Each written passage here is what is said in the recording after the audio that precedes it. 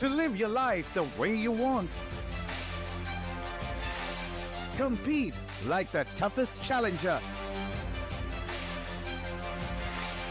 Dance like there's no tomorrow. Celebrate every second you are alive.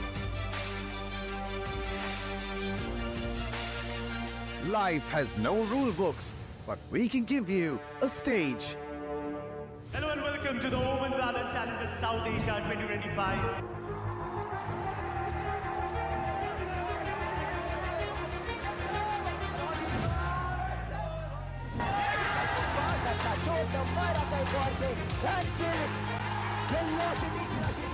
Virtually no velocity in this right.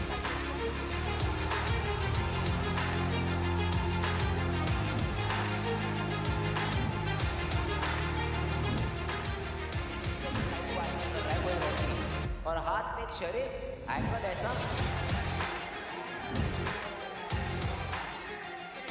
But bat में एक बड़ी understanding लगाई but tricky just pushing it down एक करके frag इन्हें हमारा control जरूर करी है लेकिन जी पकड़ेगा शाउट स्टेप के अंदर ने एक परफेक्ट फ्री सेकंड में कामयाब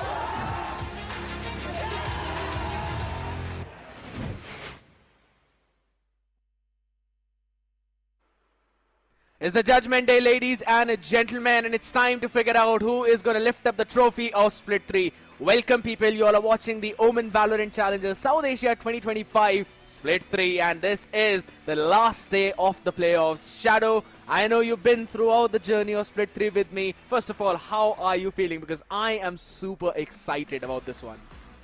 Same page, scared, same page. I'm also super pumped up and super excited because let's be honest, the two teams which brought Velocity Gaming to a defeat in Split 2 are not in the playoffs. Reckoning and Revenant XSpark, they are not there. So that also opens a big opportunity for the players of Velocity Gaming to steal the crown for the Split 3. But maybe the way players of Exe Esports are playing, maybe anything can happen. They can also bring in such a big disappointment for the players of Velocity Gaming. I mean, it is highly possible. And how many times have we seen Helef? In how many circumstances we have seen this man almost on the touching distance of the trophy. Maybe just one win away and then it all crumbles down for this man. And, you know, he's one of the guys who you'd really want to see lift up that trophy big time. And it's been going on all the way from the times of True Rippers when this lineup used to play with with Deathmaker and all the lads out there. Even in the year of 2024, throughout all of this place, we have seen this man stand up with the boys, but just fall short one step away. And Techno has been with him throughout that journey. But maybe this time they can claim those big prizes. Maybe this time they can claim these big numbers, ladies and gentlemen, because the overall prize pool has been 1.13 crore rupees, which was eventually divided into Split 1, Split 2, and Split 3 individual prize pools.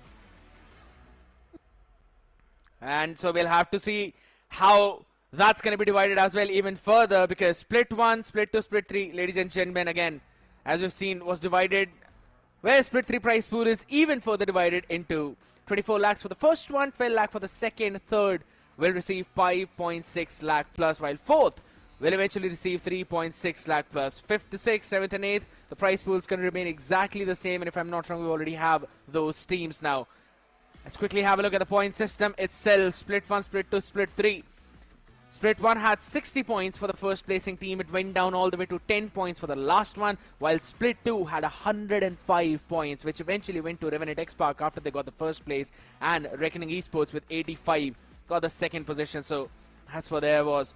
For Split 3 though, the first placing team will get 135 points, while the second will receive 110, and the first place points is what SATUL are right now fighting for. But on the other end of the spectrum, on the lower end, we already have teams who have received the points from 65 to all the way to the last place. Let's have a look at the circuit points right away, since some of the positions have not really been decided. So these points were after the rankings of Split 2. So they have not yet been updated onto the bottom 4 right now, because we still have to figure that out. There's going to be a few games out there, but Revenant XSpark right now having that lead, having that advantage. 155, while Velocity Gaming 130, Reckoning Esports 120, and then it goes down. SATUL and .exe Esports these are the two teams who are now trying to take some more spots away from all the other teams above there. And I'm pretty sure Reckoning Esports slot is in a bit of a tight spot, Shadow, because I don't think so they're going to cut it out. I think so .exe have already made their way in. Maybe that's a huge possibility, and as we saw the entire leaderboard, entire standings, there's a solid chance of that happening as well. But yes, there's still a little hope, fingers crossed. Let's see which team is going to come in the second spot and the first spot, because the 135 points, circuit points are there just for split 3. The winning team definitely will rank up a lot in the overall circuit points leaderboard. But today's schedule, let's have a look at it. It is going to be .exe versus Global Esports Academy. Is going to be a BO3, and the second matchup, SA12 Esports versus Velocity Gaming, is going to be a BO5. SA12 is yet to win a finals in a best of 5 series, Shadow. They've always fallen short.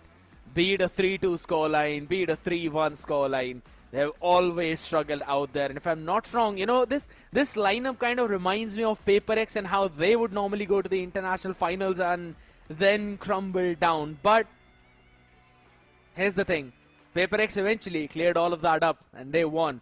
And we also saw, you know, one of the big franchise out there in one of the cricketing tournaments as well was able to win out. I know I'm talking about the RCB and all the fans out there, but the fun fact is, can that same thing be said for SA12? Could this be the year of miracles for this team? And would we see Techno and Helif pick that trophy up? That's going to be a big thing, but that is the best of 5. That is for the latest stage of the day, ladies and gentlemen. The first one is going to be .exe up against Global Esports Academy. Now, both of these teams are fighting for that 4th spot in the Ascension Playoffs qualifier, Shadow. So that's going to be a big game for both of them. Let's have a look at the big names for both of these teams. First of all, .exe, as we have seen them perform multiple times, and the success of Trinity is a key for this team. Agreed, totally agree to that. Trinity is the way this guy has been playing as a duelist has been so fantastic, especially in terms of those first kills. 27 first kills to his name. But at the same time, we also have to talk about RVK. This guy has been such a great addition in the entire roster because he has been getting those sheriff shots so precisely. Even Makavali, DC, Kohli, all these guys have been performing really good, especially DC. If we talk about him in the last matchup of .exe, I think DC was the guy who stepped up majorly. Absolutely. He's always been there for the team, right, Shadow? We've constantly seen that whenever everyone is falling down, it is DC who's out here, who's helping the team out, move up slowly and steadily, clutch up some crucial rounds as well. It happened all the way back with the lower bracket matchup against Asterisk as well as Reckoning Esports. We've constantly seen RVK, DC, both of these players step up big time. And if I'm not wrong, it was in one of the previous matches itself, right, against SA12 when we saw a nasty 3K from RVK too. And we've always known this guy to be nasty with those sheriffs though. But that's about .exe right now. We've also got their opponents lined up. That's going to be Global Esports Academy. UV, Caramel, Ryzen, Gurf. Little boy is not here. I've got some other lads out here though. Specifically Gurf, Shadow. I want to talk about this guy. There's some duelists where he struggles a bit, but he's always there being the spearhead of the team, providing the entries. Even Caramel also has been fantastic in providing those entries. Not entries, I think the way this guy anchors this side, especially on the map of Lotus, but still against the players of Velocity Gaming, he looked a bit shaky and off. So the problem with Global Esports Academy majorly is this team tends to crumble under the pressure, and that is what we witnessed yesterday also against the players of Velocity Gaming. So I really hope this time Global Esports Academy don't crumble under the pressure and give a tough fight to the players of .exe, just like the way they did against the players of Revenant XSpark. They really need to focus it down on Shadow, because yes, the maps that they're looking good at, they look absolutely untouchable. But then on similar maps, whenever this team is struggling, it seems like they don't even know how to play that map. The macro gets haphazard, and that has been one of the big problems for Global Esports Academy. So I really want to see how this is going to pan out for them, because again, this is an important matchup for their side. We have seen this team win against the likes of even Revenant XSpark, so we know that they've got what it takes. But for .exe right now, they're a very different beast. We've many times seen this team fall all the way down and then rise all the way back up. Last time this team was in the top 4 was all the way back in Split 1. Then in Split 2, they were struggling. But for Global Esports Academy, things have been different. They were on what? I believe 6th spot in Split 1 then rose up to the 5th spot in Split 2. And I think so this is the best time for them since they've already entered the top 4. Maybe they can grab a bit more points out there from the circuit and rank up and at least ruin the teeth of some of the teams out there. They definitely can do that. Definitely can do that. But looking at the map veto, Scared, I really want to know from you, since you're the big brain here, what sort of map veto are you expecting from the side of .exe Esports? I mean, I really want to talk about that. I'm pretty sure we're going to see some maps like Lotus, Haven as well. But for now, I'm pretty sure we're going to see the question of the evening, ladies and gentlemen. What is Raze's ultimate ability called? Holy smokes. I mean, really, people? I genuinely want to ask this question. Really? This is the question we have? I know for a fact that the audience we have has been so attentive that they have heard me say the name every single day. They've heard Shadow, you say that name every single day. And I'm pretty sure they can answer this question. I'm not even going to read the options out there. Quickly scan the QR code, people, because this is basically free Valorant points for you. You can have your favorite kind of skin that you really want, and that too so very easily. I wish this was the question in my maths exam. I would have scored a better score out there, but that's a different thing. I don't really want to bring. Question come in your maths exam, dude. That's the reason, that's the reason why I told about it.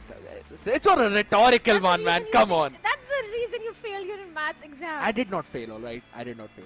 You just passed by grace marks. Absolutely. 33. I always, it's a calculated passing. It's a calculated passing. And I believe that's this why is... you were doing the permutation combination yesterday.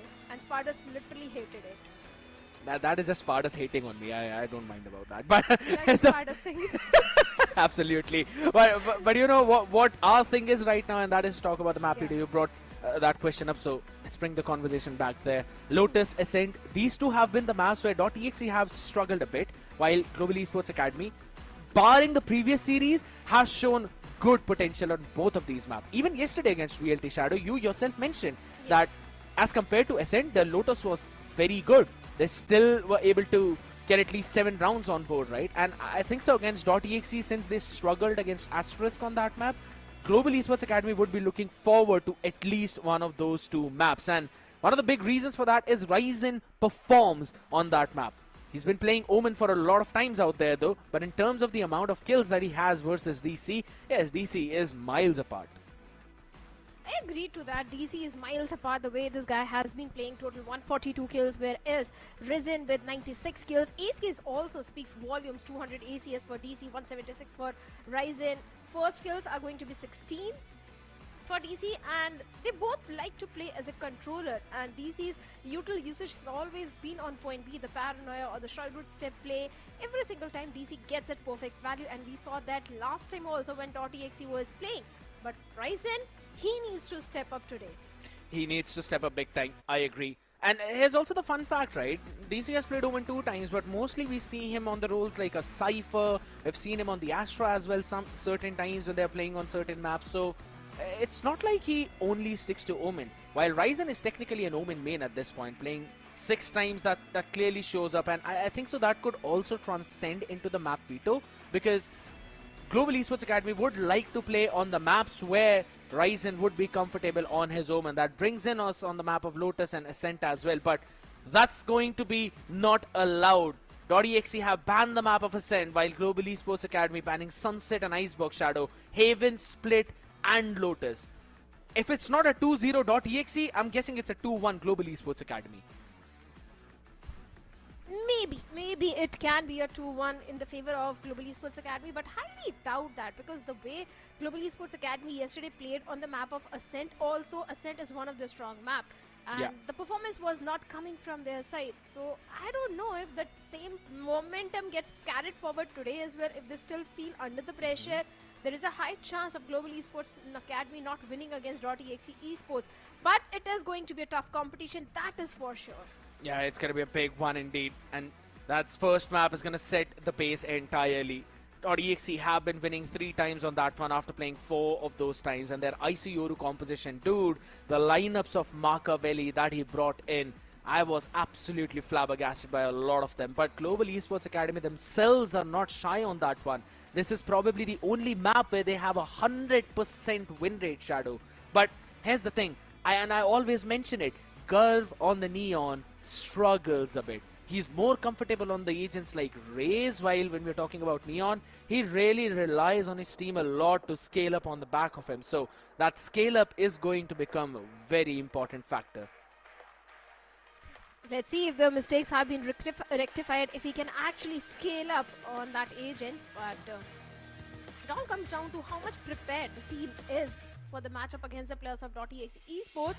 And the map itself, the first map itself, is going to be really important for both these teams, because already having a good head start is going to go in your favor. And looking at the agent composition, Global Esports Academy is going for the double duelist comp. I'm sorry, the ISO and Euro in the mix, and .exe on the other side is sticking to the double duelist comp as well. It's the exact same mirror composition for both of the sides. And the fun fact is, Shadow, this is the first time we are seeing Global Esports Academy pick this composition up. We have mostly seen them pick something apart from this, right? That double initiator one which had the Breathe Stay Ho. Many times we have seen them pick that. But I'm pretty excited to see how this is going to pan out for them. Because again, it's a 0% comp pick rate for their side, but on the other side, every single time .exe have picked up this comp, they have won that map. And mostly on the attacking side too. 23 rounds played on attack, 61% conversion rate. And it's all thanks to this double dive that has been provided by Trinity and Machiavelli. Machiavelli sets things up, and then Trinity quickly barges in as well on the back of his contingency. Plus, he's always the first one taking the first contact, because he's always got that double tap up. And I think so that has been the way for .exe. Global Esports Academy would need to find a way out of that, since they will be the ones on the receiving end of the spectrum this time around. Though, ladies and gentlemen, let's not waste any time now, because this is the third place matchup between Global Esports Academy and .exe. The best of 3 series begins now on OMEN VCSA Split 3 as .exe start on the attacking side. Yeah, .exe on the attacking half and Global Esports Academy on the defensive side. Defense is never easy on a 3-sided map, but that is where Global Esports Academy look better as compared to their attacking half. So maybe there is a chance of Global Esports Academy already having a good head start. The first pistol round is going to be really important for that. But looking at the future, .exe is Machiavelli. What an opening frag! But UV and Caramel were just prepared for that mid push out and got 2 onto the players of .exe. A 3v3 situation. Now the players of .exe are forced to pivot all the way towards A side. And seems like Global Esports Academy, especially Kibo, is just prepared for that sort of a play. He has an anticipation, yes, but it's got no utility to try and play around with it. Maybe after the tap he can send out the shock dart, and Kohli is down to 40. So he's got to be careful if he's going in for the default plant. Yeah, Kibo, he's ready. He's gonna send that shock dart down though, almost touching him. Has baited out the second shock dart as well. Lovely anticipation though. Caramel on the other end is able to answer back as the recon reveals the position. No one to capitalize on that though, but Caramel and Ryzen pops up at the right possible second and are able to shut down that entire play. Global Esports Academy comfortable on that retake, Shadow. Yeah, the proactiveness which came from the side of Kibo, and not just that, UV and Garv being so attentive towards the mid, they kind of anticipated that .exe is going to go for the mid push out, and they were just ready to take the trade. And in that situation, UV and Caramel did bring down 2+ from the side of .exe, and after that, Kibo with the proactiveness, everything just fell in the favor of Global Esports Academy. And now they have a better weaponry also, and that outlook can be really deadly in such sort of eco rounds for the players of .exe. They're also all down on the classics, so it's literally going to be one body shot out there. Okay, Garv. Okay, Garv. All right. I was really expecting that to happen though, but still gonna try and use that extra bit of bullet penetration from the Guardian to push all of them way out of that lobby. Aggressive control by Global Esports Academy. Normally we do not see the team who's won the pistol round be this aggressive. They're all moving forward at the same time, and look at the anticipation on the other end, Shadow. Both Caramel and UB playing all the way far back. Now they've understood as well. There's a smoke down in the window. That means this could be a C-pop. Cage trigger. Smoke goes out as well on the side. Caramel sending out his control cage. Shock dart on his face though, but that's going to be a good pop. RBK able to answer, but UV with the classic. They've got a better one. He's also got the shield up and he hasn't taken a single shot on the body. As he gets a 4K. And Global Esports Academy comfortably building up on that dimensional drift. UV is 1 point away. Yeah, just 1 point away from that dimensional drift. A major ultimate to get the third round on the board. If he gets an OR point or at least a frag onto any of the player of .exe, that ultimate itself can convert the bonus round for the players of Global Esports Academy, especially the amount of information he can get with that. Even in the previous round also, if you notice, UV with the 3K, the first round itself, UV got those opening frags. So I think UV has been stepping up majorly, at least in the first 2 rounds he was. I really hope he continue to do so. But this is going to be a really important one for .exe, as is their buy round and a slow scale up towards the A long. But look at the setup of Caramel. Yeah. The tripwire, the spy cam. It's not going to be easy at all. And finally a good reveal on the tripwire Cage trigger. because of the new routing point. And Caramel gets a timing on a Markavali. That perfect shot. Still on side though. Wants to try and hold it down as Garn lands in a nasty flick. Picks up the weapon upgrade as well. Trinity the only man to find something on the other side as RBK now as the IGL steps up. They're still holding it down. It's down to a 2v1. And the shock dart to try and delay the inevitable as GEA convert the bonus round. Easy on them. They will never learn. Such a bad start. Or I'll say such a start .exe didn't expect at all. They were not anticipating that bonus round will also go away from their hands. And we do have a technical pause. Soon all the technical issues will be fixed. But the way the entire setup of Caramel was towards the A side, those tripwires did come in really handy. On the back of it, he was also able to find one onto Makaveli and after that onto Kohli as well. So he was anchoring the site so perfectly. And .exe had no answer to that. They were not prepared for those tripwires. Those shock dart lineups were not there to deal with that. That has been one of the adjustments of Caramel, I'd have to say, right? Because it was not really in the conventional spot. The first trip was a bit more deep, just to try and stop anyone who's aggressing from the choke point. And the second trip was specifically to try and catch Makaveli or anyone who's on the backside. It was more of a kill trip. And that's the main reason why he was able to get a pick on Makaveli as well. Because as soon as the decoy stuck that tripwire, Caramel was ready inside his smoke to peek at the perfect time, dodging the flash and then popping out as soon as he heard that TP. And the rest of the players as well were not able to scale up on the back of it. So that one opening frag, absolutely phenomenal. And Garv following up on the back of it with a Guardian one tap, flicking on the right side, taking down DC in an instant. Rest of the team were able to follow up, were able to flood in. It's going to be a tech pause right now in front of us though, so bit of a time for all these players to talk to themselves and figure out some of the stuff that was going wrong. They have to do it ASAP. Because they can't allow the players of Global Esports Academy to have too many rounds converted in their favor, and especially on the defensive side. .exe, they have to make sure to get at least 5 to 6 rounds in the first half itself. Anything less than that is not really going to work in their favor in the second half. So, let's see how things go. And like you also mentioned, .exe Esports, they don't have enough creds for this particular one. It's only Sheriffs and Stingers. But the two major ultimates toward the side of Global Esports Academy are really going to help the case, especially that Dimensional Drift and that Neural Theft in the hands of Caramel. And Caramel has been popping off really well. Along with UV, these two guys have been performing really good, especially in the first few rounds, first 3 rounds. But this time, a slow approach from side of .exe. Once again, trying to go for the mid push out.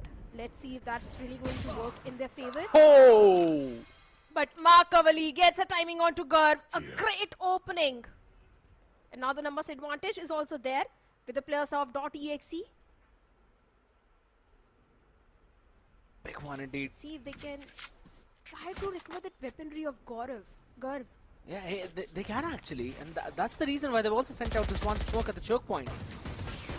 Make sure that they are recovering that weapon over a spam onto Kohli. He will not be taken down. Still survives through both the shock darts. That is a phenomenal one. Look at this lurk of DC.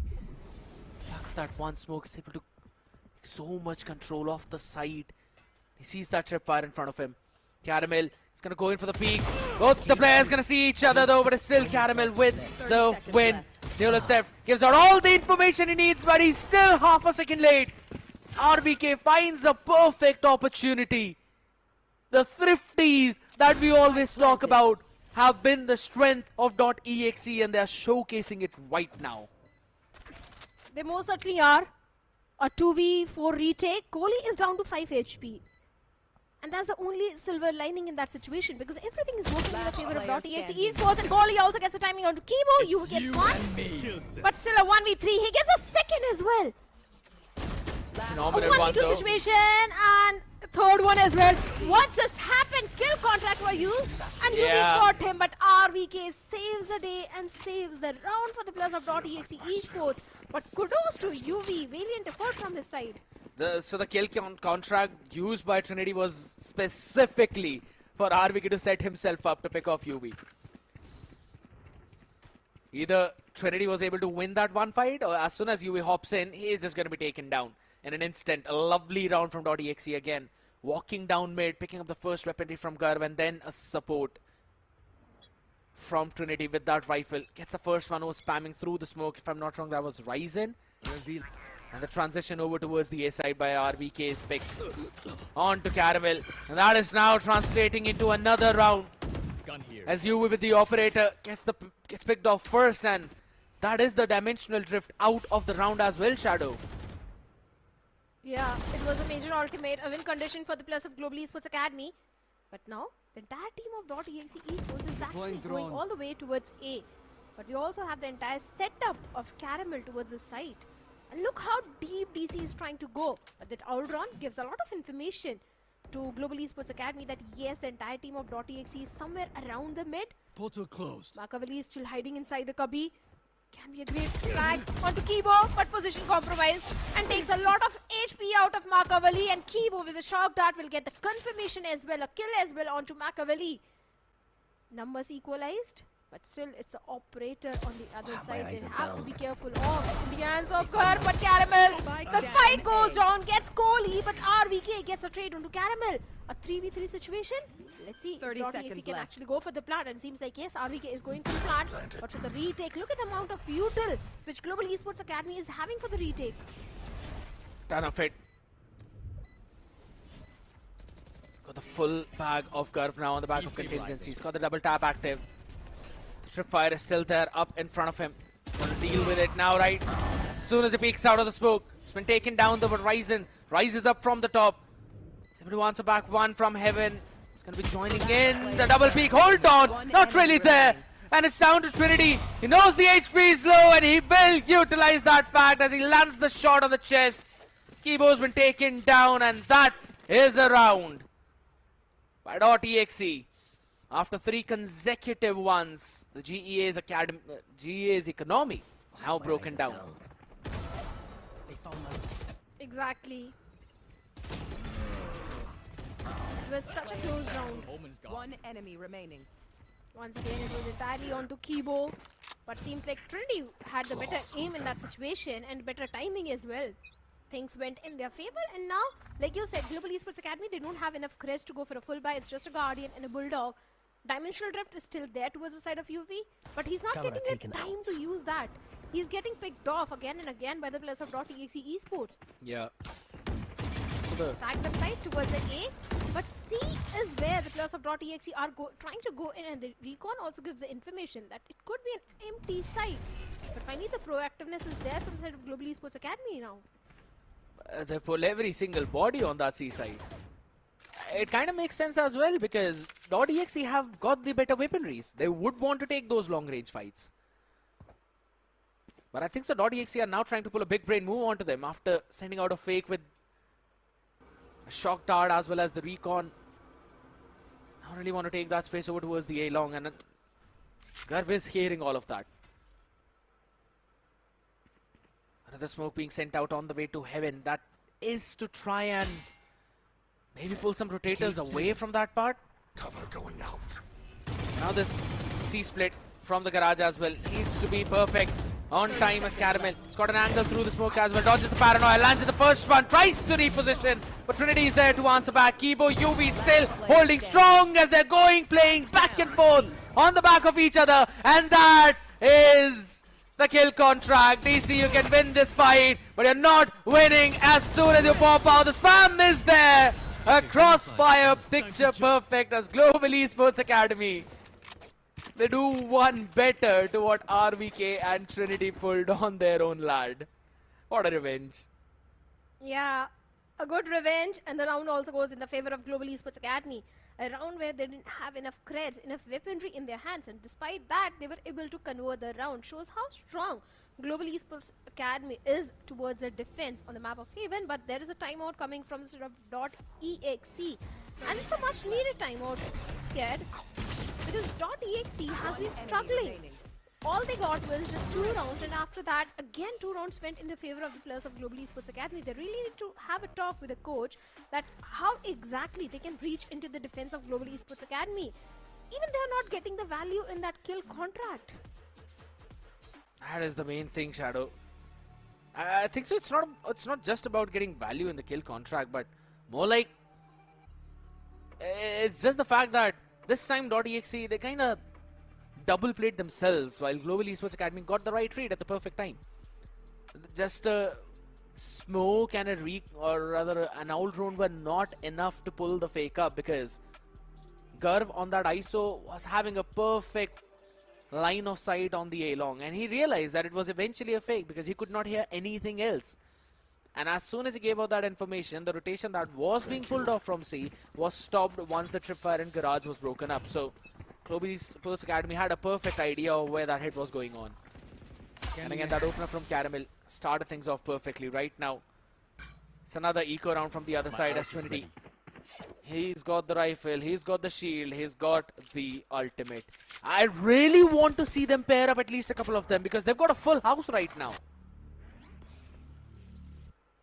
Yeah, all the 5 major ultimates are available, but even for the players of Global Esports Academy, they have got the Dimensional Rift and the Hunter's Fury as well. On target. And Kibo also gets a timing onto DC. A slow walking DC towards the A-long gets instantly picked off. Few players around the mid as well. It's you and me.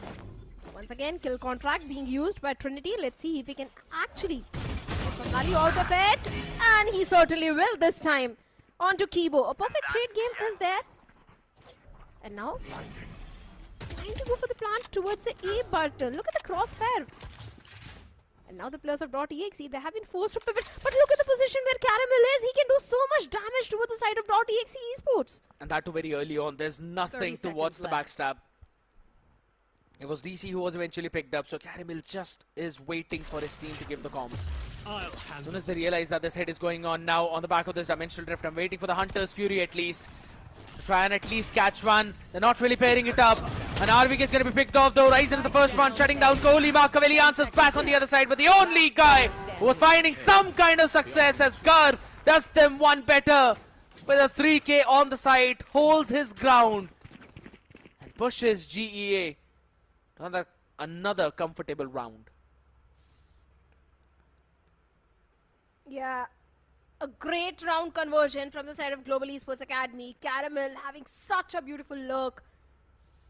And now UV is going for the big investment of that operator. The ultimates are there towards the side of .exe, but seems like those ultimates are not really working. Kohli has got the Hunter's Fury, a major win condition, and DC's Neural Theft is also there. But the problem is DC is not really coming online. He's 2 in 7. To use that Neural Theft, he first needs to get a pick onto the players of Global Esports Academy. Only after that, he'll get the information which he needs with that Neural Theft. But let's see. Global Esports Academy's trade game is also looking pretty strong. I'm sure soon all the technical issues will be fixed. But looking at the scoreline, Scared, do you really think .exe can pull off some shenanigans against the players of Global Esports Academy on this map? It is going to be difficult, I'll have to say. with the way how GA are playing again, their retake simulators have been so on point and their reads are impeccable. It is just the fact that .exe is not really able to pull a proper fake, so the rotations are not being pulled off to where they are supposed to. And they're always hitting a side which technically has got a few extra members out there, so they just want to hold things down right now. A widespread setup where they're just holding down the avenues of every other front. Fire to check if there's anyone pushing outside of the C long. Camera was there to hold down any mid push, which they have now seen, so they want to take that contact. Try and push on the back of it. Now, again, maybe it's just an early recon that Kohli sent that the rotation is now being called in towards the A side. But I think so that's a pretty preemptive rotation call. DC can find a 1v1 with the Caramel, and if he wins that, alright, it's a lovely one. And that's going to be a big pick. Kibo and Curve double up with their own one on different avenues of the map. That's a big opening for Global Esports Academy. 30 seconds left. Big blunder. .exe Esports only having 3 players remaining, and now they are forced to pivot all the way towards the C side. There is a tripwire already on the C main, and that is going to give the information to the players of Global Esports Academy. And time is also of the essence from the shadows being used directly into the site. And let's see if they can go for the plant. Only a few last seconds remaining. Kohli going for the plant, but for the retake, Planted. it's a 5v3 retake. Should be an easy one for the players of Global Esports Academy, because for the post plant, not much util is there. And dimensional drift finally being invested from the side of UV. He has all the information. He knows exactly where the players are. And Garg gets the timing on to Kohli. An easy peasy round conversion for the players of Global Esports Academy. A 6th one coming on board. A comfortable one at that too, Shadow. Perfectly mentioned. No more charges left. An easy peasy one indeed. The retakes, the reads, everything has been so on point. This was the GEA that we saw who were playing against Revenant XSpark. And .exe are now facing that wrath, facing that struggle.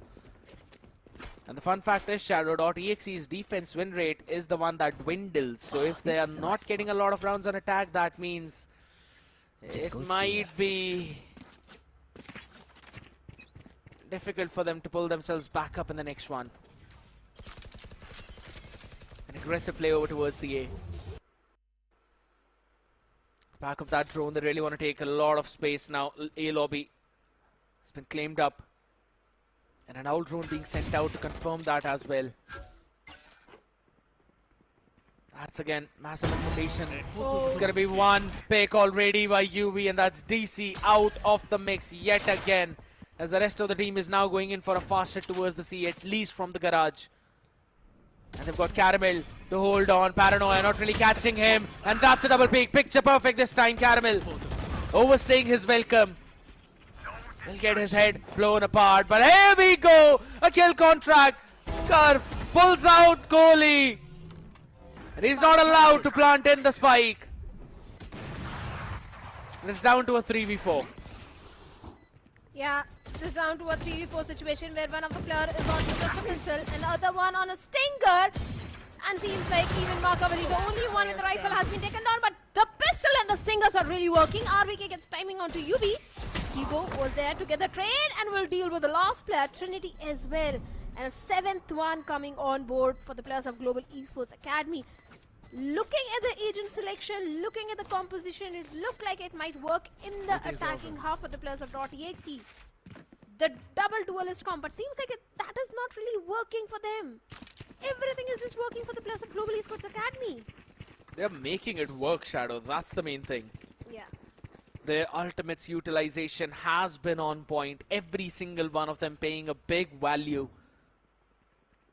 Can't really say the same thing for the other side.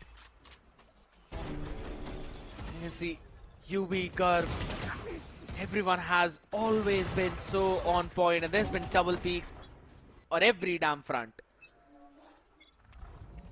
I have to say, in terms of utilizing these ultimates, .exe have been the one who was struggling. That extra smoke has been sent out so that Risen remains unscanned in that one corner. Still remember, Boaster was the one who figured out these kinds of smokes. You know, you always know Fnatic to be one of the nerdy teams. But all right, Machiavelli has still figured out where he was, so they need to use at least one or two utilities to try and flush that one angle out. While Caramel is still there. Or maybe they just try. Oh, aggressive play. Caramel still is trying to hold that angle off though and gets a double. That paranoia was absolutely mind-blowing from Ryzen. Now he's still holding the side down. Already seen a couple of players. That's a bingo. You know, every single player right now. RVK still wins the fight. DC trying to do something, but only being sent back to the grave. And it's still another peak from Kohli and another death delivered to him by Curve as UV cleans the round. And GEA move up to 8th. Good try, idiots. Seems like a done and dusted case for the players of .exe if they don't get the next 2 rounds converted in their favor. 8-4 is still a possible good swap for .exe at this point. But if they lose the next 2 rounds, a 10-2 is almost an impossible scoreline to stage a comeback for .exe. Deficit by 8 rounds, I don't think they can recover from that. So next 2 rounds are their best possible bet. That is the reason they have called for one more timeout. The second timeout also being utilized by .exe because look at the amount of pressure which they are in at this point. And the only win condition which they have for this round is the dimensional drift. You can see the stress as well on the face of DC. Have rarely seen him showing any kind of expression, fatigue. But right now, it just feels, Shadow, that they cannot figure out what GEA are bringing. And I love the diligence from Global Esports Academy. I'll have to say, they're doing one of the most fundamental stuff, and they are doing it so well. Not going for individual fights, going in for those double peaks. They are ready to take the fights. Their reads have been on point. And they know when to be aggressive and when to be passive. In round 9, they took aggressive control of the A lobby, A long. Are not looking. And then in round number 10, they go all passive mode. On the back of Ryzen's contact, they just got ready for a trap play. This has been so good from them. Contingency being sent out to try and take that off though, but out in the open. UV is going to give him not 1 but rather 2. Again, they saw the operator in round 9. Still, Global Esports Academy finding big value out of it.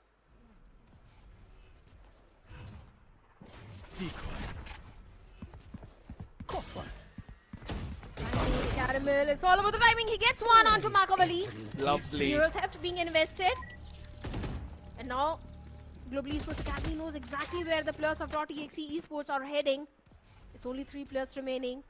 It's not going to be easy, especially the way Garv has pushed so aggressive towards the A long. And now once again, .exe going for that mid push out. But towards the garage is where the operator is in the hands of UV. And he gets a timing onto RVK. Find a moment This out there. is so murderous. I must wait a moment. 30 seconds left. I just love it from Global Esports Academy, Shadow. I just absolutely love it. TC, nice one though on the back of that recon. He's quickly able to take one down, but he still has to deal with Ryzen. And this is the discipline. Knows that his team is an advantage. Just moves back. Not really giving them any kind of fight. And now they're going to try and push out forward together from both the avenues as Kibo takes one and they know where Kohli is. They read everything, and that smile of Kibo shows you the confidence this team has. And they are doing a new thing in every round. Caramel was playing on the sides most of the time. This is the first time he's decided to play in on this nasty garage corner. And guess what? Gets a freebie onto Machiavelli. Standing. Seems like a 10-2 in the favor of Global Esports Academy. The way this entire scoreline is going in. all they have got is just a buy round converted in the follow-up round. .exe is actually feeling the pressure. Operator towards the C is going to keep the entire team of .exe away from the C side, at least for now. And that's the reason they're once again going for the mid push out. And towards the garage once again, we have Ryzen. Along with that, even Garv is also there, but Makavali with the judge deals with Ryzen, but the Hunter's Fury is also there. Kill contract being activated, and Garv, he has to win that duel, but if it goes in the favor of .exe, it can be a 9-3, and yes, Trinity wins this one against Garv. Now the most advantage is there, but the dimensional drift in the hands of UV is still a big ultimate. Kohli is going for the plant, and dimensional drift. All the information of the garage is there. The mid information is also there. I'm back. Can go in their favor, but Trinity gets a timing onto UV. Not really expecting him to pop out there, though. I think so. He expected Trinity to go over towards the side, but still held the garage control now on the back of this judge. DC's Lurk paying value as well onto Caramel. Finally, it's going to be a 9-3 half in front of us. Skibo falls after taking one. .exe with the fast C split were able to take that one round, changing the pace. That slow pace was not working for them. The fast-paced round. It took a lot of time out there. Hopefully it's not too late. Hopefully they can get this pistol and make this more competitive.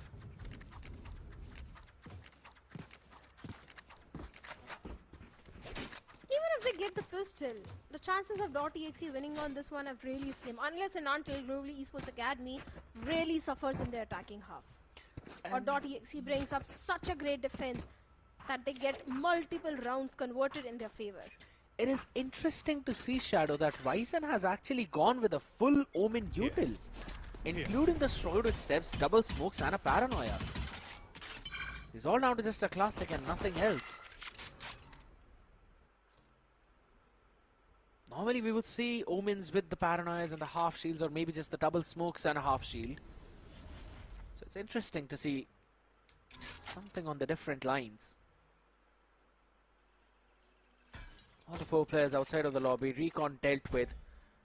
There's still 3 people here to answer back this hit, as now the smoke goes in. The TP going all the way back. There's a paranoia being sent out as well. Every single player is damn blinded out there, and UV and Kibo will find their own openers. Kohli still able to hold it down for a second, and that's the double. Ryzen with a lovely answer as RVK falls, and it's all down to DC. Picture perfect execute. Right by the textbook. A 10th one coming. The last hope which .exe had to go for a reverse sweep, to go for any sort of a tough competition they can put up against Global Esports Academy. The second half has gone down the drain because a 10th one, a double digit is there from the side of Global Esports Academy. This pistol was really important was old-fashioned. for .exe. But seems like they were nowhere close to getting the round converted in their favor. And now since the weaponry advantage is there, should be an easy 11th one for Global Esports Academy. And I don't see any force buy also coming in from .exe. It's just a Sheriff in the hands of RVK. But this guy is phenomenally well with a Sheriff. But seems like today those Sheriff shots are also not really working for him. Shock dart. I've been struggling, as you perfectly mentioned. We'll have to see in case it's going to remain the same.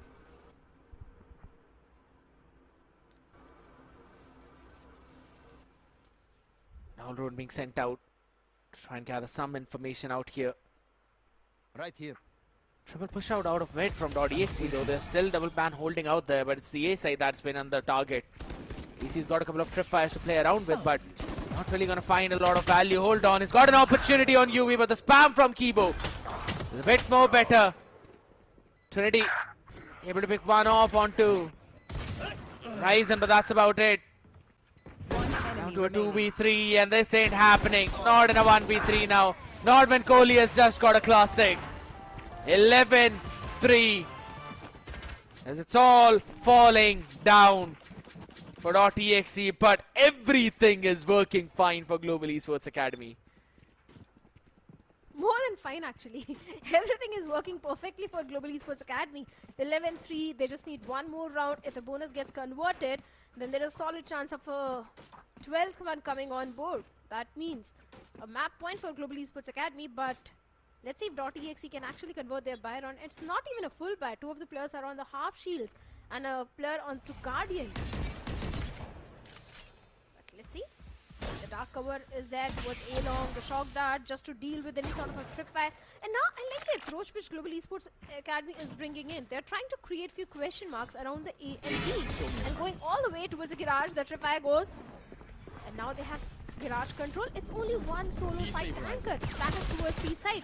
Should be easy plan for them. Oh, but a lovely pop flash is there, blind. and despite that, UV gets a timing onto DC. Lovely blind, as you said. The jumping through smoke is even better. Holy heck! What a Hail Mary play this team is making now. I wonder where they were all the way back against VLT. As it just seems like every single thing has been working for them, but we're going to hold on to that thought for a second though, as Trinity ready to answer back on the other side. The things have been falling down out of the hands. Global Esports Academy maybe getting a bit too more complacent out there. It's all down to Ryzen. It has an idea where Trinity is. It's been struggling a bit in terms of 30 seconds finding left. that success though, and Trinity gonna try and rewrap all the way around from the B side. Ryzen tries to bait out the peak, but he himself is going ring around the Rosie. Yeah, you guys can do your thing now. I'm gonna wait. 10 seconds left. What a call from Ryzen. All right. That's the angle lightning fast planted on this map of Haven long back. I still remember that. And Trinity is just on the other end of this map now. He's got to run all the way to A. And look at this play, Shadow. Ryzen is playing at the same position where Lightning Fast was playing after planting on that spot. Let's see if the same thing is going to happen again. If the same situation is going to be there, can actually Ryzen win against Trinity? Because Trinity coming all the way from the Haven, checking under Haven. Not really sure where exactly, and now he knows. Now he knows. What? Oh! He was actually sticking to it.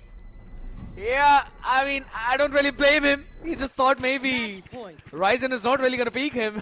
So he wanted to stick up down to half. The thing is, Ryzen took a jiggle peek. Yeah. And he was aware. He saw him. Trinity saw him, and despite that, he was just sticking there. Exactly. I don't really blame him for that call as well. His crosshair was right on point, so I think so if he would have got a perfect time, maybe Ryzen would have fallen down as well. Even if Trinity would have got that shot landed at the last time, maybe that would have been a case. But Ryzen still playing it to utmost perfection. Easily confirming the round for the team now as it's the map point. 12-3, and GEA have not dropped a single round in this half.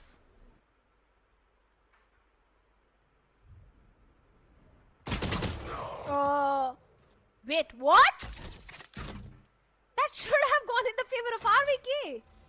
He was the first one to land a bullet onto Caramel. But Caramel takes RVK down. Seems like it's not really the best day for RVK or the best map right now. Or could be just the pressure. Global Esports Academy already on the map point. The entire team of Global Esports Academy is actually going all the way towards A. It's a solo anchor trying to buy as much time as much possible. Garv is within, the smokes are there, and Trinity gets one in the kill contract. Makavali gets planted. Garv as well. Back and forth rates are coming in. A 2v3 retake where UV gets 2 and it's done. A 13-3 victory for the players of Global Esports Academy. What a way to start off the day. A domination indeed. GEA on the map of Haven. This was really looking solid for .exe. Now it's looking bleak. The only silver lining on the back of it, Shadow, was the fact that this was a Global Esports Academy pick. So justifying their map. Having that new composition in their hands and using it to utmost perfection. This team has been practicing. They have been scrimming.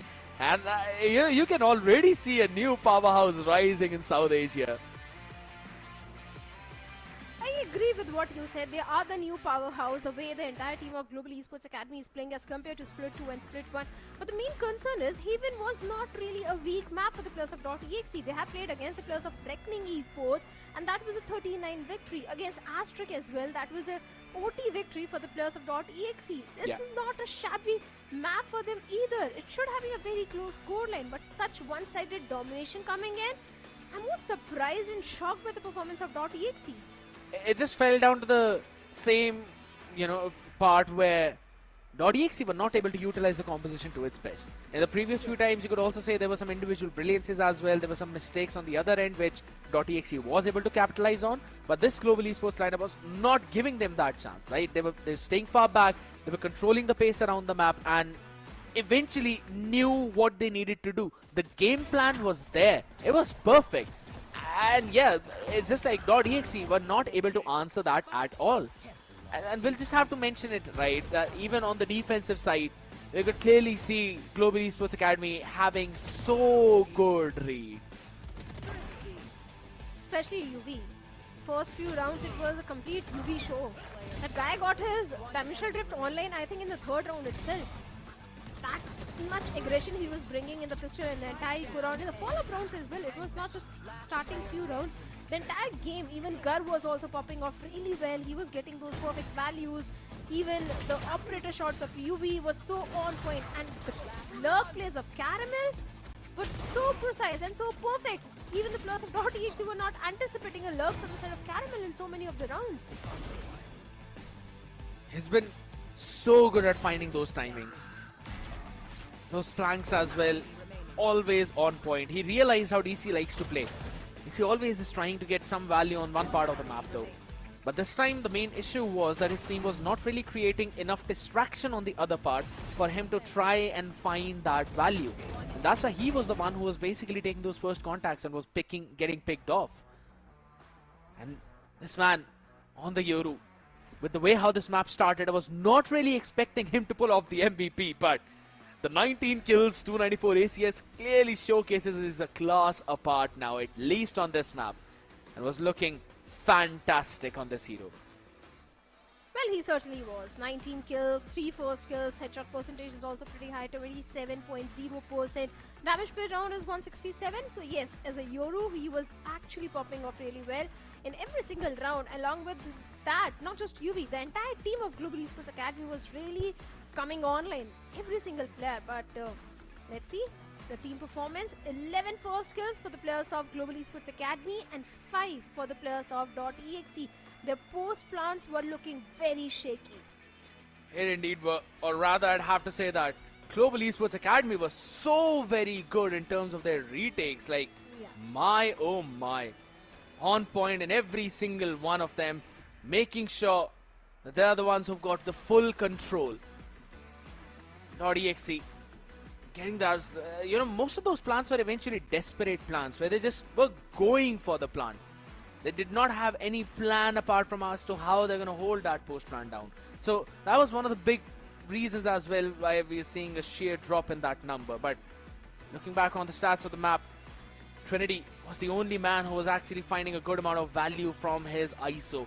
15, 15 and 3 with 271 ACS. That is very close to UV. But the rest of the team, yeah, we were not even seeing those major ideas from .exe that they pulled themselves up back when they were playing against the other team, right? Back when they played Haven, some of the ideas were looking so good, but this time it all felt missing. It's like they suddenly lost the entire playbook. Yeah, totally agree to what you said. This time .exe was looking completely off. Maybe it's the pressure of the situation. They were, I don't know, man, but things were not really working. And last time, if you notice, when they came on the map of Haven, even DC was also really popping off. And this time, he was not really coming on, and it was entirely a Kohli show on the map of Haven against Revenant Esports, if you remember. And that guy was the MVP as well. But this time, it was not happening at all. Contrary, Trinity was not coming online on that day, and today he is the MVP. So, True. I don't know.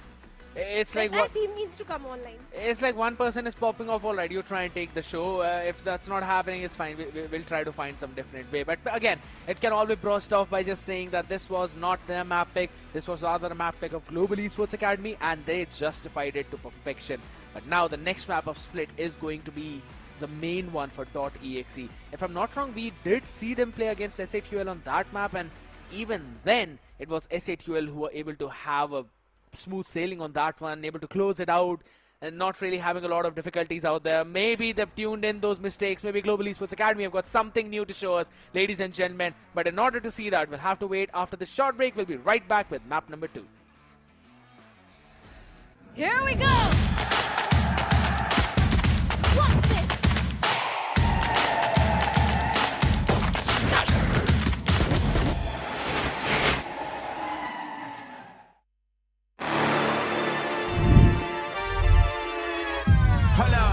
Why do they doubt the kid? I'm about to prove them all wrong again. I got a low tolerance, cause they don't even know what the problem is. It's me. Why do they doubt the kid? I'm about to prove them all wrong again. I got a low tolerance, cause they don't even know what the problem is. It's me. I ain't taking no loss, no loss, no loss. Look, I'ma always win. And I'ma do it again. Watch me win. Then watch me do it again. I'ma always win.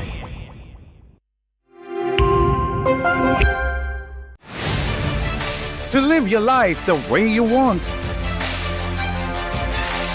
Compete like the toughest challenger.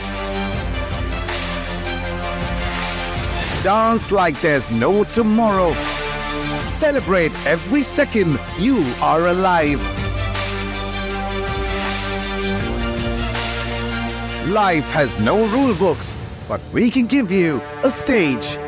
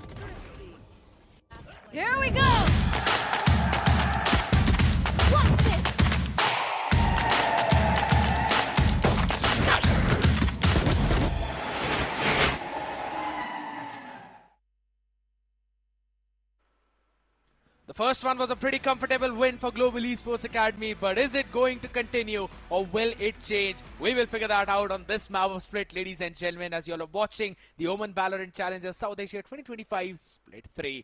The fun fact is it's map number 2 Shadow, and this map is a pick of .exe. So I am expecting them to eventually pull themselves back up in this one series and push us to map 3 of Lotus.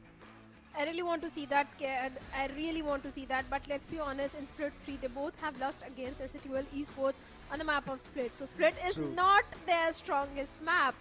And when it's not the strongest map for both these teams, it can go either ways. It has to go in the favor of .exe Esports if they really want to push the series to a decider map. Yeah. Otherwise, I think Global Esports Academy can 2-0 the plus of .exe in this one.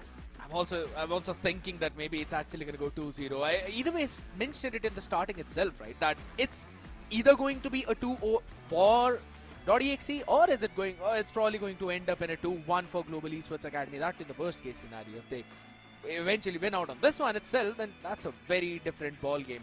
Now, you mentioned about how .exe, they've already played on the map of Split as well, even against S8QL. Now, I really want to have a discussion about the composition that they normally bring up, right? That double duelist with the Yoru as well as the Raze in the picture, combined up with the Fade too. We saw the loopholes in that comp, and that was that they were not really able to control a lot of map because that lacks Sentinel. So, I'm thinking that maybe we're going to see some adjustments from their side, at least for this one, because on this map we know Global Esports Academy to control the entire map and move around properly. I'm not quite sure how .exe will hold that down. Let's see how .exe is going to hold, but let me remind you, in Split 2, this team also played twice on the map of Split, and both times they actually had a victory, and it was actually a dominating victory. And looking at the stats also, Global Esports Academy have not taken a single win on the map of Split. They have faced 3 losses, whereas .exe, they have played 3 times and twice they have won. It was only against Revenant Esports in Split 3 where they had to, S8QL Esports where they had to face a loss. Otherwise, against Revenant Esports and Exe in Split 2, they actually had a good winning streak for them, especially against Exe. It was actually a dominating performance, a 13-3. That's one of the most important factors you mentioned, that both of these teams have played against S8QL. So we technically have that one ground where we can judge both of them. And given that performance, I'll still say it was .exe who were a bit on that better end of the spectrum, just based on the scoreline though. But Global Esports Academy right now, they can also change their composition, alright. Normally they ran a Cypher here, but now they're putting Caramel on that Viper. Now this is interesting because, again, a new composition being brought in from Global Esports Academy. They've never picked this one up. Last time when they had the Cypher, they had 6 rounds on their attacking side, but their defense was absolutely disastrous. Only 17% win rate. A similar thing could be said for .exe, because they've got almost around 6 rounds on their attacking side, but for their defense, yeah, that's where they have a bit of that struggle too. So it's more or less like both of these teams very solid on that attack, a bit weak on that defense. So the one who defends better first should have the advantage.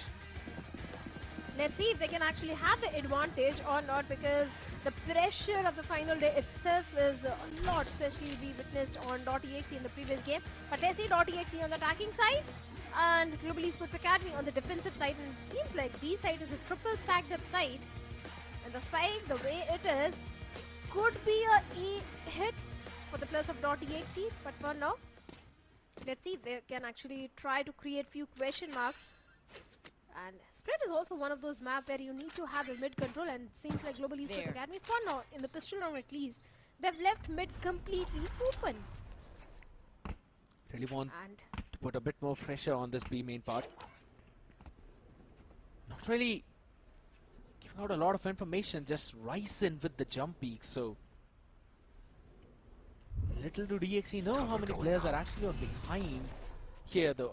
As soon as the smoke fades now, Ryzen, this man out now. It's going to be a utility to flush all the people out with a paranoia. Lovely play as they demolish .exe yet again. A great read. And now they're just going to layer smokes over smokes as DC is down to 45. doesn't really have a lot to do, but Machiavelli in the meantime has lurked up in heaven. Maybe can drop down some hellfire on the members though, but look at this beautiful anticipation. Kibo is also holding for the cross now. Garb lands in a wall bang on DC. It's all down to just one last member, Machiavelli. You got to ace it, son, and that ain't happening on Caramel's watch. That paranoia was so perfect and precise towards a B main. On the back of it, Global Esports Academy did get good pick onto the plus of Exe Esports, and after that, it was an easy peasy job for them. And now since they have won the pistol round, it's an entire eco round. The weaponry advantage is definitely there from the side of Global Esports Academy. But .exe, a save round. On paper, this should go in the favor of GEA. But let's see if actually .exe can do some sort of an eco damage to Global Esports Academy so that their bonus doesn't look that comfortable. But seems like a aggressive hit towards the A, but it's not gonna work as UV gets one with the Outlaw, one with a pistol. RVK gets a trade onto him, but seems like he's already done his job. Kibo also gets one. And a 2v3 situation for the plus of .exe and make it a 1v3 now. Oh, Caramel got a judge in hand, and it's again Machiavelli falling down to the same guy. It's like a rinse and repeat of the previous one, but very differently though. This time around again, understanding that DXE would want to push outside of the A. And I love the fact how UV with the Outlaw was able to land in both the shots, understood that I was going to pull out his Ghost as well.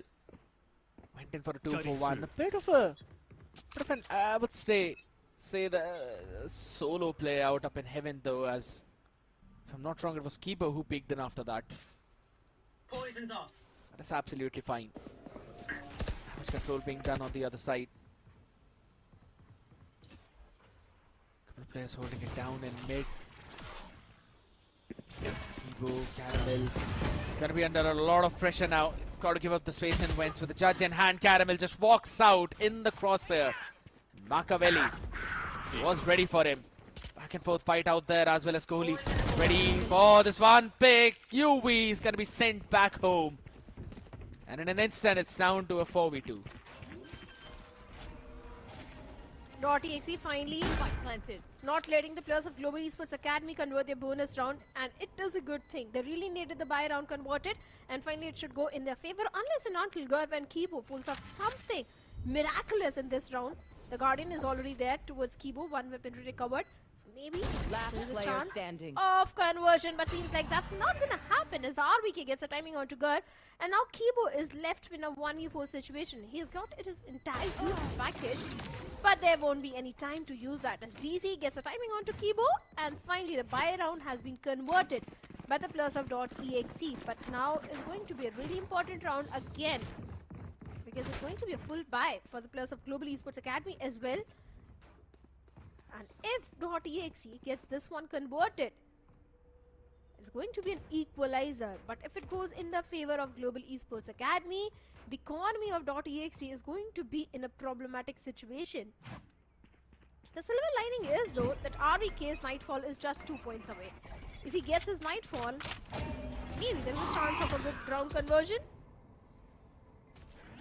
Prowler towards mid, and this time going for a mid explosion, and Garv and UV, the perfect crossfire setup, gets 2 onto .exe.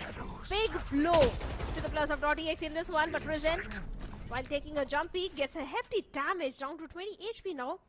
And now .exe, they're once again forced to pivot either towards the mid or towards the C-verse and go all the way towards A. But I highly doubt Kibo is going to allow anything. The Poison Cloud is already there, and finally Kibo is aware from the vents. He's aware about .exe's plans. The C's goes in.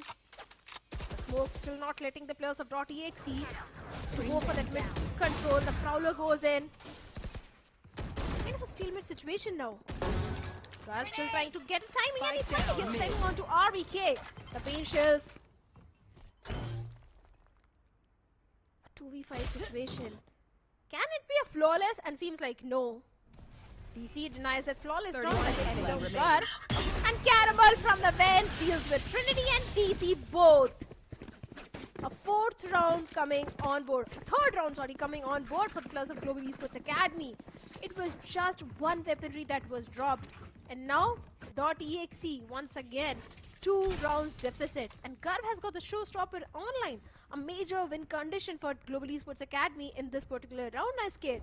Because I don't see any major ultimate, barring that Nightfall, which is 1 point away towards .exe. Yeah, that's going to be a bit of a struggle for them as well. Haven't really been able to convert majority of those rounds apart from just the bonus one, which was for Global Esports Academy. So I'm not quite sure how they'll be pairing all of those up to. And if you really think about it, Shadow, they haven't been playing for those orbs either. It's more or less like pushing out on a certain front and then taking that space. Garv right now knows that there's a bit of a pressure on the other side. Shots being fired up, but there's a bit of a trap on the other end as well as he sends out the showstopper, not catching anyone. They all just ran back. Just some space being gained back, not too much as .exe can creep back up, but because of all this, Kohli is now starting to creep up at A Heaven. But he is being watched out by UV as well, so what a perfect timing for him to pick it up. He just took the TP out there and Garv will fill up that space. Kohli should be ready with that fight and he is absolutely perfect in that delivering shot. The paranoia comes in on the other end as UV now taking the space on the B Heaven. Able to get one. Caramel answers back as well with the second. Trinity fully blinded. Can't go for trade. Oh my goodness, Kibo. First timing for him out there as Trinity answers on 2. He's ready to take the third. Shotty in the hand as Ryzen is steady with the aim. Trying to anchor the shot down. 7 bullets in the magazine, which he will carry for the next one. Heaven fully cleared for the Nightfall as Caramel has got an opportunity.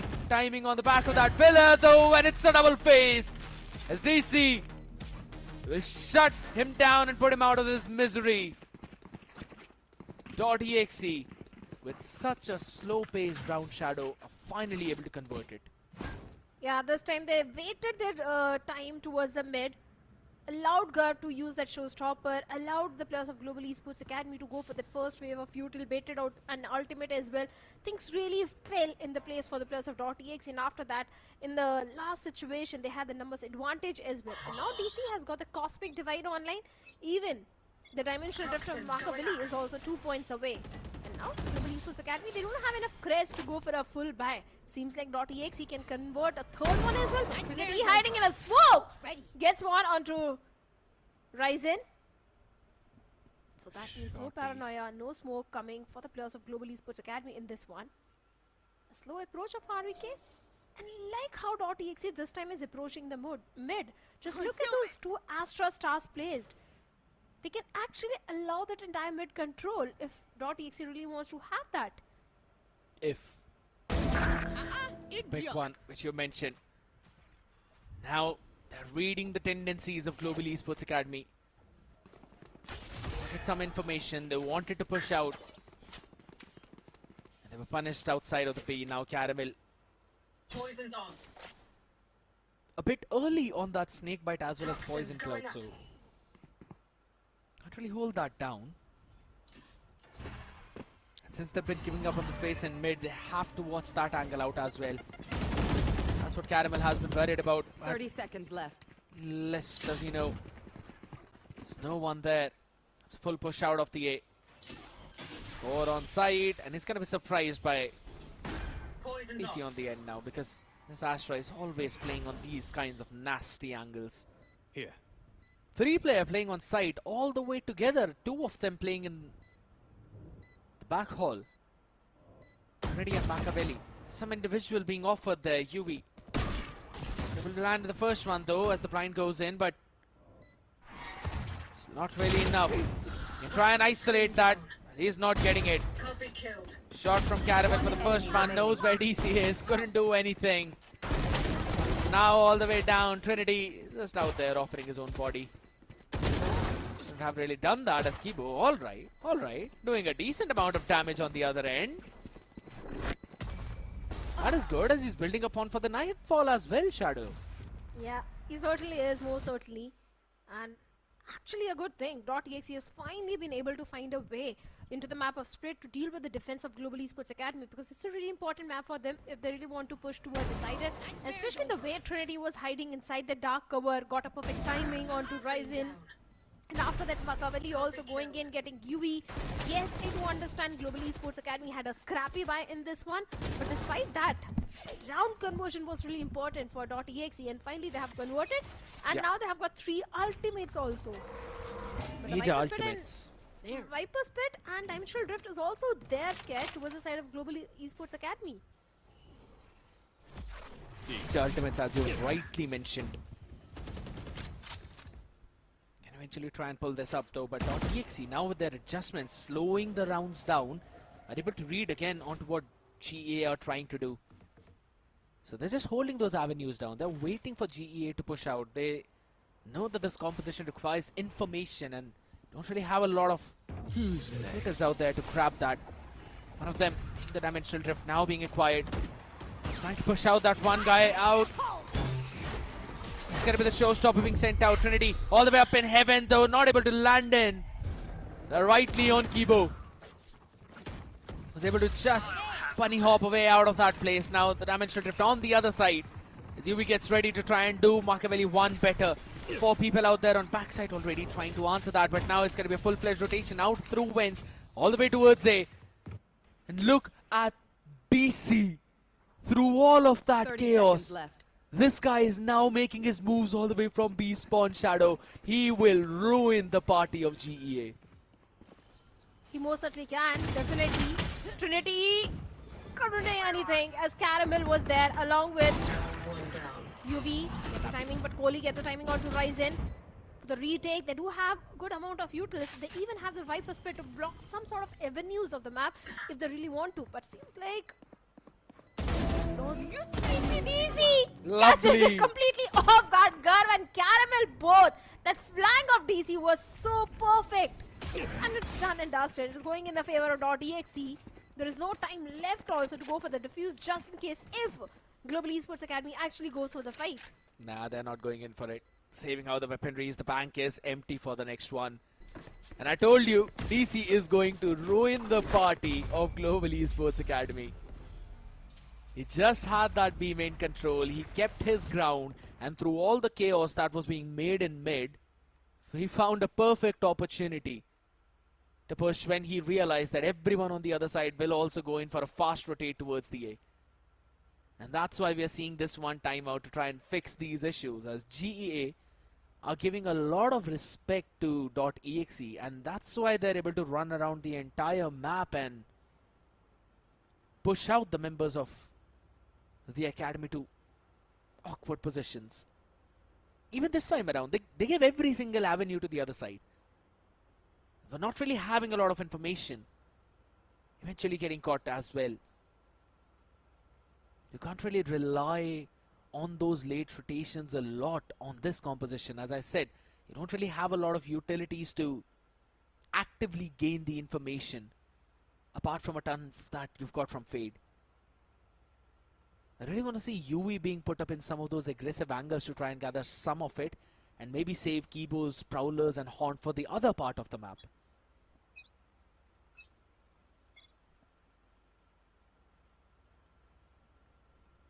They certainly can try to do that.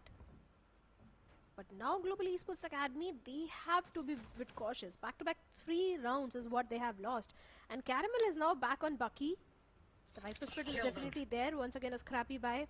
2 rifle being carried forward. Other than that, just a Bucky and a Stinger. Viper Spit all the way towards mid, because .exe, I like this approach. Every single time .exe loves to explore the mid. And this time the Viper Spit being on the mid is going to deny that mid control to .exe. At least as long as the pit is there. And Caramel is hiding in the winds. So the pit is not going anywhere. So now the plus of .exe has to pick the side. Either they have to go all the way towards A, where we have a stacked up side in fact. And especially the angle where UV is playing is going to be really critical and important one. He can either get one and then run out of it, though he does not have a gate crash to survive this. It's all down to this one play, but he's not able to get anything apart from one. Kohli good on that trigger. Answers not fun, but rather to even through his cloud, and Kibo blinded. Has to just respect the cosmic divide. Find you. Still has a lot of information out. Caramel though, lovely timing, lovely look. But now there's a pit on the site. How are you going to navigate through that? There's Trinity as well out in the open. Who catches both? .exe in full control. Yeah, they most certainly are. A 5-3 and now .exe in the lead. Back-to-back 4 rounds being converted. But now Global Esports Academy, they have got enough crest to go for a half buy. 3 players onto the half shield, 1 with a Guardian. No major ultimate except for the Nightfall, which is also just 1 point away. The good thing is, even the players of .exe, they also don't have any good ultimate progression. No major ultimate coming for this particular round. So let's see how the entire round is going to go in. But A side is a triple stacked up side, and that is exactly where the players of .exe are heading. Oh my Missing god! so many shots! RVK, what just happened? The scrappiest fight of this series probably, but it's still Garv to wrap things up. I have this recovering. Was able to get 3 on the back of it now. It's now to just Markavelli and DC, who've rarely got anything in their bag. And that Prowler as well, just haunting the life of the players. Through the smoke, DC gets 1. As you wanted to answer back, but it's kind of an individual play out there. Maybe just wanted to catch a timing on the players. Odds are now being... Concealment, obscuring They're vision. dipping on the other side. Those in both the Nebulas up in the open. And he's also got a Spike couple of planted. stars now to place on that spike, so... Still not doing that. Markavelli down 25. Holy smokes, that snake bite just missing him as he still catches 1. We're good with the answer, and that one way is going to disrupt DC so much. And this Nightfall is not just going to make him blind, but rather can't hear a damn One thing enemy up remaining. in the open. DC still lands the shot. Marked and DK'd as Kibo wraps around.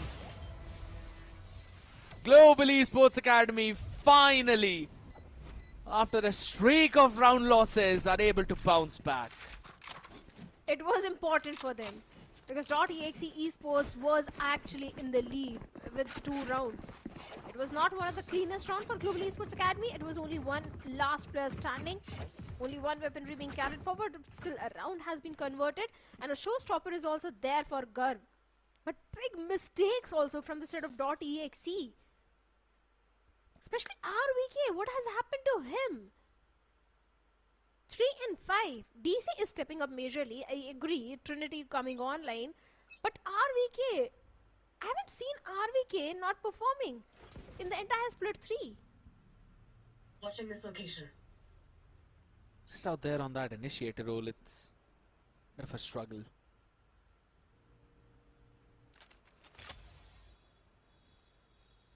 But it's absolutely fine as long as his team performs right now though. But Garv is able to answer back on the other side, and you've seen 2 members, RVK, or rather 3 by now. So you know A side is weak and quickly pushing all the players up out there. But guess what? It was an absolute mouth of a crocodile closing as soon as you jump in.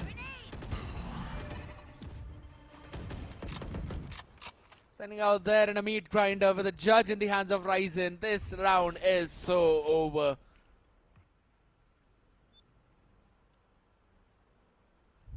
It's done. 1v3 for RVK in a normal situation. Would have expected RVK to pull this off. But looking at the form he is in right now in this map, seems highly unlikely. Especially when his position is also compromised. I don't 30 like the seconds fact left. that you just said 1v3 because Caramel is down to 43 HP. Oh. I understand he's low, but you can't just count him out like that. I'm sorry, Caramel.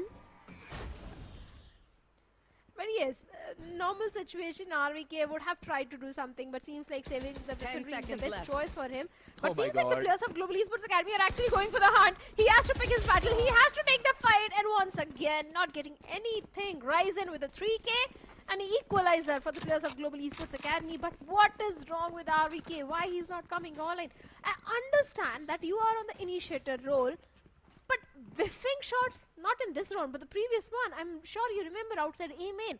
Whiffing so many shots is something I haven't seen at all from the side of RVK. Sometimes happens. It's absolutely okay. I just feel that he was fully blinded up out there and couldn't really connect out. It was from the both ends though.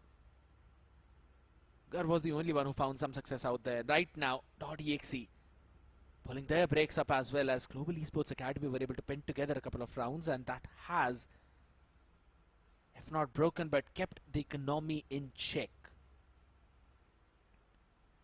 DC will not have enough to go for a rifle buy, so might want to stick to the Guardian. With the way how he's performing, I'd rather have him on the Vandal. One away from the divide as well, which was pretty crucial in one of the previous rounds. I believe it was round number 6 or 7. And Garv has had the showstopper for a while now. So in this timeout, they will discuss about that as well. All the way down to just a few scraps though. He's not even deciding to invest fully onto the rifle. He's actually going in for a bucky buy. That being made out now. Trap play with the Seize nade up in mid. Anticipation by DXE. All the way back now. And Nebula up in mail room. Nothing apart from that. I had the idea that there's the fade and raise up in mid, so other part might be workable. Look at this diligent push out there, Shadow. They've also got the ramp control. They've got the B main control. The only place they've given up is mid, which is now being worked up by DXE. And if they go towards the B, their read will be impeccable. Oh, the paranoia on the back of it. Caramel gets DC. I love Ryzen and his paranoias in this particular map. Every single time he gets the perfect value. Makaveli gets a trade onto Caramel, but still the win condition is there. That is a showstopper towards the side of Global Esports Academy. .exe, they have to bait that out. They have to make sure the showstopper doesn't get anything in this one. Makaveli going for the spike. 30 seconds Guard left. in such a critical position. Completely off guard. And Kohli gets the timing onto him. Garv had no idea about the position of Kohli. A 3v3 situation now. Possible conversion. Down A. But UV, as we speak of it, gets the timing onto Makaveli. Once again, trade games are there, and Risen and UV will seal the deal and get the 6th one for the players of Global Esports Academy. Last The moment round in Garv the was half. picked up, it looked like it's a possible round for the players of .exe, but that didn't happen, all thanks to UV and Ryzen. Rest of the players were holding as well on the side, so they had that control, had that anchor down, and eventually were able to claw their way in close. Tightening their grip around the members of DXE, who are now again on a broken buy, not the best weapons. Bulldog, 2 of them to be honest. The Guardian in the hands of RVK. There's only 2 half shields, so this is one good thing. Also got the divide up.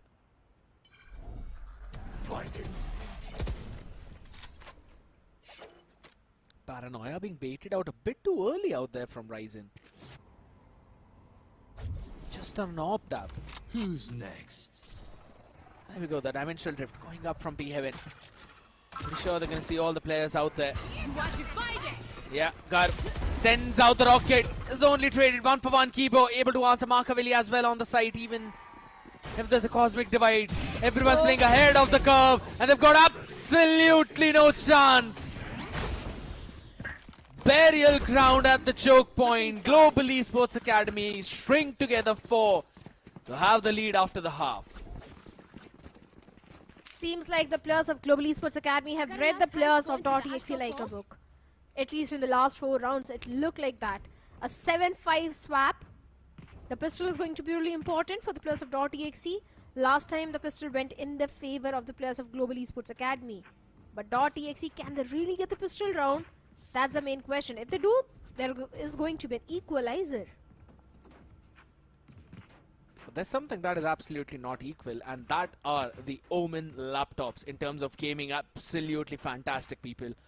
If you really want to look forward to Valorant Esports, you want to make sure you get those Omen laptops. Quickly scan the QR code or visit your nearest HP Omen World Store right now. We've got some amazing bank discounts available as well. A lot of cashback. No one wants to miss out on that opportunity. And so does DXC right now. Pretty sure they want to grab this pistol round as quickly as possible. Equalize that scoreline after the half though, and that is how their setup is looking like. A couple of players have made to try and hold that space down on the back of. Oh my god, that poison cloud. The communication very off. Trinity just being blasted by the Seasonade. No chance in hell for him to survive. And on the back of that opener now, Global Esports Academy are looking primed to convert this.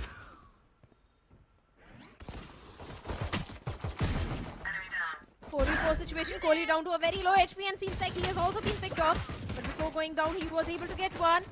A 2v3 situation for the plus of .exe is going to be really important. Kibo going for the plant, but for the retake, there is no util available with the plus of .exe. Coming all the way from the link. Kibo needs to be very cautious because he's the first one to have a contact. Even Garv is also there to provide all the support to him. Global Esports Academy, all they have to do is just buy some more time, and now they're aware that the retake is actually happening from the CT. Let's see, RVK, can he do something? He wraps around trying to take Garv from the backlines, and he certainly can. He takes both! Maybe the third one, but no, Caramel shuts him down, and Markavalli deals with Caramel. It seems like RBK is back in action. What a wrap around through pillar. Catching both off guard. .exe converting one of the most crucial pistol rounds for themselves.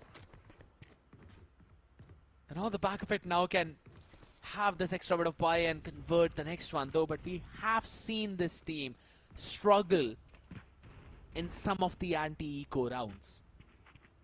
And on the contrary, Global Esports Academy have had some of those set plays to try and steal this one away. So I'm not going to be very comfortable out here considering Cover going out. the read is also not really that perfect. Find you. Quick post up of Garb up in mid with the Bucky in hand. Prowler is going to be sent out his way. Already caught that hang of it. And the rest of the cavalry is moving out through ramp. It's going to be so horrendous for Trinity. Just gets picked off again as the rest of the team leaves him to be.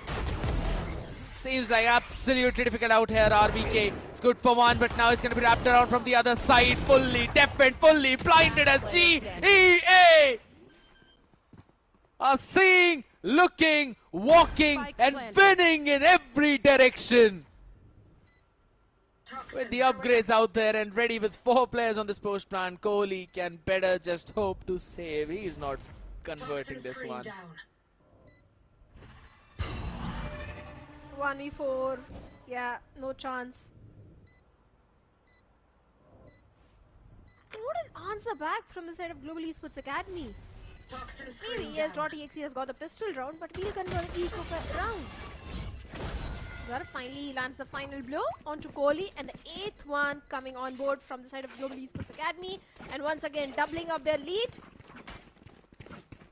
That round should have gone in the favor of .exe, but since that didn't go, now they are on the same round. It's just a Marshall in the hands of Markavalli, and no major ultimate also. Should be a 9th one for Global Esports Academy now, but RVK is back on the Sheriff.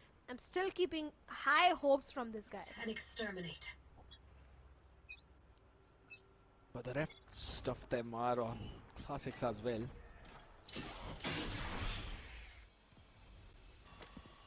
Poison Cloud goes out to question across though, but that one haunt which was sent out is just to confirm that there is no one who has made that cross. So Markavalli can still be posted up on this angle, lands in the head though, where Ryzen gets a Kolat on the other side, does them one better. And with that, they've just broken open the side because all the other players are towards the B side. So they'll have to travel all around the world to then try and take some space for that retake. Garv is also ready for that.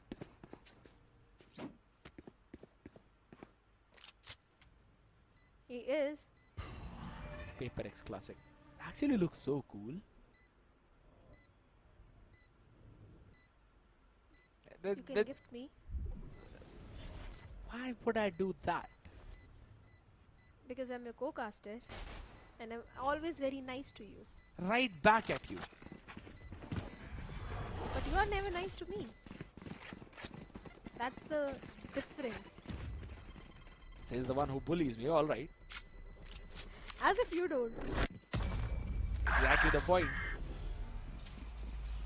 But for now, seems like Global Esports Academy is also bullying the plus of .exe. The we next one, were really talking about that, how anti-ecos have been pretty iffy for DXE.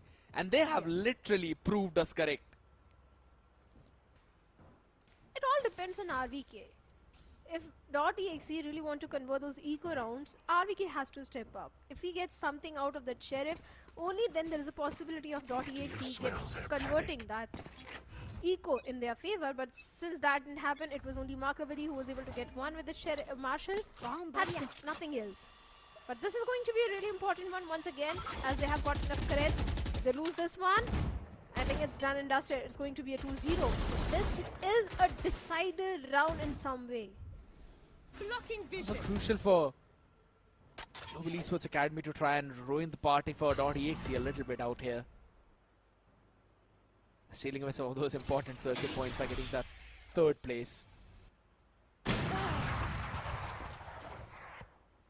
Lovely shot. So RVK falls. Again, you do not expect the operate out. That too on the attacking side. And the only one who could have grabbed some information with the utilities is now out for this round. And guess what, Shadow? On the back of that, 3 players shifting towards the A side means DC is alone anchoring the B down, and he's got a cavalry up in front of him. Yeah. Obscuring vision. Quite sure how he's seeing the player there, 30 though, but seconds DC. left. The Season 8 is going to be sent on his way, though, but he goes big, gets both of them. And also rising down to just 10 HP. I have no clue how the heck he's down there. It's probably a shot through the smoke as Caramel now try to bring back the numbers in his team's favor. The last 2 players trying to clear out. But it's Markavelli down from hell. Caramel pulls them in the abyss and pushes Global Esports Academy up in heaven to the double digits. Yes, Global Esports Academy getting on to the 10th round, and that also means .exe, they don't have enough courage to go for a full buy in this one. And also the ultimate progression is all looking really promising for Global Esports Academy, and UV is back on the operator. That's the reason that .exe has to go for the timeout. But let's be honest, I don't think even a timeout can really help the players of .exe this time. Because nothing really is falling in place for them, and they don't have enough creds to go for a full buy. Anything can happen if you got the right reads. But the fact is, it's Global Esports Academy who actually have got the right reads.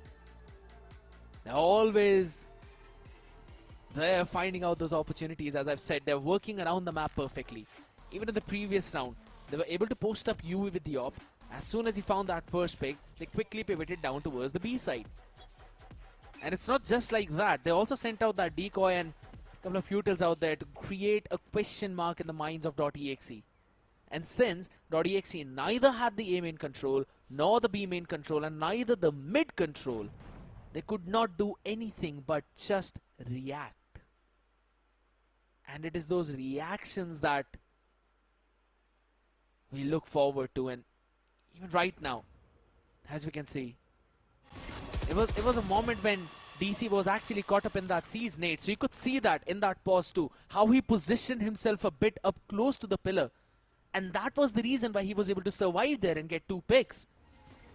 But it did not work out for them right now. Maybe this mid push can, as Garb answers back quickly. UV, another one with the operator. Finds 1 pick on Trinity. And it's a 2-for-1 trade, still favoring the Academy lineup. It certainly is favoring them. The entire situation is in their favor. Only 3 players remaining from the side of .exe.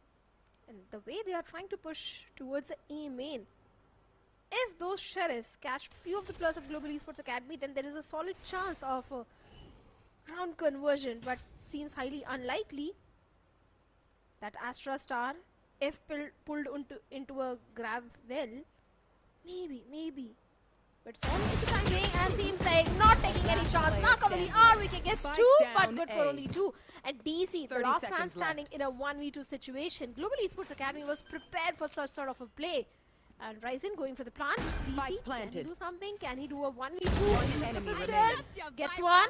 Can he get the second one? It's a doable round. It's still a doable. Weapon recovered. Knows exactly where Ryzen is. On the back of that one control smoke, he's still able to reposition. Look at the read up of Ryzen. It is absolutely perfect. Grows out the tree on the grounds where DC lost his life. And with that, GEA are one step closer in winning the series 2-0. And this team's growth shadow. Have been talking about this so many times. Global Esports Academy and S8UL have been 2 teams that have consistently improved throughout the VCSA 2025 circuit. I would really want these 2 teams to just stay like that. Really? Move up forward. Fortunate for Keeper out there though, as soon as he tapped the orb, DC was able to quickly shut him down through the smoke, but question is, can he hold his ground for a little bit longer? Right there.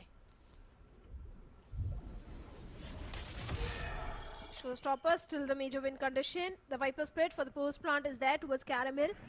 But the numbers advantage this time is with the players of .exe. Even they have got the Dimensional Drift and the Nightfall. And DC, this guy ain't stopping as he gets one more onto UB. Actually gets one onto Ryzen. Ryzen was not aware that someone is towards the B tower.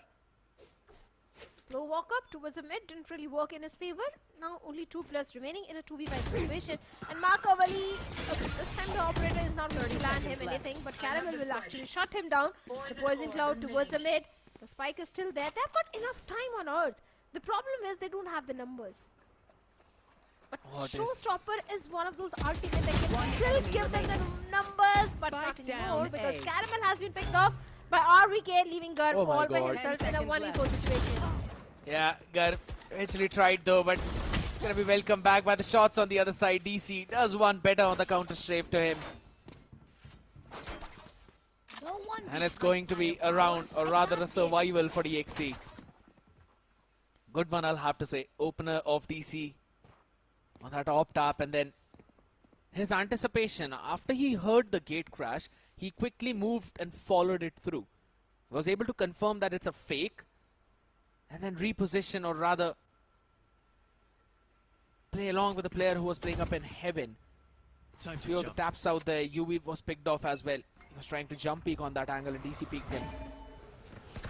Who's next? That previous round was won on the back of DC. Right now, it's going to be a ton of ultimates paired up together. Every single thing except for the kitchen sink on their faces. And their faces are being destroyed, broken apart. The masks removed as Caramel hops in through. But all he can do is just walk though. Makaveli is there with the knife. This guy absolutely does not care. And what a lovely fake from Ryzen. Just uses the ultimate to create the confusion, and DXE have got no clue in the world. Look at this Viper Spit. I have absolutely no clue. How do you make this stuff up? But he controls all of the heaven, all of spawn. Caramel has won this round single-handedly for the team as GEA move to the series point. Match point. Series point, and yes, I agree. It was entirely a caramel show. The Viper Pit, I really need a tutorial of that Viper Pit because I can't pull that off. Showstopper of Gar got the perfect value. Everything just went in the favor of Global Esports Academy. And now .exe can they push the series to an overtime. 5 rounds deficit is where they are. And they have got only 2 rounds in the second half, in the defensive half. Could be at the last round of the map, especially the way RVK I'll find you. with the Horn trying to get some information. Bring Oh, them down. actually he doesn't get any info. For a second it looked like the Haunt will actually reveal all the players of Global Esports Academy, but seems like the lineup was not really that great. But RVK is still trying to do something. The random shot against that Viper wall, but easy entry for Gar towards the site. Trying to just hold it down though, but the ramp is being re-cleared just as instantly. Caramel is still going to try and hold that space down on the back of that snake bite. They don't really have a lot of breathing space, so they're just triple stacking up, clearing all the way towards the screens. I like that idea.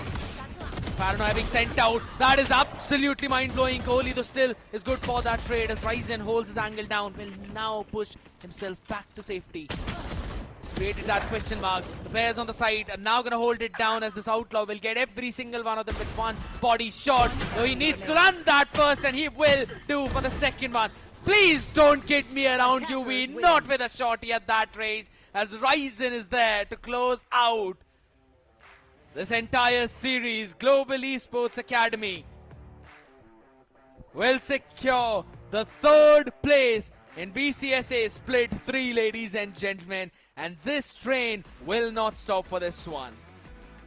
Well, certainly the major improvement, tremendous improvement which Global Esports Academy has showcased in the entire journey of VCS as compared to Split 1. They are looking so confident and so prepared now, especially Caramel, this guy, and even UV, everyone, the entire team of Global Esports Academy has been looking really strong. A 2-0 against .exe is something I didn't expect. I thought it's going to be a 2-1 affair. Could be in the favor of .exe or Global Esports Academy, but for sure a 2-1 affair. But Global Esports Academy seems like put everyone wrong. I mean, with the way how they were controlling the map, with the way how they had every single avenue locked down, the utilities, the pair-ups on the back of it, and they're just reading the tendencies of the entire .exe. That was the main win condition for GEA. Realize what DXE want to do, how they normally like to play around, and they were able to shut down that lurk plays of DC so many times, all the way through map 1, continuing into map 2. These are the tendencies that you need to read upon, and GEA did that perfectly. We're going to move on to the highlights and relive those moments one more time, as it all started with the pistol one. And then the anti-eco on the back of it for the steamroll of GEA for the first 3. But then came the wave of DXE. Then came that, fake hope that they might actually close this one out, as they were able to get 4 rounds together.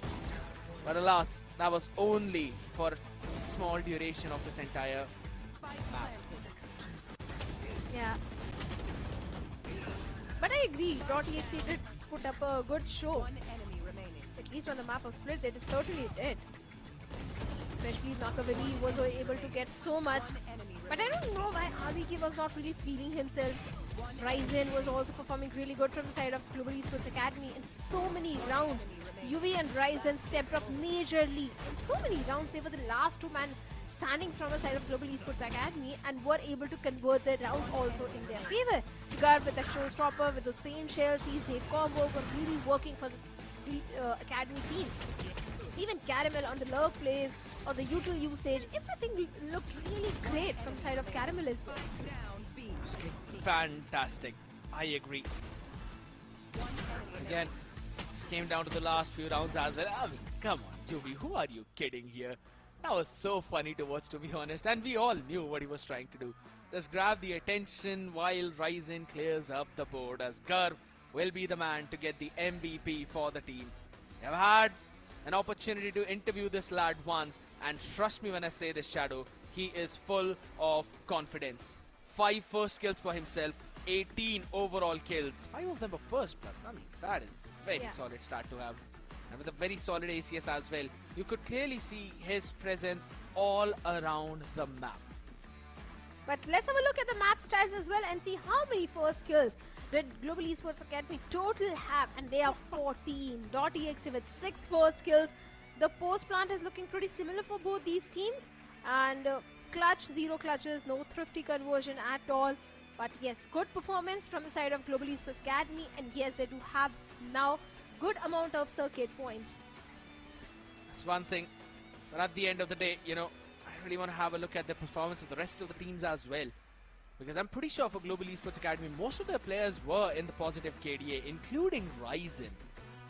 We always have known this man to be a bit on that struggling end, but today he was doing a phenomenal job as well.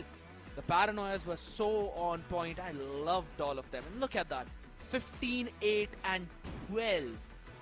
Even Kibo, who's going 11, 10 and 9 is on that positive ratio, but you can't say the same for .exe. Apart from DC, not a single player out there. Only Machiavelli in double digits as well, Shadow. So that speaks volumes of how DXC were really struggling and just trying to run on one tire, and that is DC. And one of the big reasons... Split is also... Yeah. I was saying Split is also one of the map where your duelist really needs to come online. Your Raze really needs to come online. And since that was not happening with Trinity, .exe was not really able to get those crucial rounds converted in their favor so many times. They were facing those struggles, yes, I agree.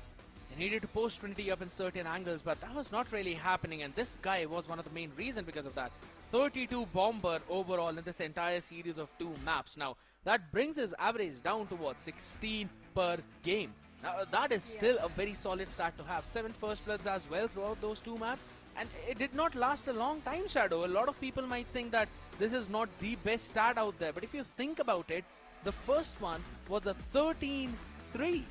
And this one, if I'm not wrong, was what, a 13-5, 13-7. That clearly shows you that this entire series did not even last more than 50 rounds. That is big when you actually see the amount of kills and the ACS and the first plus this guy has. So, really love to see Garb now in this position. We saw him on that interview, he was very confident, and that confidence is now showing up as well. But this was for the 3rd place. It's Global Esports Academy who have now won the 3rd place in VCSA Split 3. We have another matchup, Shadow, and that is the best of 5 series. Yeah, the best of 5 is going to decide the winning team of Split 3, whether it is going to be SA12 Esports, a team which has showcased tremendous improvement in their gameplay as compared to Split 1 and Split 2, or is it going to be the champion team of Split 1 once again lifting the trophy of Split 3, Velocity Gaming. Only time will tell, but for sure I want to see this entire series go to till the decider map, and it's going to be really interesting and dominating one. For sure. Yeah, I really hope so that is the case, because VLT have had either a flawless record of victories or they've been on the struggling end. There is no in between, right? There's always this scenario, and the only ever team to have basically pushed them to their utmost limits and also better them, the 2 teams rather, were Revenant XSpark and Reckoning. Can SA12 join that elite group as well, or will we see VLT snowballing through this series? Ladies and gentlemen, all of that will happen. The grand finals of VCSA Split 3 will happen after this short break. Here we go! What's this?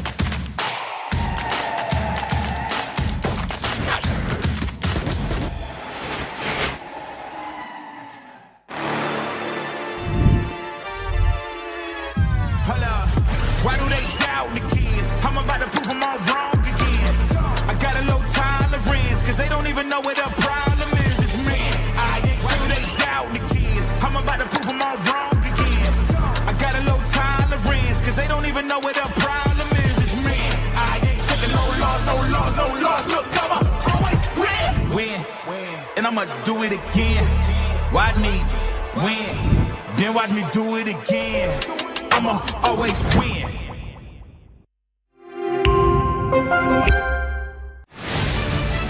To live your life the way you want. Compete like the toughest challenger. Dance like there's no tomorrow. Celebrate every second you are alive. Life has no rule books, but we can give you a stage.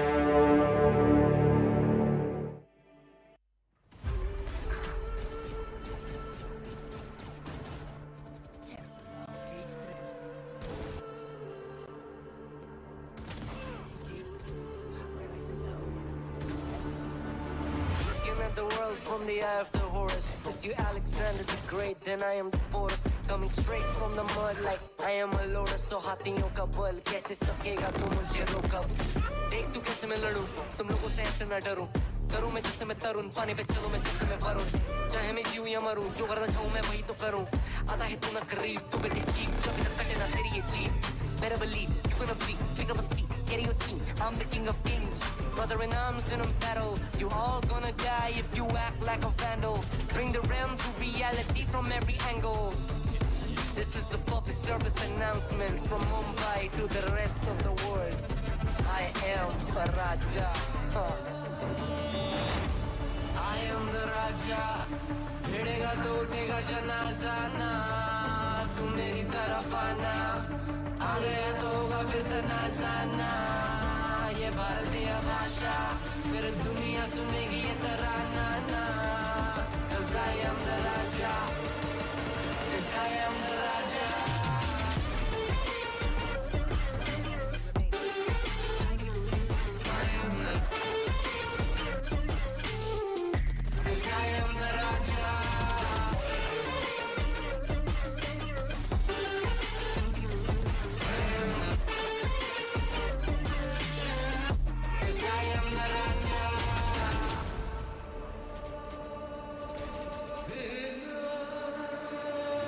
Look at my eyes, what do you see? I'm more than average, man. I'm a maverick, I can grow flowers on a barrel and break a mountain with my bare hands and step back and cause a literal avalanche. Should've been about traveling. अष्टभुजाएं मेरी जैसा मैं टरेंचुला ना है कोई तोड़ मेरा जब से पूर्वजों का ज्ञान मिला मेरे जैसा मिलेगा कोई ना तू और चाहे जो भी था सबकी कबर मैंने खो दिया तुम लगाओगे बोलियां कम पड़े गोलियां चंद्रगुप्त में मौर्य या किला तू लोरियां come to me and you just gonna die that's really a given I am invincible and you are invisible see that's really a difference get out of my way I'll leave the world the choice is yours I don't kill my enemies I play with them that's what the toys are for from Mumbai to the rest of the world I am the Raja भिड़ेगा तो उठेगा जनाजा ना तू मेरी तरफ आना आ गया तो होगा फिर तनाजाना ये भारतीय भाषा फिर दुनिया सुनेगी ये तराना ना 'Cause I am the Raja 'Cause I am the Raja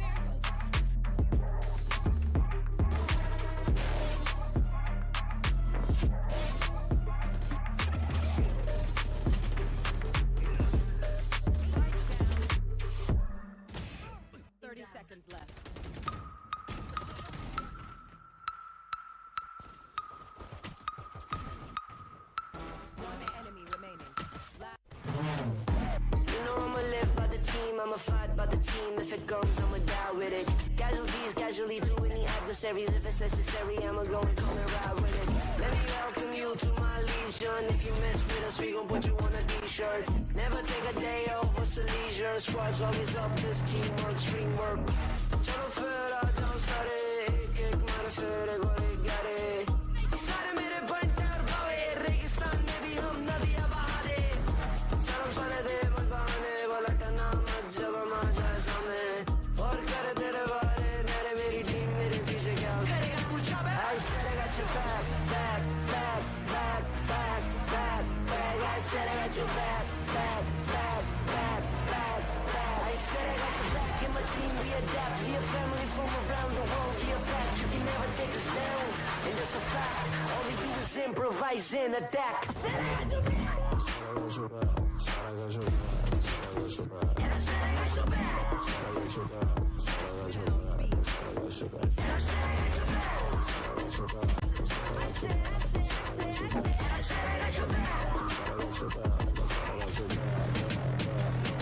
हम खड़े फिर यहीं ऊपर आसमान नीचे जमीन पूरा है अब हमें यकीन बढ़ते रहना आगे और चढ़ते रहना ऊपर साथ मेहनत है और हमारा जमीन खुशी होना कभी जीत की तरफ है बढ़ते जाना लड़ते जाना कभी माननी है हार नहीं we work hard and we play hard चाहे जितना भी दिखे हम गंभीर चलो करें मजे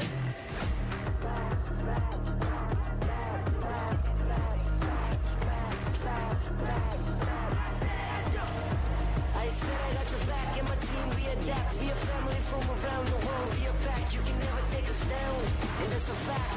All we do is improvise and adapt. I said I got your back. And I said I got your back. And I said I got your back. All we do is improvise and adapt.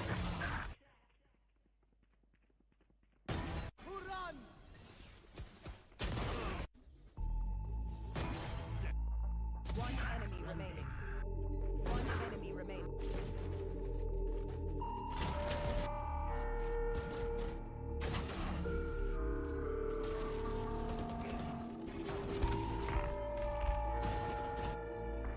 Last player standing.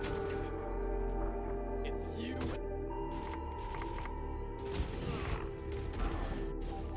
Spike down A. 10 seconds.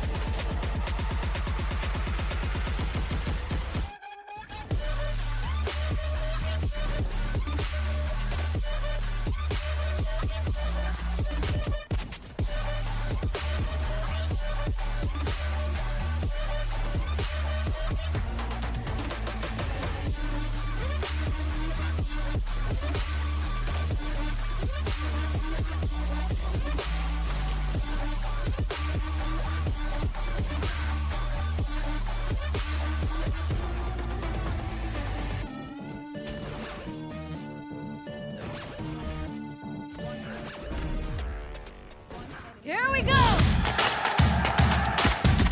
What's this?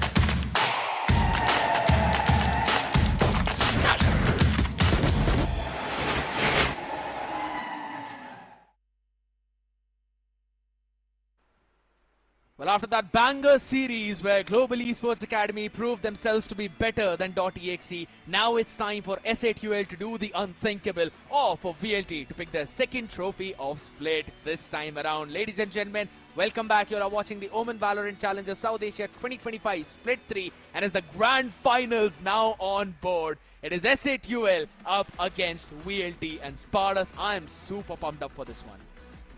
Velocity being one of the teams who are undefeated in the online phases of VCSA 2025 till now. Not a single loss in the online stages.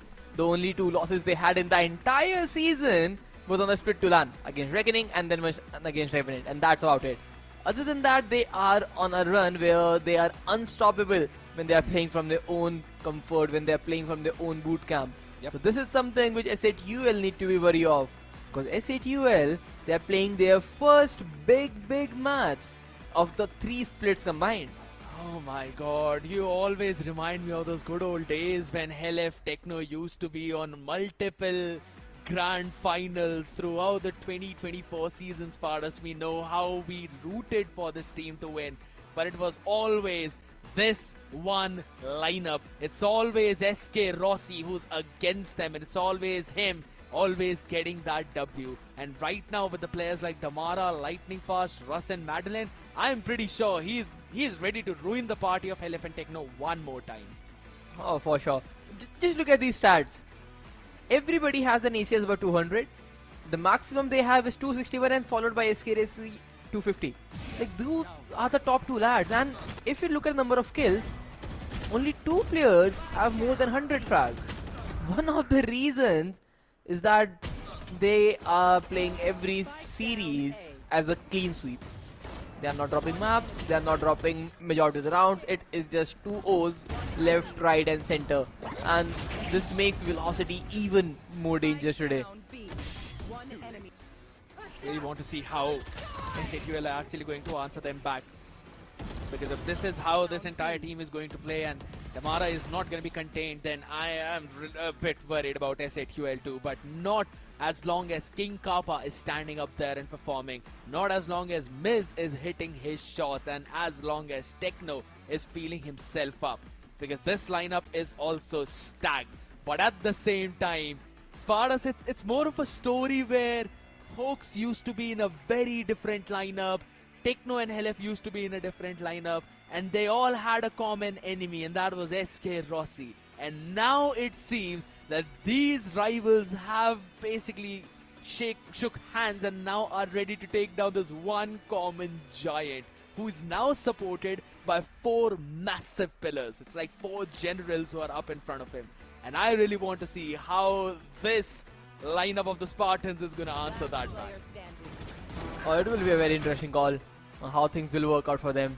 Because this team is definitely one of those teams who have created humongous surprises in the past. Taking down RNTX with their first big win in the Split 3 season, and then just going up ahead, taking Grand Finals by storm. They are still undefeated. They are continuing the upper bracket run to the Grand Finals, so this is something which we need to consider. Yes. Both the teams will take the first loss today, and that too on the final day. And here's the fun fact, right? Since you mentioned about that first loss, I still remember that VLT, when they were playing all the way far back in Split 1, right? When they were going on their untouchable run as well, that was a time when their first map loss was on the map of Abyss, and it was S8UL who actually delivered that blow. And even the next map after that, it seemed like S8UL will be able to steal that one away. So I think so there's a task that has been left all the way back in Split 1, which they are ready to fulfill now. Well, that's a big call, to be honest, because the map like Abyss, those type of maps are not there in the map, Peter, first of all. Like, there is no Fracture there is no Abyss. Pretty much the maps which are very uncommon and unorthodox playstyle. What we have are something which both the teams are pretty comfortable with. Be it Pearl, be it Split, Lotus can be called as a home ground for Velocity. I just want to see that map being banned, first of all. Because if not, this is a duo deciding series, and yes, S8UL, they have one ban, they will ban the map of Lotus. And I really like that they have banned out the Lotus. Not really going to play onto that one. And that opens things up a lot right now. Pearl this time has been banned out by VLT themselves right now. That is a bit interesting, because normally you would see this team pick up the map of Pearl, but it's absolutely fine. Ascent is where we'll kick things off, S8UL, and they have looked very solid on that map. And VLT are going to start on the defensive side there, so S8UL will have the chance to set the momentum up. Moves on to the map of Sunset, which again is a pick of VLT. We saw them last time play against Reckoning, but it was Reckoning who had a big advantage there. I'm not quite sure if S8UL will be able to pull their socks up on that one. Icebox, Haven and Split. Now, it could be a coin flip on either of these maps apart from Haven. I think so that one is a bit too strong leaning for the side of VLT. But yeah, when it comes to the first three maps, it's again, could be anyone's ball game. Well, that's true. But if you look at the stats on the map, VLT has a 100% attacking win rate. They played it once yesterday, pretty much clean from their side. S8UL played it thrice, won 2 of them. They have just 1 loss, but the attacking and the defensive percentages are fairly decent. Yeah. So this is something which needs to be considered. A Euro Deadlock combination, which was used by Global Esports Academy as well yesterday, was completely thrashed down by Velocity. Like 8-0 or 9-0. I think it was a 10-0 in the first half, and then they lost the 2 rounds. So, can they pull it off yet again against a better side, or will S8UL thrive with the Euro Deadlock combo? That is the big question which you are asking, and I like that it's being brought up at this point of forwards, right? Because I just feel that Global Esports Academy, they had the right ideas when they were playing against Revenant XSpark, but they lost all the confidence out there when they were facing the sides of VLT. I think so they were overwhelmed by the sheer pressure, you know, it's the aura farming that VLT has done throughout the season. That is just enough to pressurize the other side. Their Ryatsu is just out of this world. So S8UL on the other end is a team that knows how to handle pressure. They know how to stop the other side from gaining that momentum. And I think so Hellranger might have prepared something against the lineup of VLT, since they were able to witness that composition in works yesterday. Well, let's see how things will work out, because the agent select will be pretty much the default structure from Velocity. The vanilla is right there, while the crazy Euro Deadlock is on the other side. No surprises whatsoever. It is all about the executes now, especially with S8UL starting on the attack. I would love to see what S8UL have in their back path. Because yesterday, when Global Esports Academy were on the attacker side with the similar comp, they lacked so many ideas, and Velocity was just running them down with the mid pushes and operators through the hand of the Mara. That's a big thing. That's why we are already seeing the defense win rate so high, because VLT had all the momentum in the world on their defensive side. S8UL though on the other end, they have played 20 rounds on those attacks, and Spartans have got 65% win rate. That brings their win rate over, or their round wins over 12 or 13 at this point. Now that is actually a very solid stat to have, considering that this is the composition that I've only played twice. And I was really liking the ideas as well that they always brought into the mix. Hoax with the Hunter's Fury was so on point, and Helef was utilizing those Gravnet which we are talking about on those choke points, with people peeking on the back of it as well with the Yoru Flash. I do enjoy those ideas, and now I want to see if they'll be able to stop VLT on their tracks as well, because again, ladies and gentlemen, it is the grand finals of Split 3. S8UL up against VLT in this best of 5 series, which will start on the map of Ascent. We couldn't have asked for a better start out there. Every single human being loves this one. And we will kick things off with VLT on defense. The setup from the side of Velocity, if you look at it, it is the typical Velocity setup where Sova and KO starting towards that B side. The Cypher is towards it, but a very weird tripwire from Iskaros. This is something you try to counter Yoru with the gate crash in the mix. Yeah. Now Lightning Fast just takes a contact, falls back, just jiggling around, gathering information, while SATUL, they're working their way down mid. Get down though. Couple of players, they've got the archers control too, but VLT do not look interested in mid. They're looking interested in this tree. The Lightning Fast brings that trap up instantly with a paranoia, but it's a decoy that he's caught. That has also made the B defenders move, or at least flinch. And look at this push down all the way up in mid. They're taking so much space, but Tamara's senses are also tingling by the way, Spartus.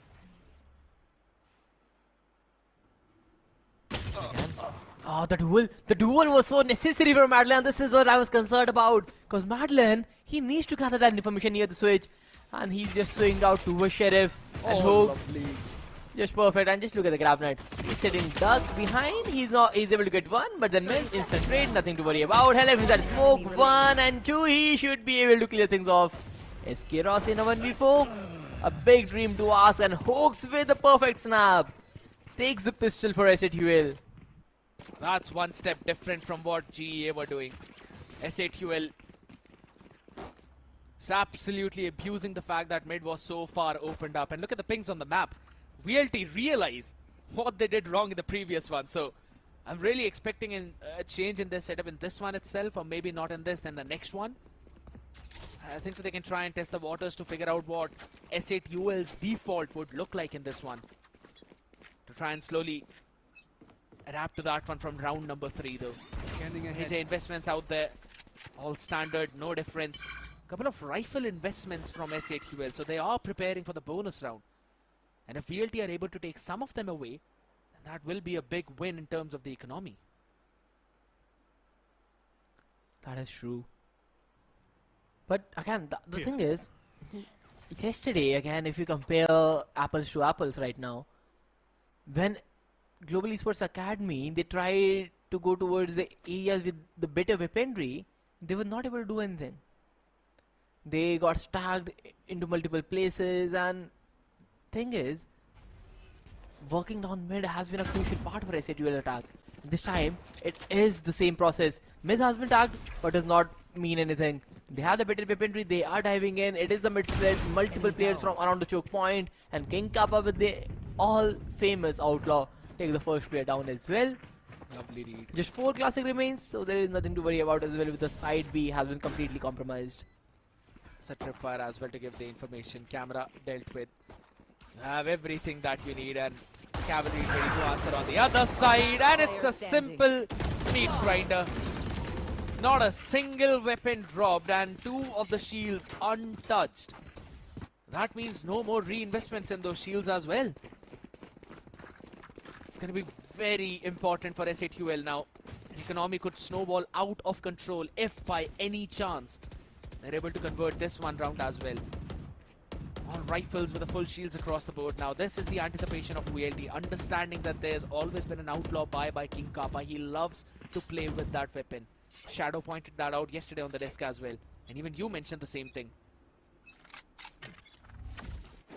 Done their homework. But now, the thing is, the B main control was something to worry about, because all these rounds, Velocity was playing sit back and relax, but now since they have the bit of weaponry, the mains control will be an interesting part. And Tamara, he started things off by taking down Hilif. Generally we expect a tripwire setup from the Cypher or something on the part, but nothing right now, and SK Rossi is still watching Miz gate crash to come into the play. He knows where the player is, and SK Rossi takes King Kappa down. The counterpart is out of the picture. Hawks is able to get a trade though. The Lightning Fast is stuck downhill. He's waiting for the right time to swing on Miz. And yep, the right time is just here. He gets a peek, he gets a double, and Velocity. A clean full buy round. Beautiful readjustment from their side, pushing outside of the B main, gaining that extremity control. LF was getting that space for free. This time he was met with resistance, and also understanding the mid push out. This time deliberately let mid open, only to double peek through market. And we're able to get a pick onto Techno there.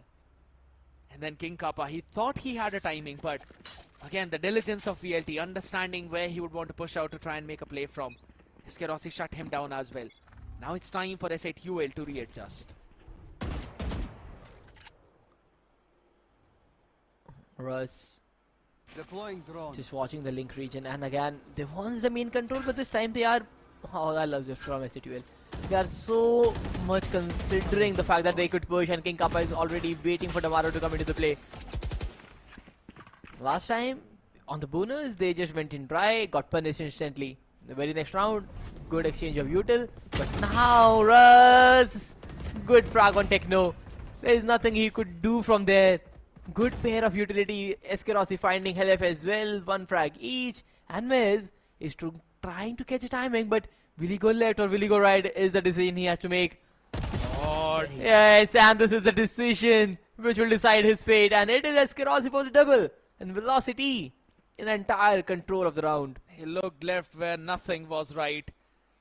Last Now there's player only two standing. players left. Make it one. It's all down to just Hoax. Giving up on that space only to bait SATUL 30 to walk seconds left. into that trap. This is like a hunting party. VLT equalizing the odds very quickly and also converting the buy round of SATUL. The economy will not look healthy in the next one. 10 Quickly bringing seconds that in left. check. Hoax will try to keep this weapon for the next round though, but yeah, that's a scan. He is not staying alive here. Scanning ahead. Interesting to see that VLT did not really go in for that hunt, Spartus. I was actually expecting them to, considering Lightning Fast has got everything in his bank account. That is true. Because if you look at the credits they have, it is sufficient enough to at least sustain for the next 2 rounds. Exactly. So why not just go and take those extra weapons down? But hey, they were like, yeah, it doesn't matter even if you save. The next round is barely winnable for you guys. If you are not able to get a frag on your equal buy, so we don't expect anything on the weaker buys. That would be really And yep, cocky of them, though, they but aren't that wrong to be honest, because look at that, but Techno and Miz, the stingers are working out. But now, Madeline, he has a big responsibility to play. holding it down now. He's got to try and keep control of the site all the way from hell. Or maybe give that to the other side. The phantom moment saves his life. And he can survive to show off that owl drone as well. No Jet out here to praise him. Picked off in the earlier fight out there. Madden with the reposition. Sends out a shock dart. Gravnet in his face. But the turn through the flash. Healing area. How the heck is he left alive there? Techno finally runs and guns him down. And through the smoke, Eskerosi just spams it out. Helef low on that HP. With that hat, he reveals all the position. And the shorty up close and personal on the face. VLT claim the round back. But Madeline, you are an absolute monster. He saved the round. All by himself there, and I said, well, they have to call a timeout. Hellranger needs to talk to his art, like, what went wrong there? And how do you fix that? Because this round, when they got a 2-for-1 advantage, they had everything in the world to convert this, and with a 1-for attack on Madeline as well, things looked pretty much easy. But then, the wrap around from the side of Eskerosi and Lightning Fast through mid, got a good control of mid top, benched around SATUL when they had no control with the lack of King Kappa. But then, those fragging, it was something which took them by surprise, and a round where you thought, yeah, SATUL will be able to get ahead again, but just misses it out. To be honest, this timeout actually felt more like a momentum breaker for Madeline rather than just for SATUL to discuss things. Even though they're gonna do that, but it kind of gave me some of the flashbacks when the Splash brothers, Curry and Clay Thompson, would go on a spree of hitting their threes, just forcing the timeout on the other side. They just go all in from downtown. Right now, Madeline just performed like that. The anticipation impeccable, and then Rossi and Lightning Fast. I've always talked about how these lads have been playing for such a long time. This entire core of global esports all the way up in Pacific. And they used to play together was absolutely solid in terms of the experience. Now all the way out in South Asia as well. Not on their previous throne. But they're ready to reclaim that back. Maybe by also getting the slot in Ascension. While they're just the nightmares of Helif and Techno.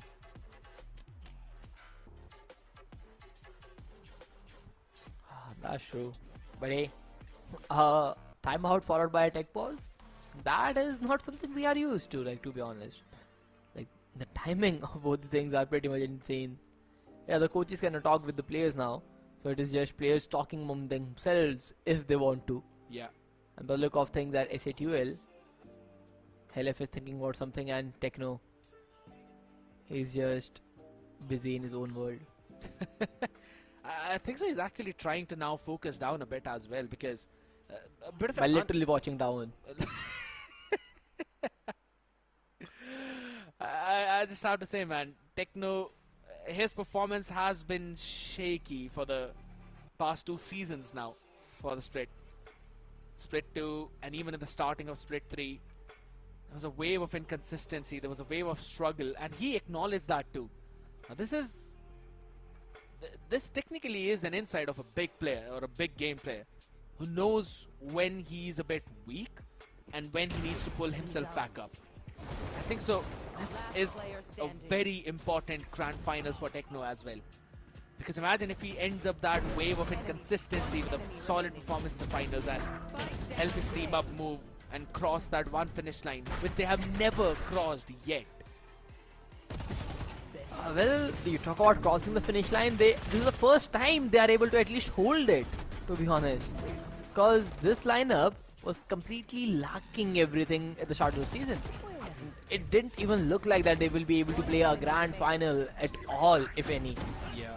Because by the look of things, it was always RNTX, Velocity, the top 2 teams, and then if there is someone slipping up, it is always Reckoning on the end of things. The team which is very up close to Velocity and RNTX. But then SATUL came out of the blue and took down the Giants all by themselves. And defeating Antidote and Lads was definitely not an easy task for them. But they did it in style, and now they are eyeing out not just for the Split 3 title, but also the Ascension qualifier slot. True. Just a few steps away. But this has been one of the big season for SATUL, this Split 3. Creeping up not just in the top 5, but rather also in the Ascension playoffs. Rather the Ascension qualifier playoffs. Because though as you said, no one was really expecting this lineup to be up on top, but they became one of the only teams after Revenant XSpark and VLT to be confirmed to be in the top 4 of the circuit points. Even though a lot of people might think that they were not in the best position possible, but as soon as they qualified from that upper bracket in the group stages, they solidified their place. If not second, then third.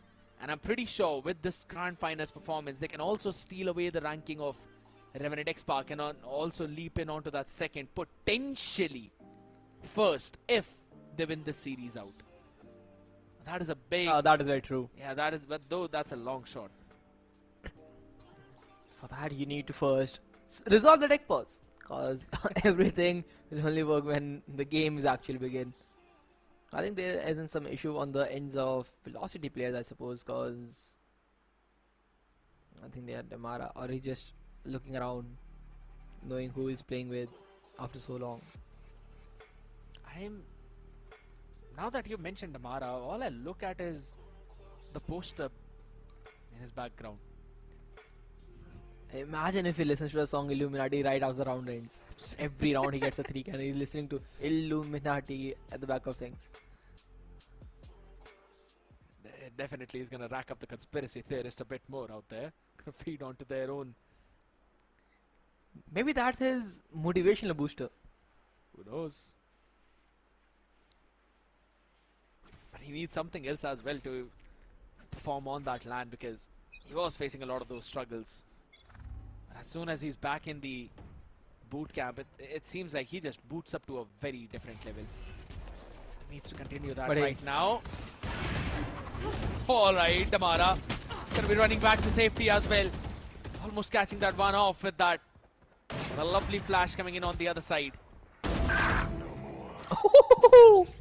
What was that? I know exactly. A double swing, both getting one tapped at the very same time. Good shots from SATUL and Velocity. Now they are numbers down, and this is a 5v3, and 5v3 always has to be a checkmate. You have a +2 advantage, and +2 advantage should always be converted. And letting fast, he's trying to make a play to nullify that, and he will get one, and the timing is just perfect from Bolu. He gets a double. The shot step from Teknu has been punished. Oh, look, King Kappa is able to get one, but lightning fast spots the barrel light, lights up the hooks, and now Helef onto his face with the sonic sensor, a bit delayed, and he gets the spike down with King Kappa position being revealed. Lightning fast set to his ace while King Kappa is looking for a quadra. The Omen against the Cypher. Oh my god. Couldn't have been better. King Kappa, everything is heard. You know every single damn thing that's happening as he's trying to run away. 14 seconds.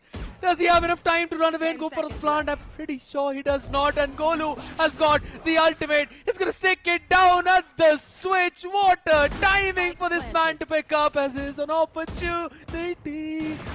Can you go for it? It's an operator. And an ace to clutch it out. Lightning fast. Couldn't care less for the disadvantages. As long as he stands, VLT are winning the round. What a play from the Omen main. Lightning fast. Such a beautiful round orchestrated all by himself. No team support whatsoever. The initial frag SATUL, but then Lightning Fast taking the best timing in the world, and the Valorant gods paying his gratitude, I suppose. But whatever it was, this was something crazy. The last few seconds, although it looked like where King Kappa might get better of him, but at the very last second, just jiggling it out, making sure he survives that brawl. And with that round, SATUL economy is completely broke. This King Kappa has a big gun, other than a Guardian, a Stinger, and double Sheriff, and the Stinger is coming right onto the face, and Damara, he could not care less. Swings out, gets King Kappa down. The last man survivor of the previous round to be the first man out in this. Now the best one out there though, Rossi will move back on the side along with Madeline. All they need to do is take care of this lane. It's going to be a double pick up in front of him, and Madeline just overwhelmed out there by the numbers. Still a lot of players. The boathouse not really checked. Hooks relentless out, being picked off, and oh my god, the annihilation did not catch the guy, and Rossi still jiggles it out perfectly. This is now going to hold the side down. A big investment out there. On the back of it, this should be the final nail. Maybe not yet though. LF is still banging on the door. He's still banging it open, removing those nails one after the other. He gets another one, a 3K with the Sheriff. He's out there ready to do it a bit more better out there, but can he? That's it, on Spike, one more time. Wants to isolate the duel with Rust. There's an opportunity now with presented itself only to be stolen away by the hero of the last round. Oh, Lightning Fast yet again. I mean, that's crucial frag. Grabs the operator too, so the economy has been managed at the very same time. 10 and 2 on that Omen. But Lightning Fast, the way he's playing, he is making sure that Velocity does not slip up these rounds. But on the other side of things, it is Helef who missed a big opportunity to take down Asterisk with Annihilation, but then tried to justify his mistake with the multi-frags he had. But all in all, if the ultimate connected, things could have been different. But right now, it looks like the case where Velocity are doing exactly the same thing they did against Global Esports Academy. That's one important thing though, this one tripwire up close, I don't think so. The drone has actually got it, actually dead. Alright, Shock Dart goes in to clear that out. So now mid, left left open a bit. Sends out the second shock dart to deal with what was up in tree. Interesting. Lineups are there. The operator shot not yet connecting from Damara, but Techno is super awesome on those shots. Catches the flying jet. On the back of it now, the B side seems to be a bit more vulnerable. Miz spots one. The Hunter's Fury. It is landing right there, and Miz. Bit 2 seconds late, but Madeline just running around with the rifle and takes one down, but taking on the back lines. He's good for one. He is waiting for the another one, and Madeline inside the smoke spots the battle, but Techno. He has a better timing with the shorty. He takes him down. A 2v4 remains, and now S8UL. They are on the brink of the third round. Until lightning fast. Because this guy can surely pull miracles out. He's good for one. Waiting for the second. And he will get the second as well without taking a bullet to the health. And now, lightning fast. 10 bullets remain in the chamber. Make it 9. He's swinging out. He knows where the other player could be. But the final player, that is Miz, he is unaware of the fact that he is just right in the face. And Miz with the perfectly settled off angle will take him down. A good bait set by Techno, and Miz with the cleanup. Stalls lightning fast finally. And Omen, who is in a 1v5 or 1v5, still keeps the hope alive. For a second, I genuinely thought Helef missing on the shots would eventually make way for lightning fast to clutch out another round. And he got those 2 picks. It very well seemed to be the case. But eventually the damage control with that off angle of Miz perfectly mentioned as well. Pretty solid setup round by S8UL, understanding the tendencies, tripwires being dealt with early on. They were able to quickly deal with them first, and now look at that. That one tripwire which was ahead towards the arch has now been pushed back towards the pizza.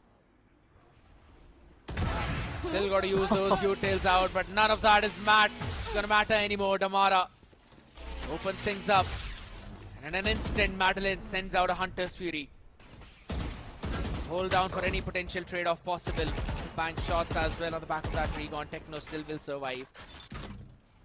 But it's down to a 4v5.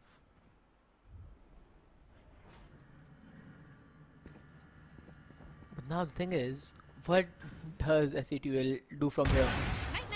Surely not just walk around, right? Because this operator was working yesterday and it has not moved an inch. Will do it again, but okay, Hooks, a good double swing, a 1-2-3 peak coming into the play.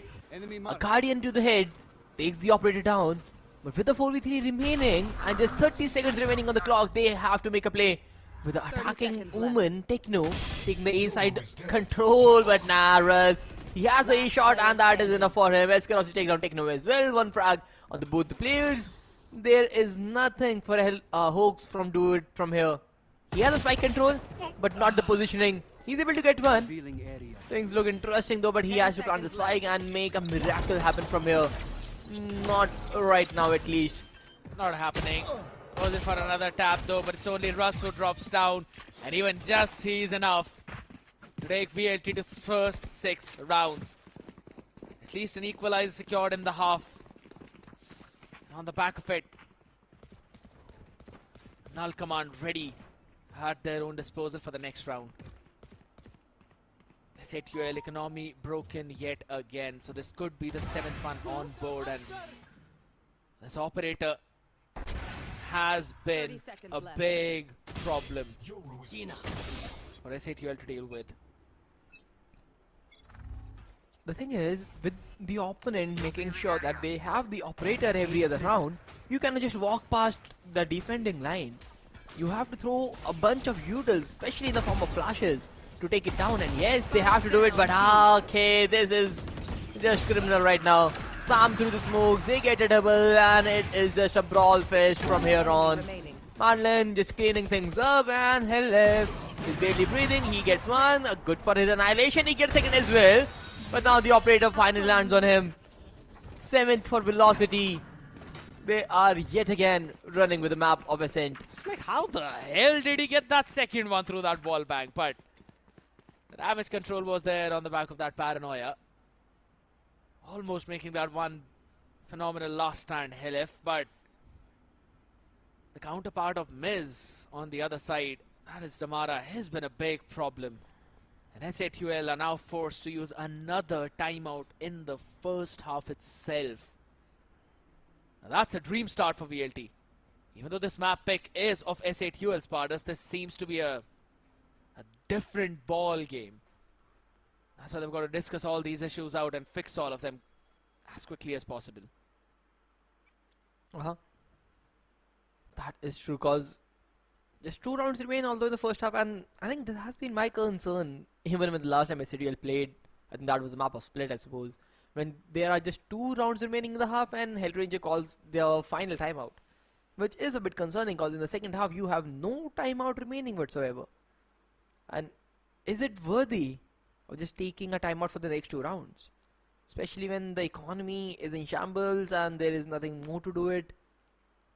Maybe this is a call which Hellranger loves to make. Maybe he's just really trying to, you know, make sure that it does not go out of hand. A 9-3, making a comeback from that, it becomes a bit too difficult.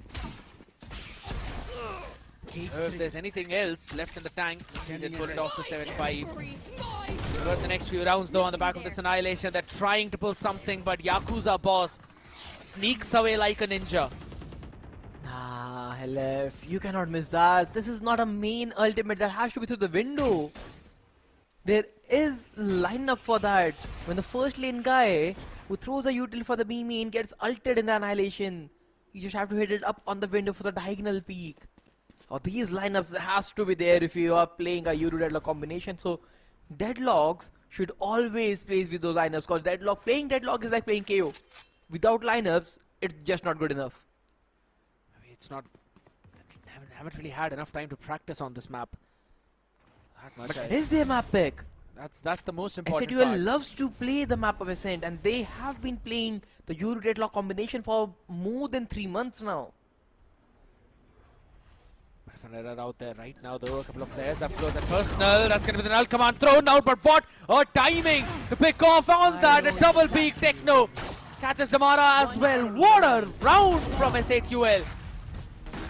Doesn't matter if they threw out an Annihilation in the wrong way. They only took damage onto King Kappa. Everyone else absolutely untouched. Bursting through the tree. Crazy swings there. That is something which we have not seen from SATUL side, and it actually took Velocity by surprise. Everybody just playing in the smoke there, waiting for a 1, 2, 3 and swinging out left, right with the grab net on the tree area. All the 3 choke points dealt with in a second, and a round which SATUL needed right after timeout. They have converted it, and now they are looking to make one better. This time around, looks like an A hit where everybody just walking down A, and Velocity, they have a wrong read on it, since it is just Lightning Fast holding that ground, but also keeping in mind the Lightning Fast is the guy who secured an ace all by himself, so it is not going to be easy at all. Momentum is absolutely theirs right now, and so is the stack on this side as the Hunter's Fury goes in to try and destroy that. That's going to be the first pick. Madeline still jiggling it out, surviving it out, not for long as misses shot, lands on the body. He did not have enough HP to stand up strong, and that's going to be Damara. Trying to do something with the knife, trying to be some kind of guy out there, up open, lands in 3, is ready for a 4K out and a 1v3 out. Techno, can you be the prodigy that everyone thought you to be? 2 points away from his ultimate, 140 points away from the full health, and a mile distance. Try and clutch this one out up, smoke up in his face, knife out thrown. He's gonna be picking up that spike now, trying to survive out there. Just 30 more seconds remaining. Can he hold on for just enough time? And time is what he does not have. Russ will put him out of his misery and will put VLT in a very comfortable driving seat. 8-4. A crazy defending structure from side of Velocity Gaming yet again with the vanilla composition they have. This is something which Velocity have been showing time in and time out. And something that we have been showing time in and time out have been those Omen laptops, ladies and gentlemen. The Omen Max 16 comes with an epic gaming performance. It's got the Intel Ultra 9 processor as well, NVIDIA GeForce 5080. You don't want to mix out on that option, right? And to top it all off with the cherry, you've got the OMEN Tempest Cooling Pro that provides you PC level cooling in your laptop. Quickly scan the QR code or visit your nearest HP World stores, and we are going to visit down in this pistol round as S8QL quickly take the space off the B main. Off the start, they show their aggression.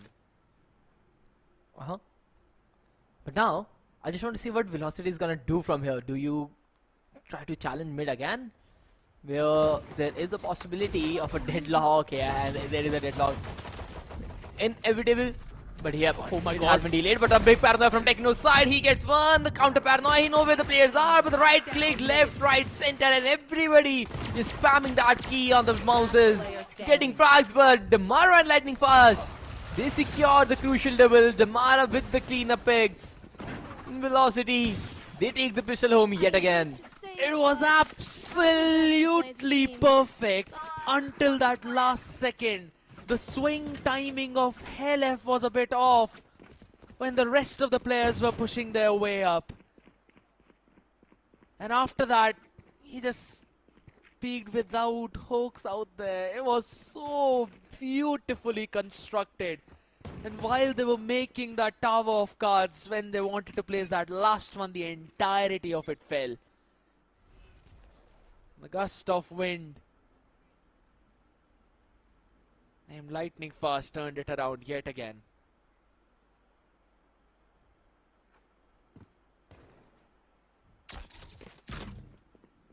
Oh, this is something which SATL needs to consider, I believe.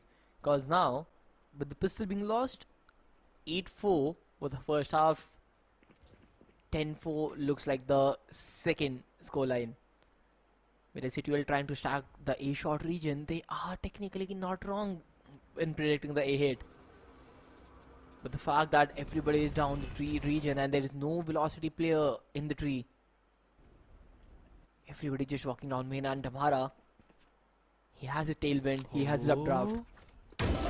Miz taking the timing, but Russ in the mid. He takes smoked updraft dash into the side. He falls back, spotting the player, but King Kappa takes down Russ. And now SK Rossi, he's tried to take a trade but could not get it down. But hell, he has a good timing on SK Rossi as well.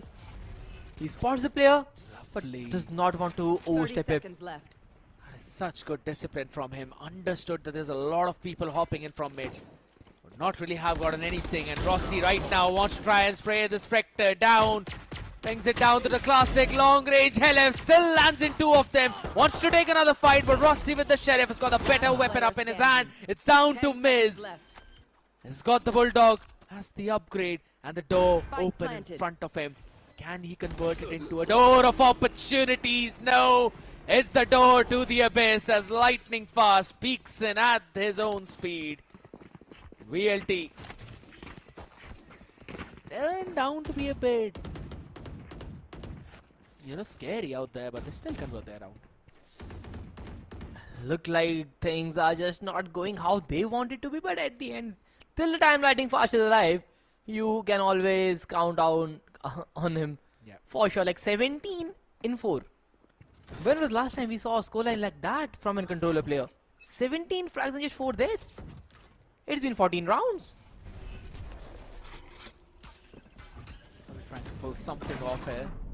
Oh my goodness, that paranoia actually hit Damara. Cover going out.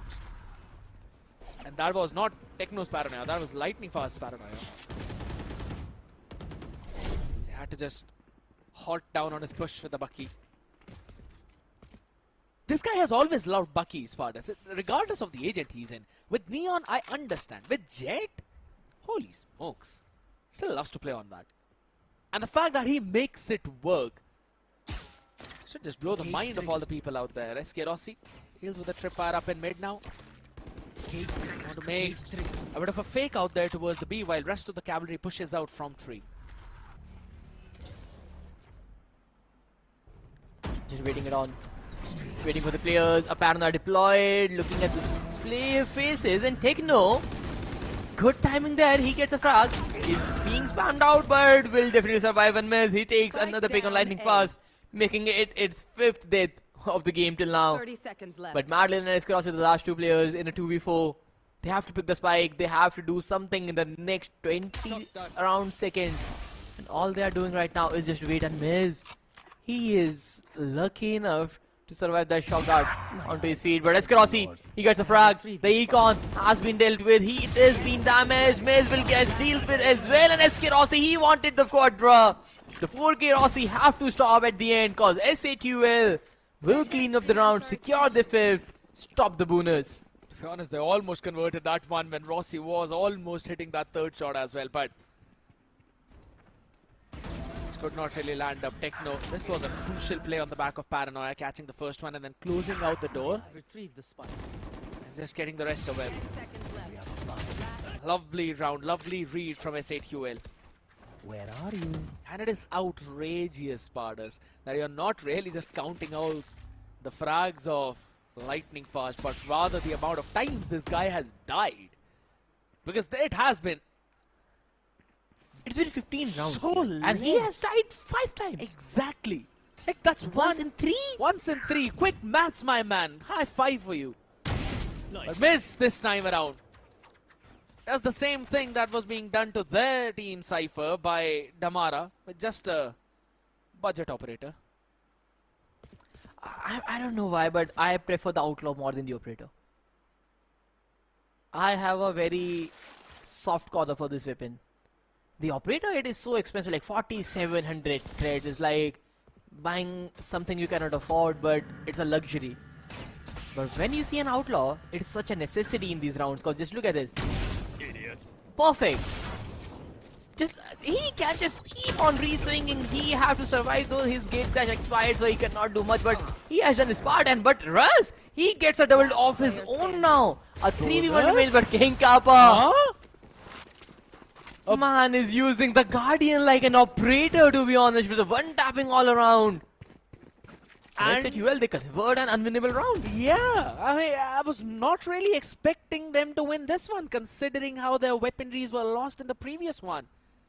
And that has forced VLT to take this timeout. Now, this was the trust displayed by Hellranger onto his lads early on. That's why he took that those 2 timeouts. He knew that his team would be able to make that comeback in the second half, regardless of losing the pistol as well. And that would force VLT to take at least 1 timeout. Now he can talk to his own lads and maybe discuss as to what their game plan would be for the upcoming rounds. But they don't really just have to do that, also have to adjust to what VLT will now try to pull off. Because we've known them to go in for some of those set plays as soon as the timeout ends.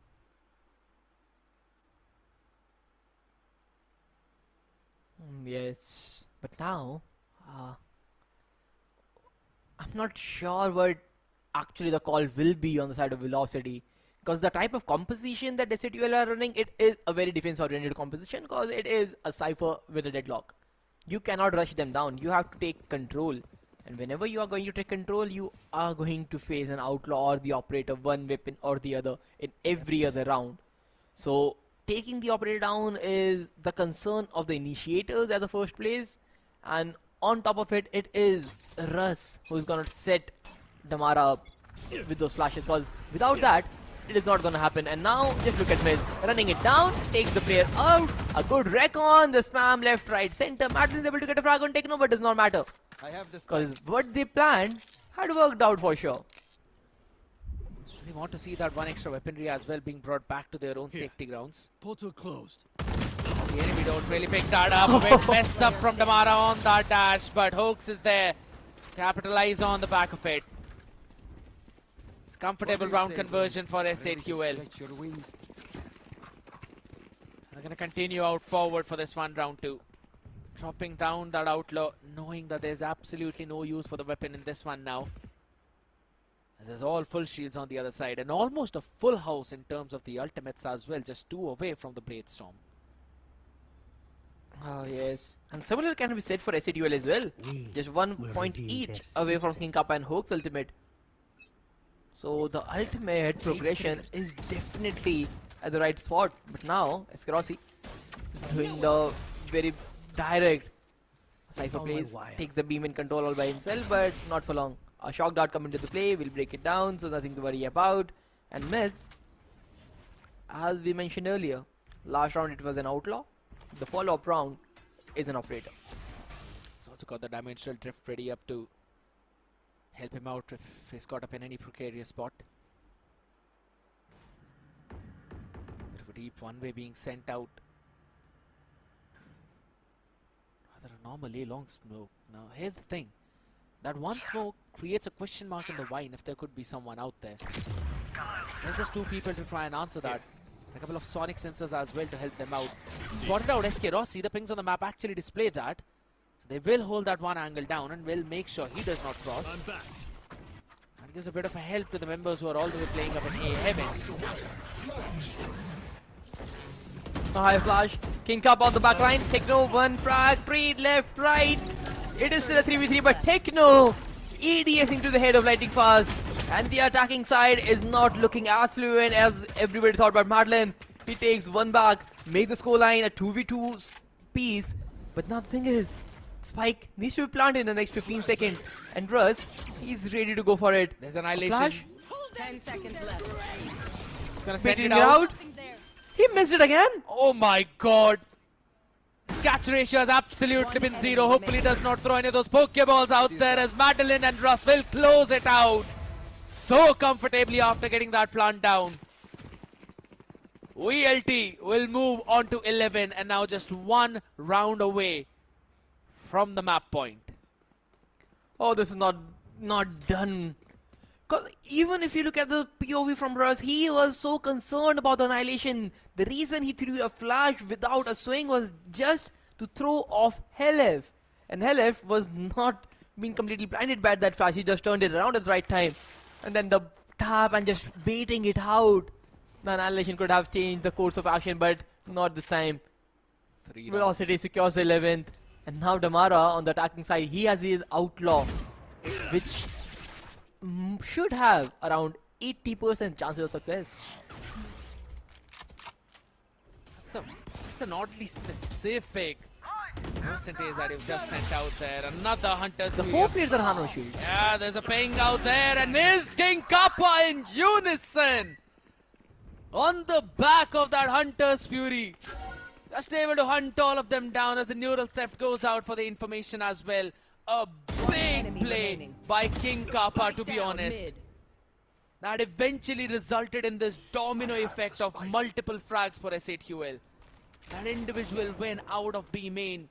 As far as this man has been kept quiet on this entire map, now he's finally starting to roar. Oh, Lightning Fast cannot do much against King Kappa again. He gets a double, but also at the same time, you have to keep in mind what Hoax and Miz did simultaneously. That flash on the top paired up with the Hunter's Fury. Both the things combined just disrupted the entirety of velocity in the mid, and they were scattered all across with just Miz running around with the rifle on their faces. A very well orchestrated round, a very well won round from SATUL. And Velocity's economy, just look at that in shambles.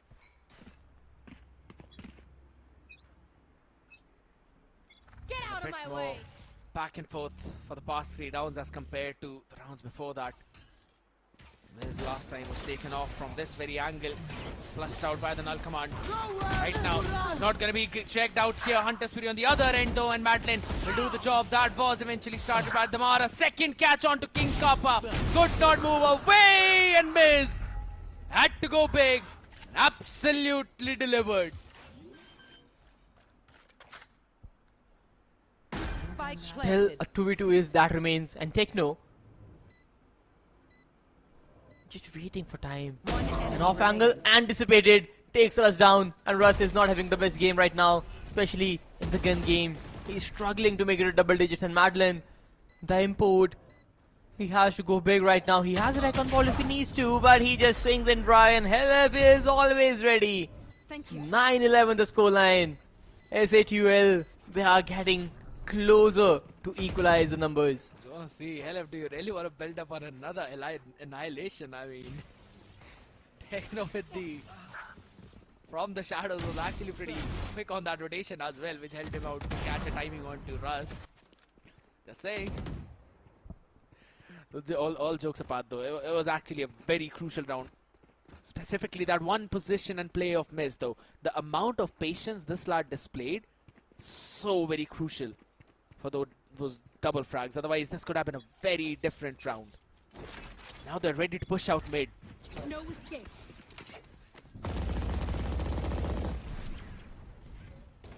And Spartans, if I'm not wrong, this is one of the similar plays that they made yesterday against one of the teams on the map of Ascent 2. Right now, Damara is going to push all the way up front, though. Paranoia on the face of Helif is blinded as a bat out there. Can't do a damn thing as VLT, the barrage of shots landed right on the dome.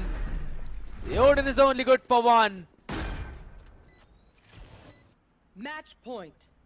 I love it from Velocity. They were like, yeah, we are giving too much respect. You know what, guys? Swing. Let's rush it down.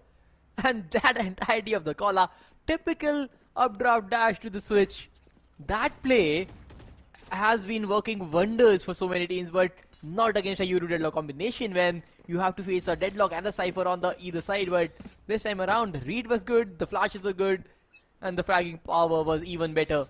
Yeah. They are onto the map point in the best of 5.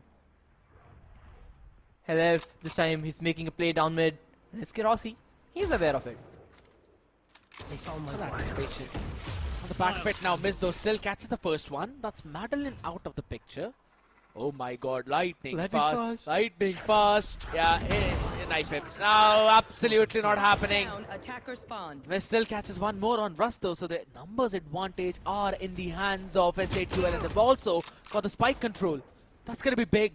All they need to do is make sure that Golu does not cause a lot of trouble out there, and for that, they've sent out Hoax in mid. Such a scrappy round this is though, but SK Rossi can't really land in the shot. Golu picks up the spike all the way towards the A side now and should have an idea of where the rest of the players are. Can he do it again? A 1v4 that remains for the Lightning Fast, one of the finest controllers in the South Asian circuit. He has big responsibility on his shoulder right now. He's going to clear the flank angle but loses the first duel himself. Miz expecting that kind of play. Miz takes him down, and SA2L, they survive for one more round.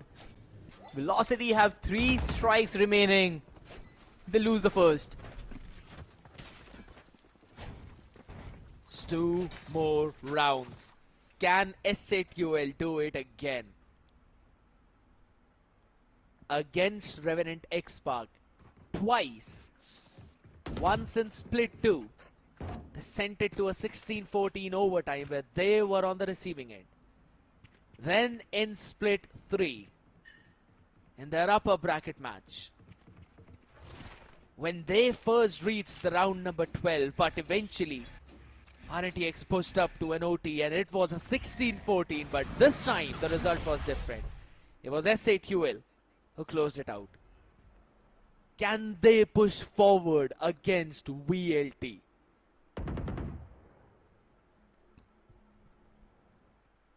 Oh, this is very, very interesting right now. Cause SA2L, they know that they are on the brink of a loss. Why not just make the play they think is optimal? And this time around, they have pushed the mid-top all by themselves. They have cleared 50% of the map. And now with the B split coming into the play, the 2 players are tucked backside. Russ, he has been tagged, but King Kappa, he needs to make a big ballsy play right now. But again, King Kappa, he's standing there. He's standing his ground. He gets the frag. One more pick is needed, but Hoax is dealt with by Damara. He turns left and right, takes both the anchors down, but Miz is there to the party. He's a little late though when Damara does not welcome latecomers. Techno, he remains in a 1v2. Russ and Damara, the last 2 players, and Techno, the position has been given away. He has the utility kit if he needs to. But Russ, he's prepping a flash. An underhand peek, he has been spotted. Things are not looking good, but he has a paranoia with a shouted step to make this play. But Techno, he's not using that. He's just swinging it wide. He gets the pick, but Damara with the quadra takes Velocity to the victory. 13-10 is what they needed, and it is delivered perfectly. Another map closed. Phenomenal performance from their side, stealing away the opponent's map pick as well. That is a big statement. The question is, can SA2L bounce back on the map of Sunset? Because This is not what they were expecting on this map. So very close. We were so much hoping for another OT Spartas. I genuinely wanted to see them push through. But unfortunately, that was not the case. VLT, too big of a giant. We eventually closed this one out, though. Over towards the end, there were some moments when we saw SATUL starting to take that flow in their favor, right? They were trying to control that map, but eventually it was VLT to close things out. Well, that is true, because again, this time around, it is all coming down to the heroics at the very end. Because Damara, he needed a quadra to make things happen, and the timing that he was catching on to the players was just perfect. He got good trades, he got the perfect timing on Miz, because he was a little late. And then every second other, it was just some crazy plays from either SK Rossi or Lighting Fast, making sure that the heroes step up all one by one in every round they needed. Time as well. Some major step-ups coming in from almost all the players. SK Rossi in one of the rounds, Lightning Fast with the ace, Tamara with the 4K as well, Russ with his nasty utilities. Always been on point with that. That is one of the big reasons why this team survives and it thrives, because not only it's their bookish plays that they have, Spartas, but it's also their individual brilliant performances that you do not, or rather you can't counten out. No matter how much you try to prep, you can't really prep against an ace of Lightning Fast like that. That just comes in when your internal clock ticks in at the perfect time, at the perfect moment. So really have to now let it go, brush it off and focus down on the next one. This next map is either way is going to be an even more difficult one, an uphill battle on the map of Sunset, because that has been a pretty decent map for VLT as compared to SATUL. Oh, this map was something which I really thought that will go a lot closer. Could be on the side of SATUL, but at the end, man, if you cut down the heroics somehow, if you just get some better duels on your end, SATUL might be the one who will secure the first map. But again, this is the strength of Velocity. Whenever they are down in numbers, whenever they are down in the structure, there is someone stepping up at the very right time and just carrying their way through. Pretty much a difficult way overall for SATUL to climb from here, because losing the map of Ascent will just give them a bit more pressure on the first side. But if you talk about the pressure, this guy was dealing it all phenomenally well. 21 frags on that Omen. What? That's not even what I really want to focus on. My fact is, no first kills. That is a perfect start to have on a controller. You don't want to peak first, you don't want to die first in any of those battles, and he was always surviving for the team.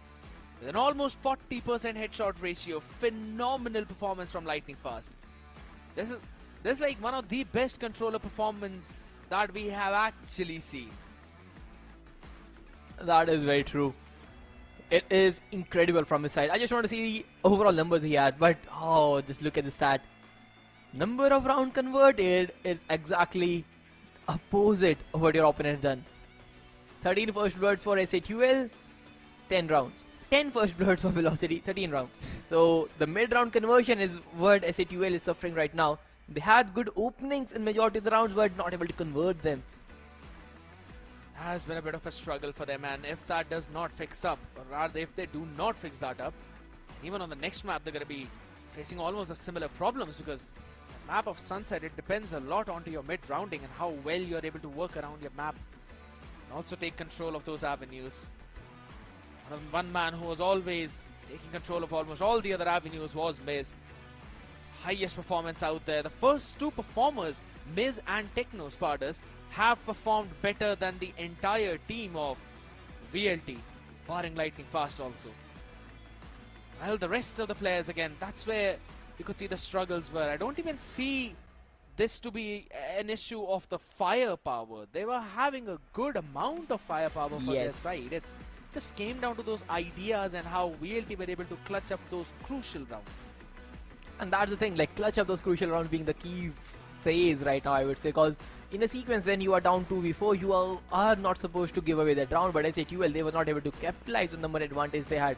So this is something which they need to keep in mind, because this is the best of 5 series. This is just the first map they have launched. There is still a big road to make a comeback. There is still a big road for Velocity to get the Split 3 title. But will they do it in style with a 3-0, or will SATL strike back? We'll find that out right after the very short break. Here we go! What's this?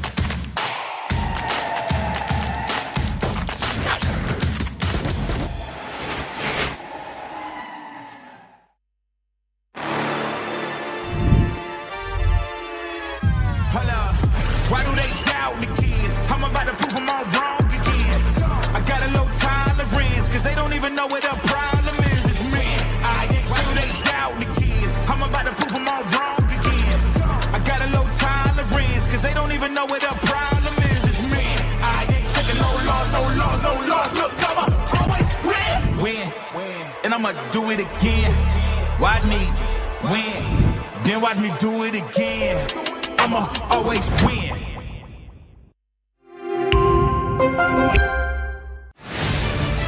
To live your life the way you want. Compete like the toughest challenger. Dance like there's no tomorrow. Celebrate every second you are alive. Life has no rule books, but we can give you a stage.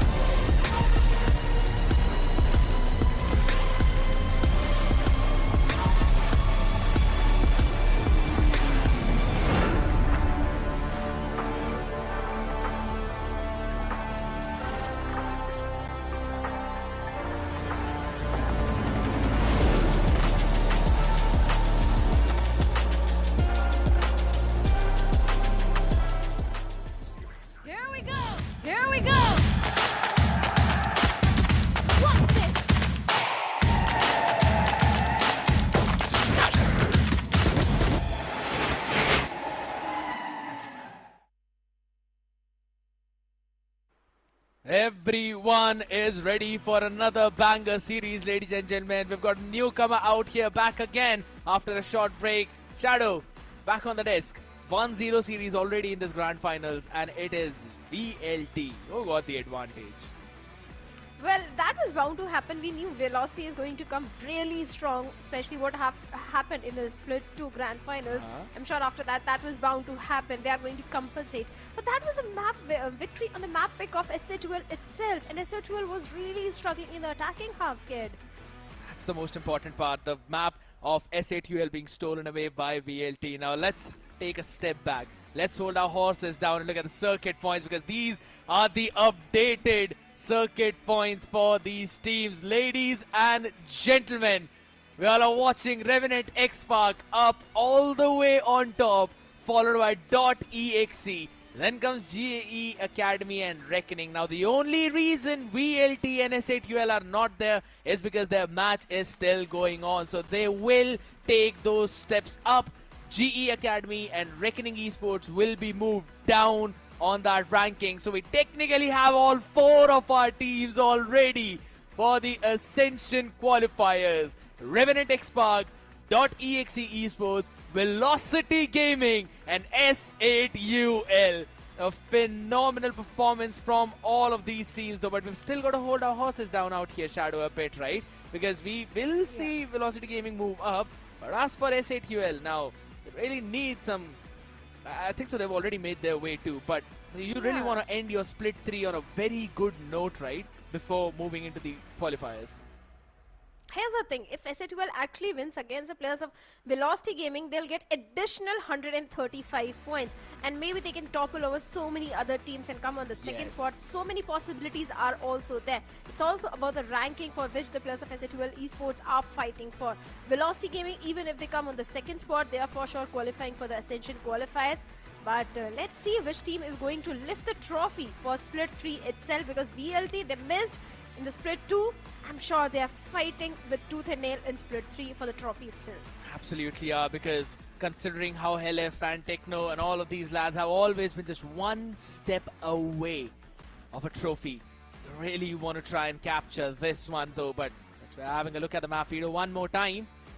It's the map of Sunset that will be up next, a map pick of VLT, where we did see Reckoning perform really good against them and eventually steal that one away. So I would not be surprised if S8UL tries to pull something similar off as well. While if we move on to, once we move on to the map of Icebox, that again seems like an S8UL territory. They have picked that up over any other map. So I'm really expecting them to have some kind of game plan on that one. But as we're already having a look at Sunset, let's have a look at the agent selection as well for both of these teams and see what they are looking to pick up.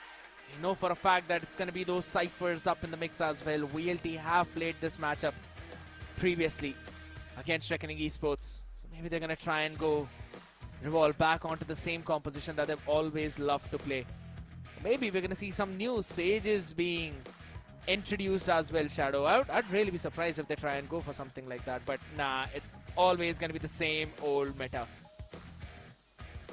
Exactly. VLT, Velocity Gaming, not trying to go for any sort of an experimentation. Once again, sticking with the age-old composition, that is the double initiator, Sova, Breach Comp with the Neon in the mix, and Omen Cypher for the lurk. And SA12 itself is also going for a same composition, a Breach, Sova, Omen, Neon, and Cypher. A mirror comp coming in from the side of SA12, but statistically speaking, Velocity has got better stats on the map of Sunset as compared to SA12 Esports. Bit more better out there, because S8UL have not really played this map at all. It's going to be an entirely new territory for them. But boy, oh boy, I'm down for surprises as well. While we talk about VLT, they hit this composition a couple of times, won both the times on this one specific comp though. So it's going to be an entirely new storyline for their side. Already having an advantage out there on the first map. Now, ladies and gentlemen, this is the second map. It is Sunset, and it is the grand finals of Split 3. VLT are having a lead 1-0, and S8UL are trailing behind. Let's see if they can equalize. Let's see if they can. They have to. The previous matchup was a really close one, but this time Velocity going for a fast execute towards the B side. They need to be a bit cautious of the tripwires towards the market. The fault line, the paranoia goes in. The first wave of util is there. Tripwire already being dealt with. The smokes are there. On the back of it, they can easily go for the plant. And seems like SAT12, they want to play on the complete retake. They've got the entire util saved up for the retake. So could be possible. It's all about getting the timing on the utils, on the frag as well. The paranoia goes in, miss. Let's see if he can get one. Yes, he certainly does. But the Mara also gets one. But SS will King Kappa, head native, and Lightning Fast. Back and forth trades going on. And Lightning Fast in a 1v2 situation. Still possible for him. But he has got a classic in his hands. That's the main problem. Should be there. Gets one. Gets second as well.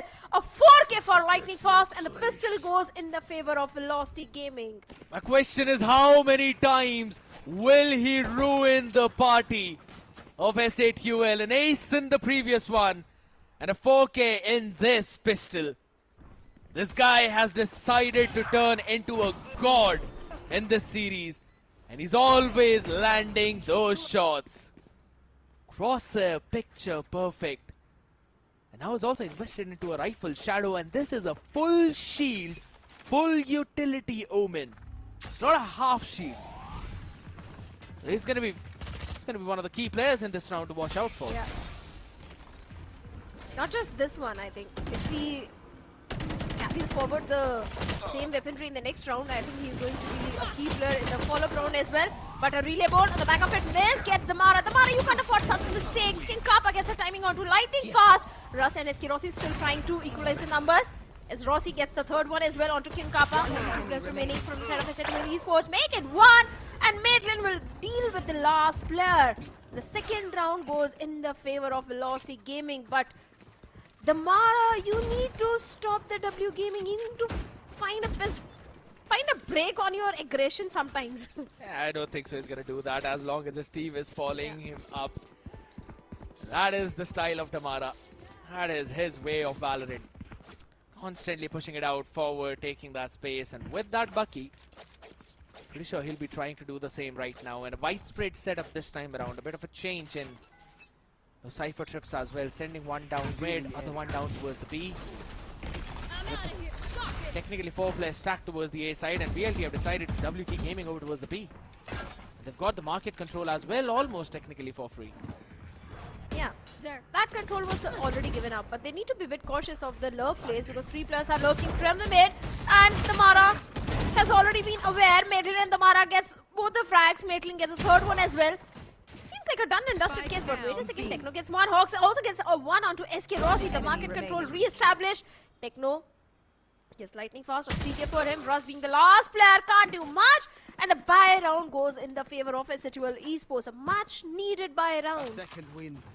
Still lost 3 rifles out there, and that could be a little bit troublesome for this one.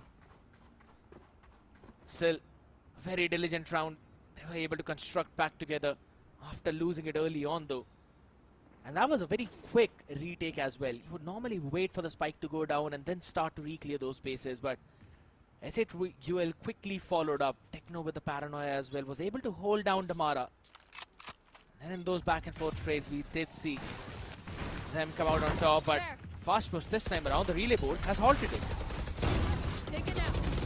And the back of it, Miz also gets one onto the Mara and Lightning Fast, and Russ also goes down by the hands of King Kappa. Seems like the second round should be on the way for the players of SATUL Esports. The aggression which Velocity is bringing in. This time again, not really going in their favor, unless and until Maitland or SK Rossi pulls something off, but Miz says no to everything as he takes down SK Rossi also with the judge. And even the last player, Maitland, also goes down in the hands of Techno. An equalizer has been established by SATUL Esports, and this time they lost only King Kappa. A big one indeed. Miz on the back of that relay board was able to insert him towards the orb at B. And then spam it down with the support of King Kappa through the smoke. That cage was absolutely crucial. And then you just try to challenge the judge in close corners. That's not really going to cut it, does it? 5 years of Valorant right now, and we are seeing the pinnacle of South Asian Valo Esports. Oh, every now Spike and down then. B. And Miz is one of the product of that growth. Miz was just waiting for the players of Velocity Gaming. He knew the players are going to go all the way towards B main, and he was just ready with it outlaw. Shock Dart to deal with the tripwires outside B main. The Aldron goes in to get the information onto the side. But the thing is, SA12, they want to play on the retake on this particular side. Should be an easy plan. The Dark Cover goes in all the way towards Bolba. So that means King Kappa has got no vision, but Damara, respect the smoke, respect the smoke. Eskerosi going for the plant, but seems like they are actually going to push the smoke. A good relay bolt. SA12 Esports, let's see. Nothing has been given away yet. The fault line also goes in. I like the utility usage which is coming from the side of SA12 Esports as well. But Eskerosi gets one onto King Kappa. They know exactly where the players of SA12 are. Miz with that outlaw gets Eskerosi.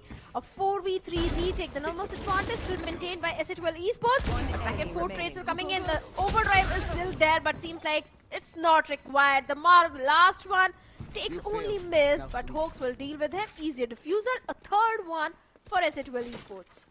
Fast one, pacey retake yet again this time around though. Plant was given out to VLT as they were able to take the space. But they could not really push it over towards the bubble. Always on the back. That one control that SA12 maintained was crucial, and then they took the space towards market. Every single player from VLT was very claustrophobic, clubbed up around that plant. Now, since you mentioned in the previous round itself that there were a lot of ultimates up in their hands, they can potentially utilize that. SA12 as well, just one away from their Hunter's Fury. This could eventually change things up if Hoax decides to. Maybe get one down and then in a bit for the back for the team. You see one, and that is Madeline. That is a big thing because Lightning Fast was up in that one-way smoke. Able to surprise Miz down, and that's the overdrive out of this round. I know exactly where you One of the major win condition for the players of SA12. The problem is Damara has still got the overdrive. And the Hunter's Fury is also there. Neural Theft being invested. All the information which they need is already there. Relay Bolt goes in, pushes LF back into the site.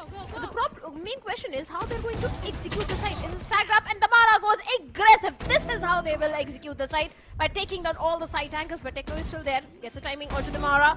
Two players right in front of him. Gets one onto Raz and Madeline. Techno, what are you doing, man? A 3k already. And only two players remaining from the side of BLT. A 2v2 situation now. Scene one. Rossi answers back on the other side though, and it's Lightning Fast to save the day.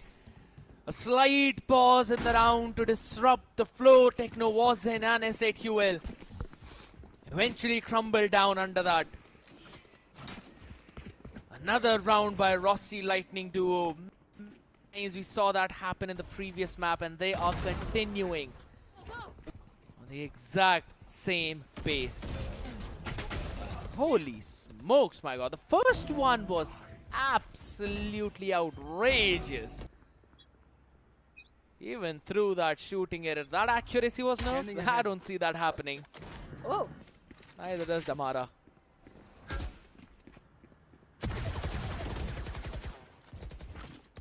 Scrappy buy from the side of SA12. But the silver lining is Miz has got the overdrive. Here we go. See if he can do something with that overdrive. And Damara gets two of the plus of SA12 Esports, and Miz gets one good for only one. Hawks with the Sheriff gets a timing onto Damara, but seems like Damara already did his job. One enemy remaining. Now a 1v3 as Eskerosi also deals with Hawks. It's only King Kappa, and seems like Velocity Gaming has finally found a way to deal with the defense of SA12 Esports once again. Back in the lead, and mind you, Scared, they still have got the overdrive. I don't think so. They'd really need to, or they'd really find a time to use that now. Just missed that used up in the previous round. Hold on though. So VLT now, since they've got the advantage, will send a judge in the hands of Damara. Hunter's Fury up as well for the grab though. They do not look like in a position to utilize that off the bat. Finally want to tone down the pace a bit after so many fast rounds back and forth. Ready to scale up on the other part of the map. And finally, we've got some time to discuss about what King Kappa has been doing with his own setups now. This one tripwire in play should be dealt with. Hold on. Oh, They didn't break it. LF found a freebie. And there's the Rolling Thunder on the other side. A welcome gift for Hoax. This as well will be able to catch one. Nothing could have prepared VLT for what happened there. exactly. They just wanted to use that overdrive, and after that charge in the hands of the Mara, that was a win condition. They were relying on that. But the moment the Mara got taken down, it was easy frags coming in. They were not aware about SH12's plan. And now, Velocity Gaming should be a scrappy buy from their side as well. Good round conversion. That Rolling Thunder coming in from the side of LF changed the entire course of the round in the favor of SH12 Esports. And Techno, this guy has been fantastic. He's already top fragging 9 and 4. In fact, both the Omens are top fragging. Even Lightning Fast also doing a wonderful job. Once again, the paranoia Oh my play god. coming in. How the heck? He still manages to get one while concussed up, stunned up. That should not have been allowed though, but as the dust settles, sends it down to a 2v4 and an opener for Miz. Spike planted. Slowly trying to deposit in his team's favor. King Kappa is the first one to tagged up, Player revealed up, standing. known up. Lightning Fast surprises him for a peek on the other side. That seals the round. It certainly does. Miz, unless and until he pulls off some heroics. But is there enough time that he can do a 1v3 and go for the defuse? Nah, that's why he's going for the save. And considering not enough credits also in the account, I think that's the best choice for Miz to go for the save. And once again, Velocity Gaming back in the lead. And you were mentioning the fact that SH12 Esports, they haven't played the map of Sunset at all in the entire 3 splits. Maybe that's the reason they were actually preparing for the last moment, for the main day. Because the thing is, when you haven't played any map at all, there is nothing to read on. Velocity had nothing to read on to the plus of SH12 Esports on the map of Sunset. Where else, for the plus of SH12 Esports, there are enough number of games which Velocity has played on Sunset to have a counter prepared. Always ready with something or the other, but now since it's been going a bit more back and forth, Hellranger decides to pop in on the brakes. Wants to talk to his lads a bit, try and fix a few issues that they have been encountering. And again, it probably falls down to the same fact where they've been giving a lot of space away. I like how VLT are maneuvering around the map fast, very fast. Constantly either taking the A main control or pushing outside of the mid. There's been a question mark every single time. But I still have to say, you know, SHUL have been dealing with that pretty well, as I would normally see. 5-4. We know Sunset to be a map where you struggle a lot in the defense, and they're still going toe-to-toe with the other side, and that too when it's VLT's map pick. Man, I'm actually surprised. Even I am. I like the quick adjustments which are coming in from the side of SH12 Esports, because let's be honest, Velocity Gaming, yes, their attacking half is really strong on this map, but quick adaptations are also coming in from SH12 Esports, the way they are changing their defense. Once again, going for that mid-tiles control, Velocity Gaming, but they need to be careful of those lurk plays. But the tripwire is going to give all the information to the players of Velocity Gaming. I like the tripwire, but now VLT once again going back towards the E main. Yeah. One-way smoke is already there. But it's not just one, but 3 players from the side of SH12 Esports who are just waiting behind that smoke. Velocity has to be very cautious and careful, but the aggressive Damara gets one, and Rossi also gets one onto Techno. 2v2 trades have already been made, but the Hunter's Fury is still there from the side of Hawks, which can be used in this particular one. And King Kappa's Neural Theft just 1 point away. If he gets the timing onto either of those players, but seems like he won't. Lightning Fast shuts him down, but Hawks, he gets 2, a 1v2, and suddenly the tables have turned. SH12 Esports, they have the numbers advantage now. Flipped entirely on its head, as you mentioned. It's down to a 1v2, and they know absolutely where Madeline was. No chance for this Yakuza boss to run away this time. And as soon as the timeout is over, that's the first round. And that too at a lovely moment. I have to say, it's so quick now as VLT decide to pump the brakes. They're like, alright, we've had enough. Can't really let them soar through like that. They're just gonna hold it down for a second.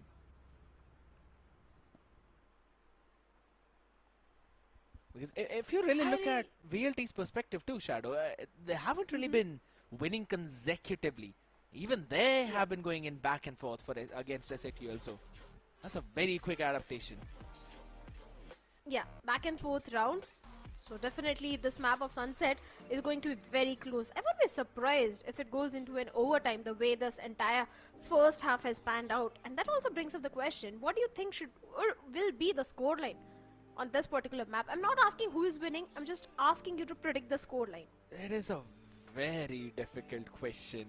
I don't know, man. Considering how close these two teams are, maybe a 13-10 is what I'm getting. 13-10 or 13-11.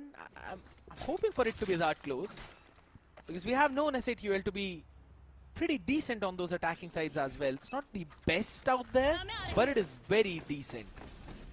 Sometimes even good. Miss though. Wants to push all the way up front. They have not checked anyone. And that's a super solid set play. They absolutely destroy VLT. And that was out of their own timeout. Right there. They were not ready for this. That reveal, first of all, on the back of it, the Hunter's Fury coming in, the aggressive mid push out coming from the side of SATUL Esports, completely annihilated the 3 players of Velocity Gaming, and now they're left with only 2 players. And look at the way SATUL Techno is just waiting for them. Madeline gets Hilif, but Techno gets 1 onto Lightning Fast. But Madeline is now down to 45 HP and should be an easy round now for the players of SATUL Esports. But yes, the timeout itself didn't work for the players of Velocity Gaming at all. It's just 2 players, high-low setup, he gets 1, gets traded off, and the 6th round goes in the favor of SATUL Esports. Last round in the half. 7-5 or a 6-6. What do you think? I mean, I'm gonna call it for a 6-6. The economy is there as well. Still a couple of ultimates they can eventually use up. What a nasty setup round. Again, Miz pushing up so far forward and no one checking him. That was surprising for me. Damara just kept on running away, did not turn around, and then same goes with the rest of the players too. Yeah, that was surprising out there though, but explosive start yet again, this time towards the B main. Miz wants to take us. This is the adaptation that we were talking about, Shadow. I mentioned that SATUL were not taking map aggressively. This time they've started to do that, and now Techno stunned up. I know exactly. Wanted to catch a timing on Damara, could not really do that. I'm out of here. The pop flash play is there. On the back of it, Lightning Fast also gets 2 onto the players of SATUL Esports. And like you said, an equalizer is on the way. As it's only 2 plus remaining from the side of SATUL Esports, Helef and King Kappa. But Helef gets SK Rossi. Big opening frag. And they also need to be a bit cautious of the time. But Wadelin also deals with King Kappa. Helef, last man standing with 56 HP. He gets Madeline, but still it's a 1v3. The Aftershock goes in towards the market. And Russ swings out and deals with Helef as well. 6-6 swap in the first half. My prediction says, kid, it is going to be an overtime. I hate waiting. I don't really want to counteract on that, because that is how this map seems to be. Constant back and forth. One enemy remaining. And an absolute treat for everyone. I'm really looking down for it now, because this pistol will now decide who will have the advantage and who can eventually build upon this snowball. And SATUL looks like they all want to rush down towards the B, constantly picking out those spots where normally VLT likes to play on, so they have done their homework. I like that idea. Camera again to check out if there's any aggressive player playing out there. So this smoke from Lightning Fast is not going to help him out. Still has got Damara to support him from market now. Paranoia, and the trap is sprung. Yeah, the trap is there, but seems like Lightning Fast gets one onto Miz. Every single time this guy is the hero of pistol round. This time also gets 2, but Hawks and Helef also answers back by getting 2 onto the Plus of Velocity Gaming. A 3v3 situation, but the HP advantage is still with the Plus of Velocity Gaming, as Techno and Hawks down to 47 and 22 HP respectively. Not much util, just a single shock dart is what Hawks has. But on the other side, Velocity Gaming, Ras has got the fort line already used. There's the return one. Try and hold that push down. It's a combined HP of 69, which has now been reduced to just 47 of that one guy. Shot landed on the head. LF needs to go big. He needs to go bonkers as Techno is doing every damn thing he can. And LF will deliver. Steals up that pistol round for the team and now puts them in an advantageous position. 7-6. All the velocity lost onto the pistol round, Scared. I think you'll agree with me. Lightning Fast is always the hero of this pistol round. Yes. He always gets multiple frags. This time also, in the first pistol round, it was a quarter which he got, and this time a 2K for him. Seems like the team is definitely relying a lot onto Lightning Fast for those pistol conversions. It's more like, you know, everyone else, they kind of struggle on that pistol round, while Lightning Fast is the man who makes the opponent struggle in the pistol round. He certainly is. But just look at that. A gamble stacked towards a B. And that A? That is where the hit is also going, Shadow. It's all the 5 players, so it's 9 out of the 10 players in this lobby towards one part of the map, and that's not even 1/3 of the map. It's probably 1/4. Oh no. That's where the classic pistols shine the most in the close range. This round can go either ways. Far away. Lovely shot. Liz, absolutely perfect with that judge. Player standing. He's able to close out that gap, and now it's all down to SK Rossi. Seems like a done and dusted round planted. for the Plus Velocity Gaming. It's just that how much damage SK Rossi can do economically towards the side of Exe Esports, so that the bonus doesn't look that comfortable. But a good round conversion, especially the angle which Miz was holding. The Mara and the boys didn't anticipate Miz to be in that corner. And that's the reason they both were eliminated pretty easily. Now, in Kappa knows exactly where SK Rossi is. But seems like he wants to deny that orb point to the players of Asterisk Esports and would want to go down by the spike. But the location has been revealed thanks to that recon bolt. SK Rossi trying his level best to deny that orb point. And now, finally, mission accomplished. He won't give the orb point to the players of Exe Esports. But yes, the round definitely goes in the favor of Exe 8-6, a double up lead. And the bonus will also look very healthy for them. 2 Bulldogs, a Vandal. They can invest into 1 more just because they do have the amount in their account. Especially Techno. While the rest of the players as well, or rather Miz, can play with that judge. He's playing the Neon. Maybe do 1 better than what Damara has been trying to do to them. Default is going to change a bit now. A 1-2-2 spread. Maybe just a fake now that they're trying to take fast A hit. VLT are not buying that.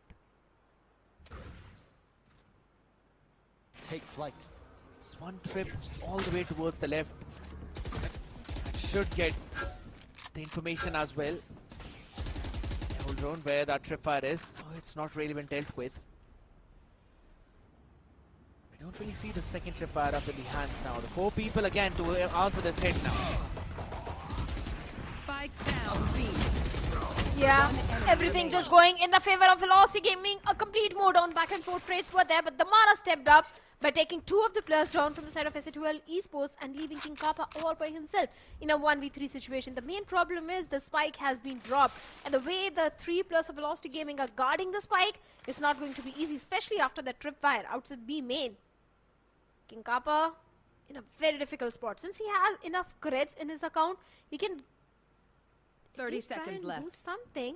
I Do mean, some eco damage. He is trying though. I would rather say it'd be better for him to save that rifle now, because again, he can still drop one rifle off for Techno, and Techno can invest in the full buy for his own self, because he's already down to just 2,000 in the bank account. 1,900 for the loss, and 10 that means seconds only a full shield with a Vandal. Really want to get the best weaponry out for the next one, so King Kappa would be able to drop one off for him and reinvesting in his own utilities as well. So VLT carrying forward 3 major weaponries to the next one will look pretty healthy, and this gun round will now determine the momentum this half. Yeah.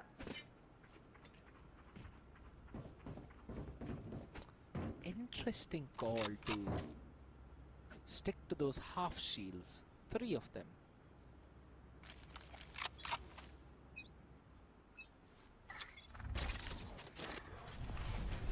Like you said, 3 players all the way towards A and doing the side. But this time, if you notice, SC2L Esports, they are going for a mid push.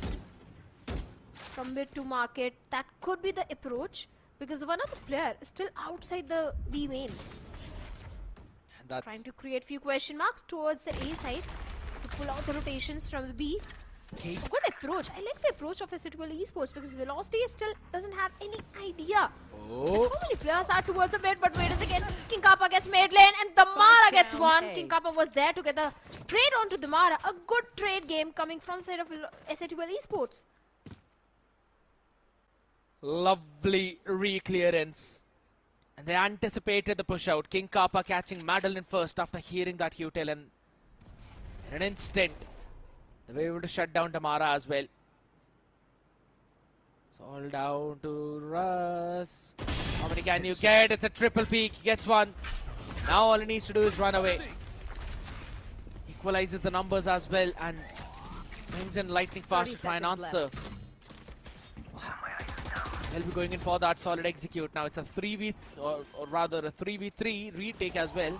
You've got a ton of util. Paranoia can catch 2, lightning fast. Oh, Kappa. How does he find these angles? It's a spear. No charges. Cover going out. Still in sight. Now the only option left for the retake is from the lane. And Kappa gets SK Rossi. SK Rossi was not even aware. Sort of praise from the side of King Kappa makes SA2L so strong. But Russ, a 3k for him, saves the day along with lightning fast in the round also. For Velocity Gaming, enough time to go for the defuse, and equalizer has been established. And also Russ has got the rolling thunder to go for the 9th one in the next one. They wanted to surprise the members of VLT after popping in. Hoax thought he had a timing. He thought he had a chance, but VLT were very vigilant. We were watching that. Eventually converting that 2v2 in the last second. I was really hoping for them to hold down, because Techno had the angle at the Jenny. So maybe a little bit impatient out there from the IGL. That has broken the economy as well. Down to 2 Stingers. Kappa with Phantom. Let's see if he can become a king this round. Couple of tripwires out there. The first one to catch in. Running Neon. It's been dealt with quickly, so can't really play on the back of that kill trip. But SK Rossi inside his own cage now. There's a judge in the hand. Miss saw him. But the spam is coming in from Techno, so damage has not really been done that much. But this will absolutely do a lot as the Rolling Thunder holds it down. Techno up close and personal. Stinger in the hand. Is able to take one down. Can he get the second two? He absolutely can. And now LF is healthy, but Madeline is re-wrapping around him on the back of him. And he can take the healthy breach out of the round. The patience impeccable. Revealing area. And the information now being given. But look at mid lane. He's got ult. Techno's got the ult.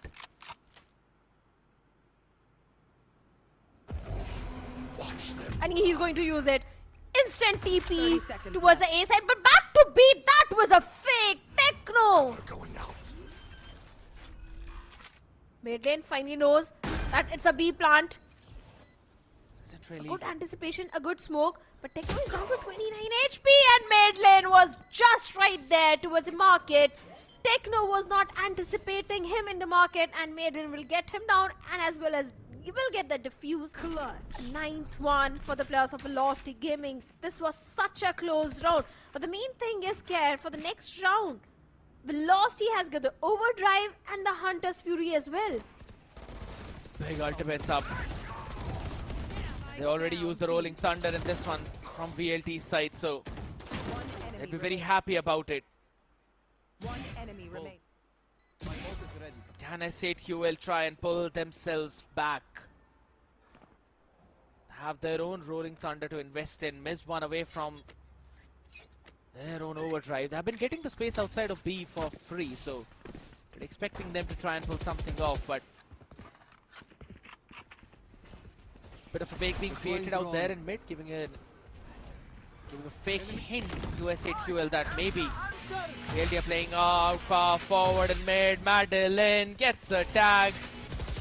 That's only one tag out there. Wanted to be cheeky out here. And SK Rossi though on the other side. They will take King Kappa down out there in mid. There's the Rolling Thunder all the way over towards the back now. There's the Aftershock to try and delay. LF fully blinded, but the concussed up players out there will be taken down as we go back and forth.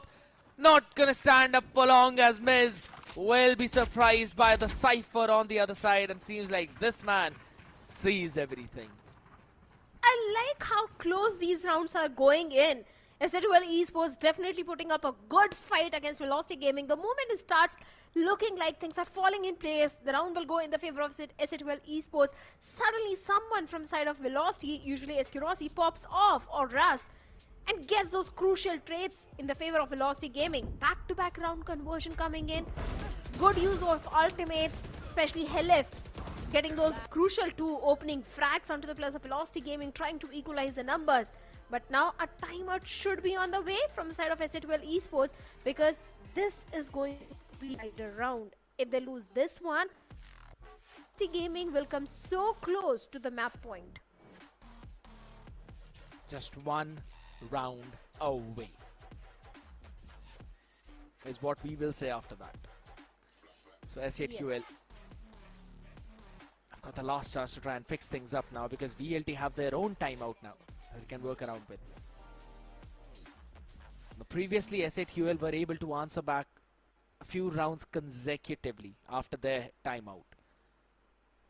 So maybe they can try and do the same thing now, as VLT were able to string together 4 consecutive rounds on the defense. And their retakes have been looking perfect. Seems like a set play out here. Cage 3. Smoke goes out though, but VLT, this is the exact same thing they did in the previous round. And it's all down to Miz right now. Trying to dodge every single thing. Position being revealed. Now there's the tripwire on the side that's been dealt with, but there's 5 people on the other side to answer this very quickly. I loved the approach of Velocity Gaming. They knew the only win condition which SHL is having is the overdrive. And they all were present outside of the A side. And Miz got nothing in that overdrive at all. They completely baited that ultimate out and took that single win condition out of the hands for the players of SHL Esports. And now, 3v4 situation. Let's see if they can actually go for the plant. A fake tap on the spike. But VLT, they're not buying this fake at all. Samara goes a little aggressive on the back of the fault line. Knows exactly where the player is. Lightning fast, gets a timing onto Hawks. Miz and Helif, the last 2 players remaining with just pistols in their hands. Nothing else. Going towards a B. Maybe they can get the plant down, but the way the Mara is hunting for them with that overdrive seems highly unlikely. Player standing. Russ and mid lane will seal the deal as well. The 11th one for the players of Velocity Gaming. I loved how they baited out the overdrive of Miz. Eventually did, understood that there could be a set play coming right after this timeout. And that is what S8UL did. Nice anticipation from BLT. And their beginning in this round was the exact same one like the previous. They did the exact same thing, sending out the fast lane in mid, and then Damara through the breakable door just moved all the way back up towards mid top and then went all the way towards the side. Exactly the same like the last round. 3 people ready. Answer back through. Overtake them. Ramp and now. What is Hawks waiting for? Probably a lineup out here. Where does this land? Sends out a jumping shock dart. Close out any trip fire up close. Alright, fair enough. Vigilant enough to think maybe there could be a Cypher on the other side. But Tamara is even stronger than a Cypher, but maybe not strong enough as Techno. Put him down on his grave. He certainly does, and Miz now left on to 11 HP. Still going for that A execute. Losty gaming, no major ultimate, but they have got good amount of utils for the retake. Oh, timing. Rossi, lightning fast gets Techno, Miz and Helef. Hawks only gets one towards SK Rossi. Still a 3v2 situation. Make it a 1v3 for Hawks. A 1v3 situation, and it's done. A 12th round for the players of Velocity Gaming, and now they are on the map point. If they win the next one also, just one away from this 3-0. For some reason it seems like that. Unless S8UL can surprise us. It's a 12-8. And as you said, one round away from another map point that will put them up within touching distance of the Split 3 trophy. Go, go. It's all being sent down. A couple of utils out there now. They're testing the setup of SK Rossi one more time. There's a couple of players pushing all the way up towards the B as well. It's been a while now since they've actually checked out this part of the map. Really seem to be prepared.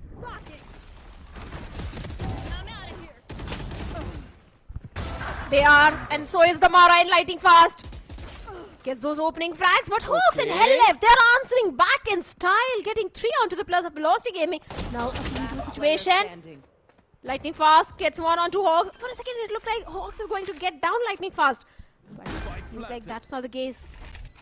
Those pressure situation are actually taking up onto Hawks now. He can get 1 kill and also the Rolling Thunder if he can isolate these fights. And Hellef can turn this round around, but Swan Smoke, that's a problem. And he's full sticking it. Hellef will not even know what's happening here as the round is going to be stolen right from under his noses. They will respect. Slow-mo out there in effect though. It is VLT winning out their map pick of Sunset, and that too very comfortably, 13-8. Yeah, 13-8. You predicted 13-10. That was really close. But yes, a 13-8 victory, and now it's a 2-0. VLT, they already have 2 map wins. All they need is just one single map more in their backpack. And the thing is, the only possible bet which S8UL had against the players of Velocity Gaming on the map of Sunset was to have a few extra rounds in the attacking half. Because if you compare the attacking and the defensive half Velocity Gaming, their defense has always been the strongest, and that is where they shine the most. And even this time also the same thing happened. The defense was completely flawless, but even the attacking half was not that shabby. It was a 6-6, but Exe Esports, they should have got few more rounds in their first half. I think so. We can clearly say that both of the teams on their defense were looking absolutely solid. It's just the fact that VLT were a bit more better, and I agree to the fact that I believe S8UL kind of needed a few extra rounds to be sprung together to make sure that they have a pretty decent one in the attacking half, or rather on their defensive half. There's the thing, you can't really blame them for it, because it's just the way how Damara was playing. It is just the way how the entire team of VLT were playing their attacking rounds. You can't really predict what was about to happen. They were working around the map. Their macro was being flawless. And if that is how this team is playing right now, I am worried for their competitors for the Ascension playoffs, qualifiers at least, because this is a very different VLT than what we saw all the way on the LAN. On the LAN, they were looking vulnerable. On the LAN, they were struggling. But this time, this one looks very different. I totally agree to that, but Velocity is also not one of those teams which tends to have those LAN jitters. But nevertheless, let bygones be bygones. Split 3, they're looking much better and prepared for the Ascension qualifiers. But Exe Esports, we can't say that their performance has been shabby. No, they are putting up a really good fight against the players of Velocity Gaming. All the rounds, if you notice, they were not clean rounds of Velocity Gaming. They were so close. Exe Esports, there are a few rounds where it looked like it might go in the favor of Exe Esports, but suddenly someone popped off, either SK Rossi, Lightning Fast or Raz, and the round went in the favor of Velocity Gaming. They were very close, but the MVP has to be Lightning Fast, the controller. 24 kills, 295 ACS and 2 first kills. Headshot percentage is also pretty high, 39.2%. Makes it twice now that he's got the MVP in the past 2 maps, and what a finals performance this guy is putting up. Now, he's constantly showcasing those numbers as well in those clutch moments. If there's lightning fast, there's always hope for VLT, and he's showcased that so many times. Right from the pistol round in this map, where he popped off, you could clearly see that, yeah, this one's going to be another one of lightning fast map. And he clearly showcased that as well. And another phenomenal performance for his side.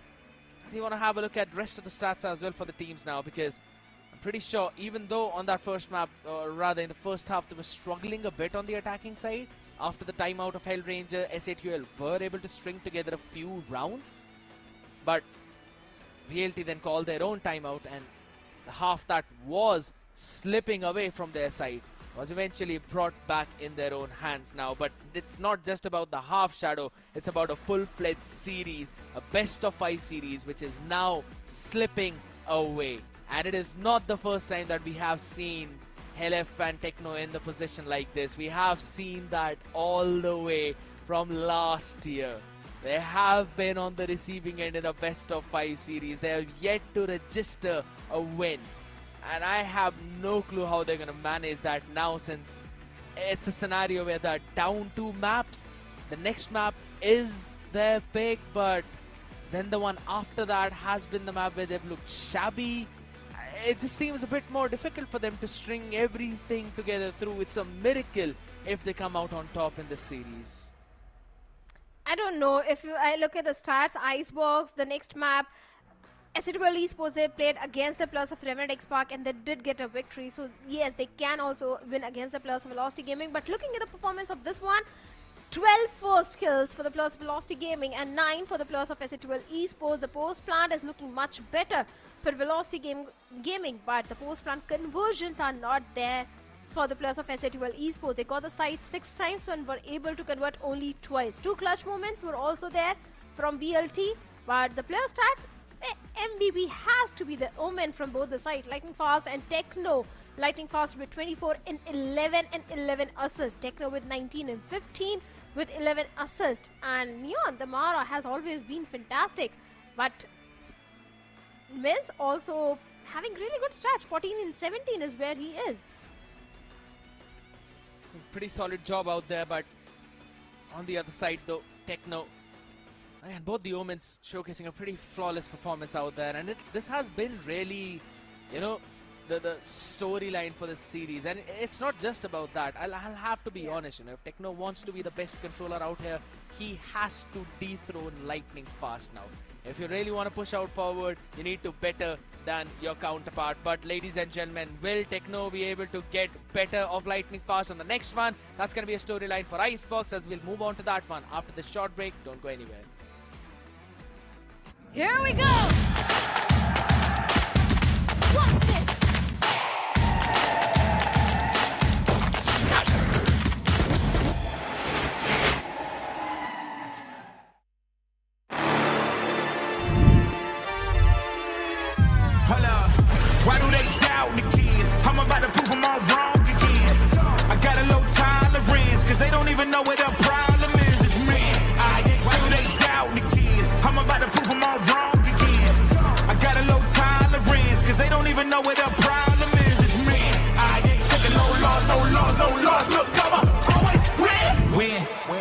I'ma do it again.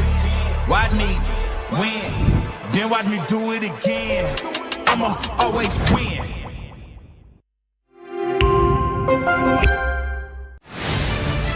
To live your life the way you want. Compete like the toughest challenger. Dance like there's no tomorrow. Celebrate every second you are alive. Life has no rule books, but we can give you a stage.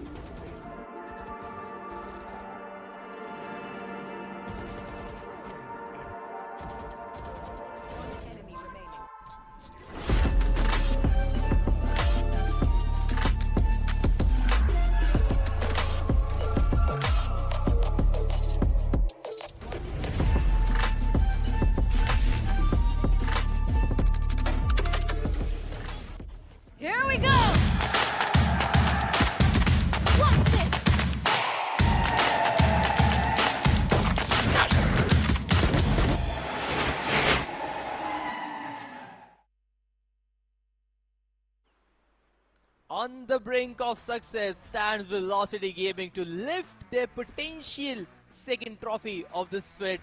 It is split 3 on the line for Velocity Gaming, while SATUL eyeing out for a reverse sweep. They are on the verge of getting thrashed just again by Velocity. The earlier duel map Shadow, it looked like SATUL might be able to pull a comeback, but then in the last 12 rounds, it completely was a whitewash from the side of this Velocity Gaming. That was bound to happen because Velocity has been looking very strong in their defensive side on the map of Sunset. Attack is where they struggle slightly, but this time they were not struggling on the attacking side as well. So the best possible bet which SATUL had was to get a few extra rounds in their defensive side, and since that didn't happen, it was an easy peasy job for the players of Velocity Gaming.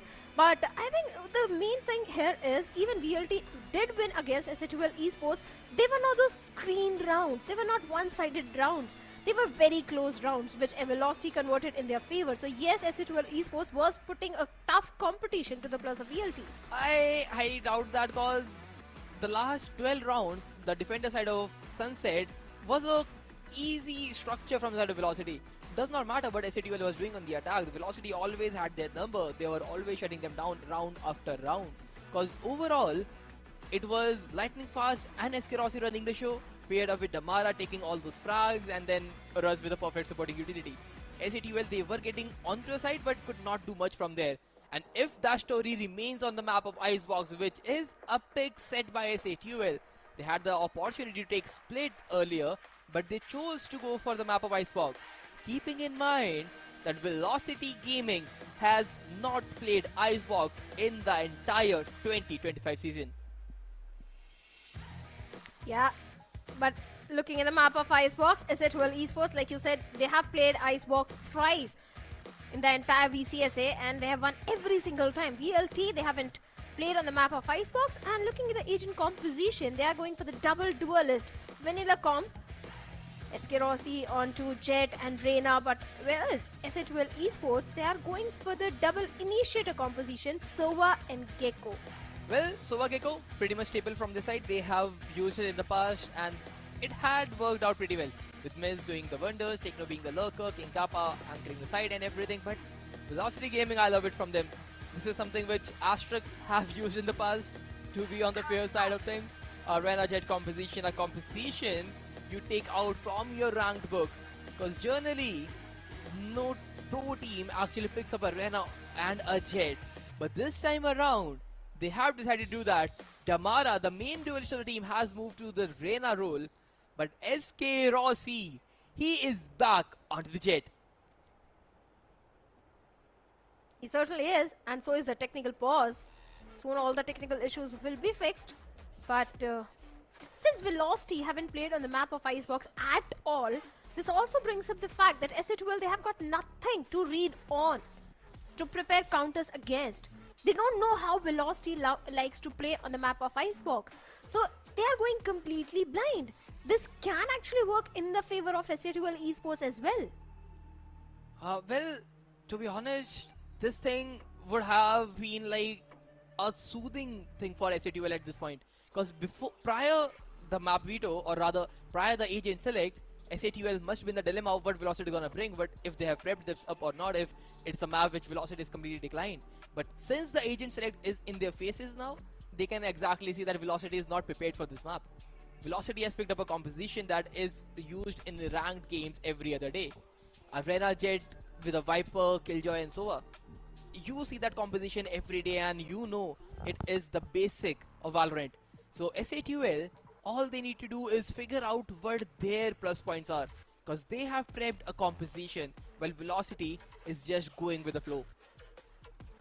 And yesterday you were also mentioning the fact that you are not really a fan of Sova Gecko in the map of Icebox.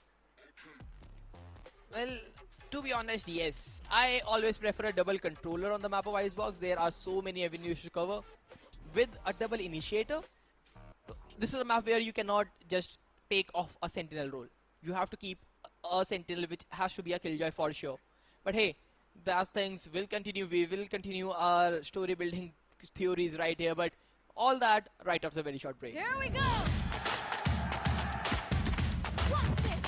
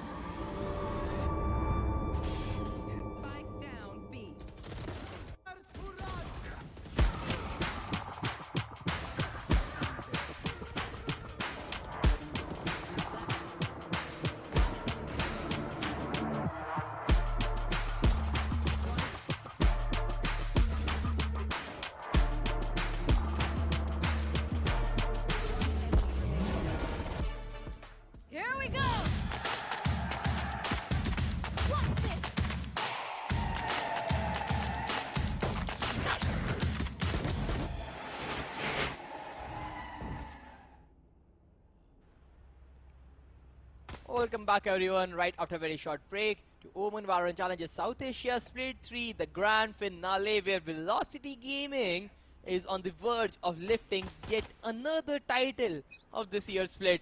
They already have one split 1. Now it is time for the odd synonym split 3. And SATUL, they are struggling to secure a single map.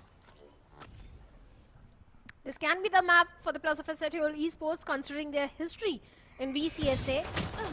Flash goes in on the back of it. Miz has been forced to go back into the side.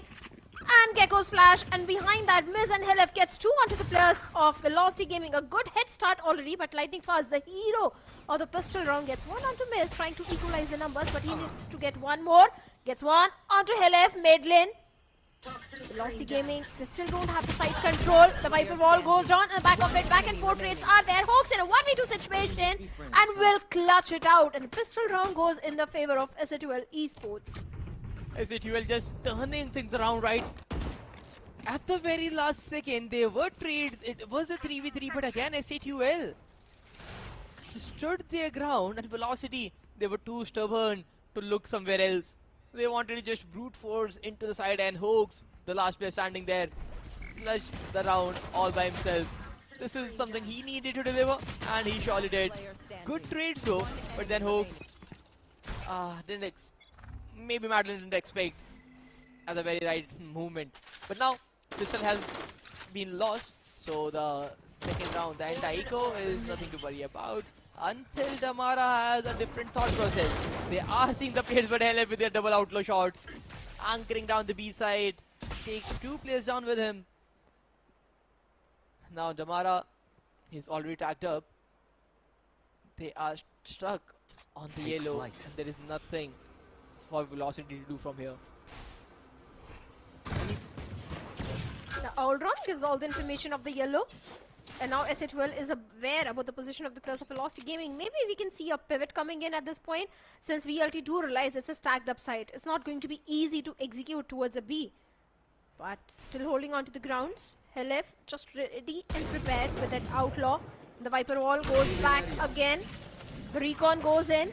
Russ trying to find something, and he gets 1 onto Helef. The flash goes in on the back of it. Techno and Hawk shuts down the 2 players of Velocity Gaming, and the third one also goes down through the hands of King Kappa. The flash timing was so perfect and precise, and the entire eco also goes in the favor of SATUL Esports. But this is going to be the main round, Velocity Gaming's buy round. Velocity, if they lose the buy round, then it is going to be a 4-0 in the favor of SATUL Esports. Oh, that is true. So, but again, if you look at things, SATUL has a double sniper in this round. So, the Outlaw alongside an Operator, Techno with the Outlaw, where he is positioning that towards that B side, and Miz all by himself towards A. Both the sides are being anchored by a sniper rifle, while Miz has maybe had second thoughts and he's back to the rifle. An Operator would have worked wonders at the first place, but now he's just double thinking it. Oh, Madeline. But look at Madeline. He already got a double there, and Techno, with the outlaw he had, he's able to get a frag, but Miz, he's able to get another trade on Lightning Fast. Russ with the instant trade as well. The numbers are in the favor of Velocity Gaming. Oh, they certainly are, but Techno is one of those guys who knows how to turn things around, who knows how to deal with such a precious situation. If he gets something, maybe there is a possibility, but the Mara denies any sort of hope. But Kappa steps up immediately with Guardian, gets 2, and Russ will finally shut him down and saves the day and the round also for the players of Velocity Gaming. But it was a costly round, only 1 single weaponry being carried forward. A round where King Kappa just jumps from heaven and takes the player of Velocity to the hell. Economy deficit round there, but they have done enough econ damage to put Velocity on half shield the very next round. Tomorrow and Lightning Flash both are on a half shield. Miz with the outlaw in this one, and this outlaw can work wonders.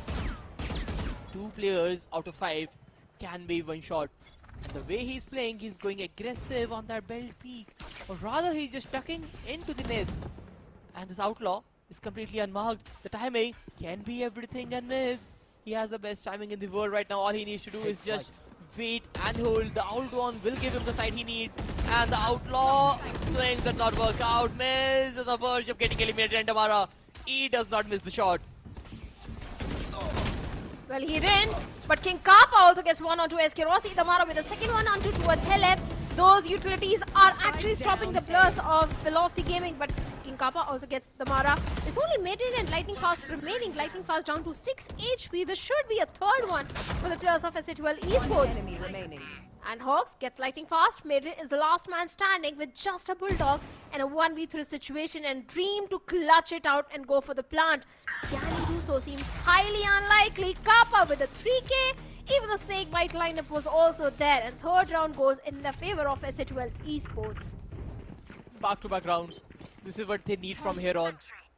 They converted around with the equal buy and called off Velocity, who have never played this map at the first place, and this is one of the reasons why SHL picked this map on the third slot in this best of 5 series, because if they want to make a comeback, Icebox has to be a clean victory to give them the momentum they need.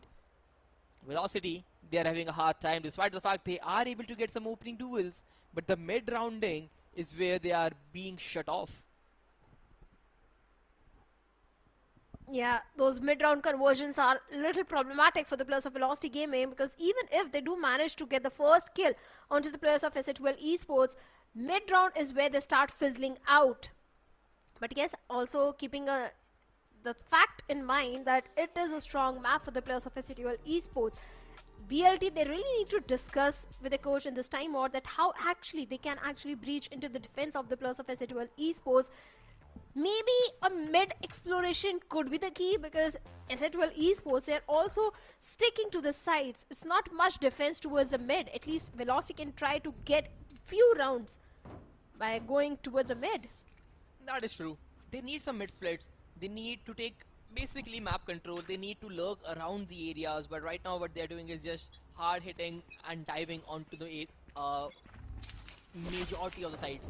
They're doing it for the A main in the last 3 rounds. They tried to main, work out, and this time around Helef, he is so damn lucky. Spammed the Viper wall, got a double and escapes with a murder. There is nothing Velocity could have prepped for. A bit of unfortunate circumstances in working against them, and now they are in a 3v5. Toxin screen down. 3v5, and that also a Hunter's Fury available on both the sides, but timing. Lightning Fast gets one onto Miss. If he gets one more, and if the weaponries gets recovered, there is a possibility, still a hope. But since SHL is being so cautious, they're aware how risky those sheriffs can be in the hands of the players of Velocity Gaming. The wash pits goes in, the flash goes in, the shock dart lineups are there on the back of it. Helef also goes down. Hawks trying to do something, gets 2. That's huge coming from Hawks. Lightning Fast got for only 1. Kappa will shut him down. A 4th one for the players of SHL Esports now. And they also have got a Lockdown, Trash and Hunter's Fury for the next one. King Kappa, he definitely needs to be consistent with the fragging power right now. He is alongside Hawks in a 7-2 fragging department, and it is working wonders for them. They just have to keep on rinsing and repeating it. But SHL, they need to make sure that they do have the secondary game plans, because Velocity right after timeout, they are trying something different. It is a 1-4 split where Madeline is eyeing out for the A side lurk, while the entirety of the other team, they are working towards B. First lead onto the faces, going up ahead, check the angle Jamara, and he will clear the frag. Also Techno takes down Esports. He's tucking into his orb, and King Kappa from the backlines gets on the frag, and Techno, he's playing ring around the roses. Got a double, shut down the entire attack, and now Techno, he has the best timing in the world. He will get the triple, and King Kappa to clear things off alongside him. SHL with the 5th one on the board. They strike, and Velocity, they are amazed. Feels like Icebox is actually the home ground for the players of SHL Esports. The way they are making those lurk plays, the way they are using those util combinations, everything is just perfectly working in their favor. And Velocity Gaming, I do understand why they haven't played on the map of Icebox at all in the entire VCSA. They've got 4 ultimates, but no weaponry. It's only sheriffs in their hands. And half shields, chances of them converting this round are slightly slim, considering the fact that Fox has got the thrash and lockdown as well towards King Kappa. But they don't need those ultimates. Kappa himself is enough to deal with the entirety of Velocity Gaming. A 3k, even with better weaponry, I think a 3k in such a close range is something to be appreciated. But Maiden also answers back with a 3k of his own. Sheriff working in his favor, and he gets the majority of the frags now. And now the round all of a sudden is in a winnable spot. He has the entirety of the kit if he wants to. All he needs to do is make a complete lurker play and recover those weapons first of all. And he will get the first one. Because if you look at the opponent, they have the outlaw position. And he is on the half shield, so the Miz should be able to get a frag. But now, with the time bought enough, the clock has bought enough time. But Techno, he is aware. He takes down Madeline. The brink of surprise onto his face. The triple didn't even matter because SATUL, they secured the 6th one. One-sided domination is what SATUL Esports is showcasing us at this point. And the way the pins are coming from the side of VLT seems like it's once again going to be a B hit. But they need to be a bit cautious because those B executes are not really... Actually, anything is not working for Velocity Gaming. They tried for A executes, they tried for B executes, they even went for mid control. But seems like SATUL, they have got answer for everything. And this time Techno trying to maintain that control, a little aggressive angle, and gets a perfect value onto the Mara. Yellow control has already been given away. But on the back of the Viper wall, VLT can try to go for the plant, but they need to be a bit careful of those nano swarms. That is true. But again, the thing is, it is a default setup they should be aware of. But the fact that Damara is doing the same lead round after round, and this time Techno was able to read him like a book, take him down, and nothing to worry about.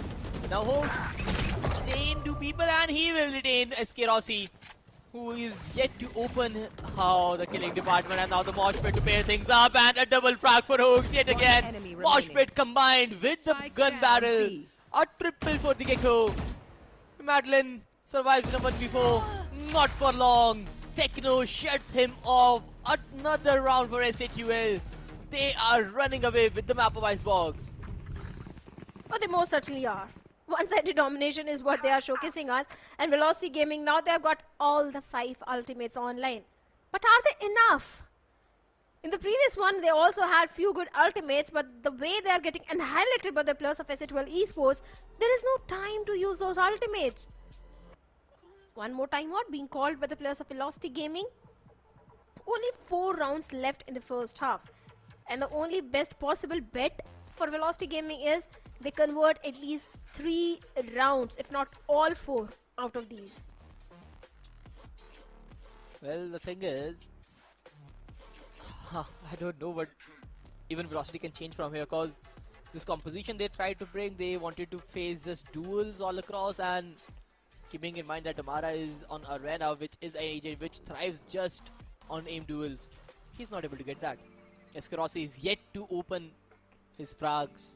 He's still sitting on a duck, despite the fact it's been 8 rounds, and being on that jet, it is not working as it's used to be. Be it unfortunate pair of things where Techno is just getting rid of him every time, him being unfortunate in majority of his interactions. But all in all, this is not what is accepted at this stage. And not just him, everybody else is also struggling. 8 rounds where SATUL have won 7. Get out of my way!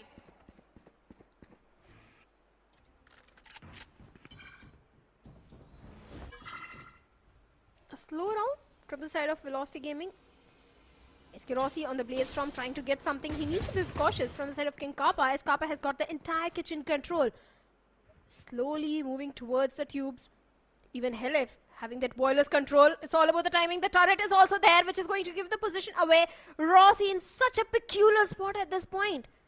That could be the reason. He's anticipating that something like this could be there. That's the reason SK Rossi is taking such a long time and taking speed measures. But Kappa gets SK Rossi, and Medlin is there to get the trade onto Kappa as well. The lockdown is out of the equation for this round. But VLT, they still need to do much more. The Hunter's Fury is there. 1 weaponry has been recovered.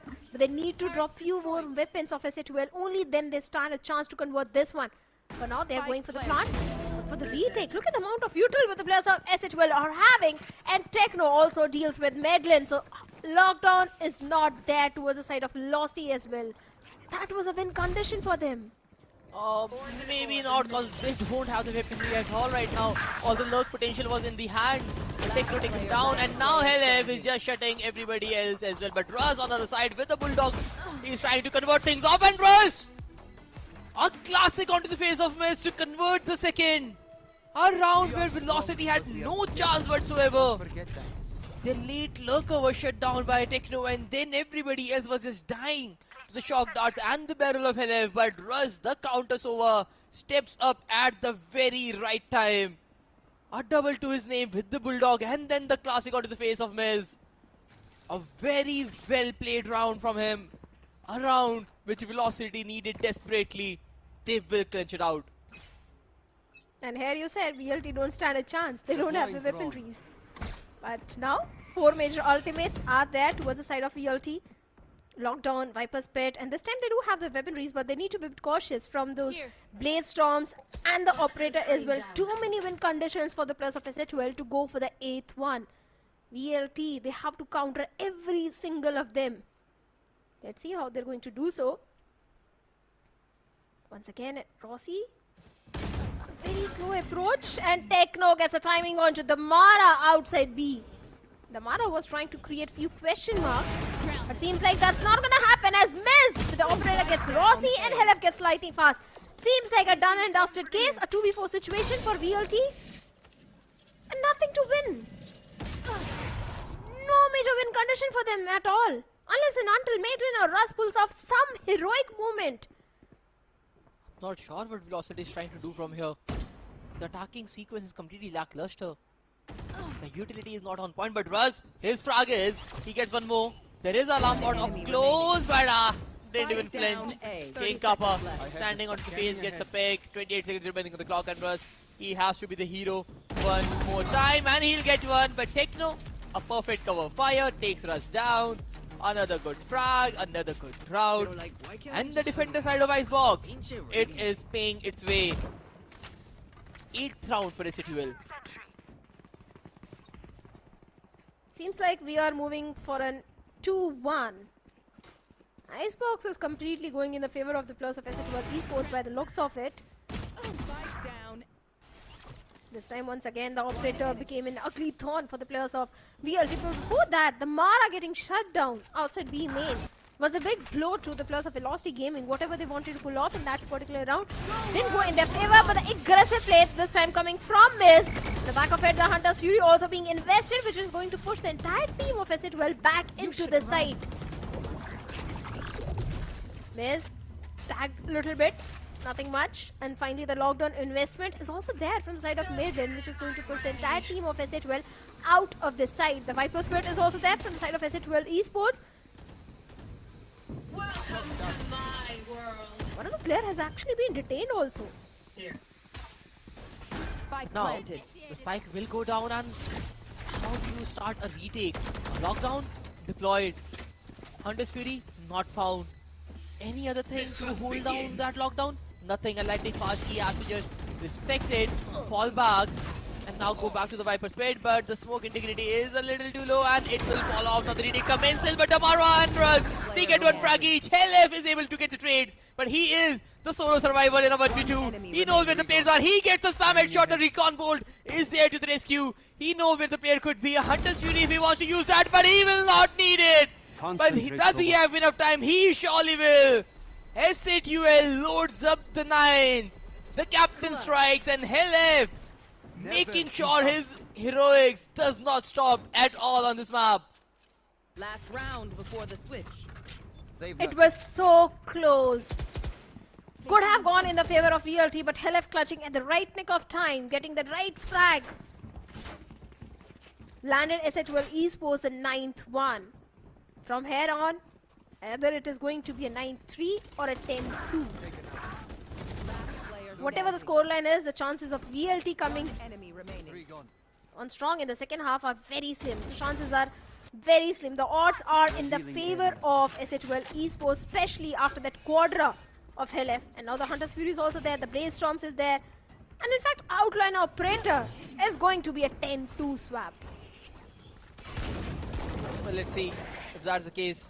Because by look of things, it is more likely for a 10-2, but Velocity, they can work for Hunters because the round they have won, they were on the economic deficit. That was the only round they had after the pistol.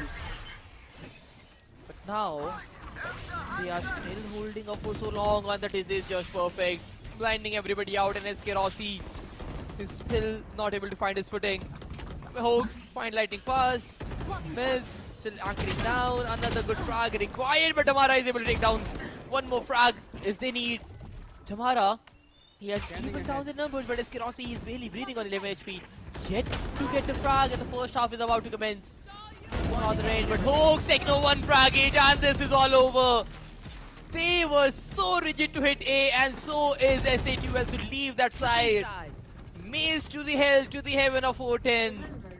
SATUL strikes one after the another, and Velocity have no answering back. 10-2 swap. A nightmarish scoreline for the Plus of Velocity Gaming on this map. Seems like we are for sure moving on to Haven. Let's see what's going to happen in this pistol round. Pistol has never been a strength for the Plus of Velocity. The first pistol also went in the favor of SHL Esports. And this time, even if they get the pistol, let's be honest and frank, even if they get the pistol, that's not going to be enough. They need to convert the entire eco bonus, and after that the buy round and the next buy round as well. Only then we can say that yes, they are somewhere close to the scoreline of SHL Esports. Oh, that is very true.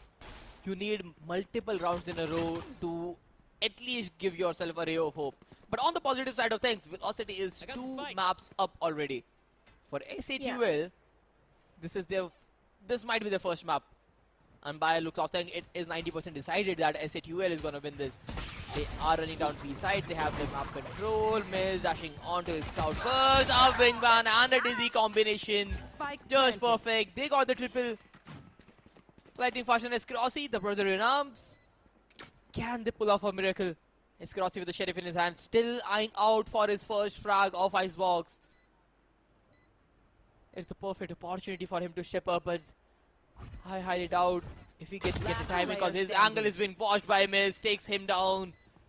0-13 for the Jet. There's nothing going in his way, and now lighting fast. He is the solo survivor. A 1v4 remains for the controller main yet again, and he is not able to get any of them. And SATUL convert the pistol. 11-2 they lead. Just 1 round away from the map point and 2 away from the map win. A force buy coming in from the side of Velocity Gaming. Oh yes, actually they are going for the force buy because there is no other option. And if they lose this one, well, it's done and dusted then. 2 stingers, 3 sheriffs, few half shields, and actually just 1 full shield towards SK Rossi, and 0-13. I haven't seen Rossi in such a scoreline. Oh, this is a Maybe he should nightmare have game. just picked up Chamber. Just a nightmare game for him, just not working out at all. Yeah, like you said, this is the agent that he is not looking comfortable with at all, since it's been ages since he has played this agent. And Chamber is the one he shines the most, especially with the headhunter fragging he had shown on, especially on the map of Lotus. Could have brought it on the map of Icebox, but keeping everything aside, nothing can justify this performance from the lad, especially when you have such a big name. An 0-13 game.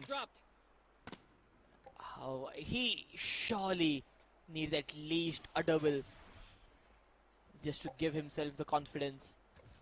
Hear some headshot noises. Right now, he's anchoring it down, and on the opposite side of things, they are running it away. That's a bad call from Madeline. He saw nobody and called the entire rotation. 30 seconds left. Flash goes in, and Kappa with Outlaw gets the Mara. Rossi gets one, finally getting that one crucial frag. crucial for him, not for the game though. And Miz going for the plant. Hawks get lightning fast. Madeline. Last player A standing. 2v4 situation still possible as Miz goes down. Techno on a 1 HP. Madeline, the last man standing in a 1v3 situation. The chances of converting the round are highly unlikely because no one from the side of SA12 Esports is giving any opening to him. He knows where the players are. The players are barely breathing. He gets the first. It is planted. Not for them. And Madeline, if he can stick it to half, the timing was work in his favor. They're barely breathing and Madeline gets one more. He knows where the last player is. He has spotted him out. And Madeline will not able to clutch it out because Hell strikes with the Guardian yet again. Hell and the Guardian supremacy reigns. Yet another round and SAGUL, they are on the map point.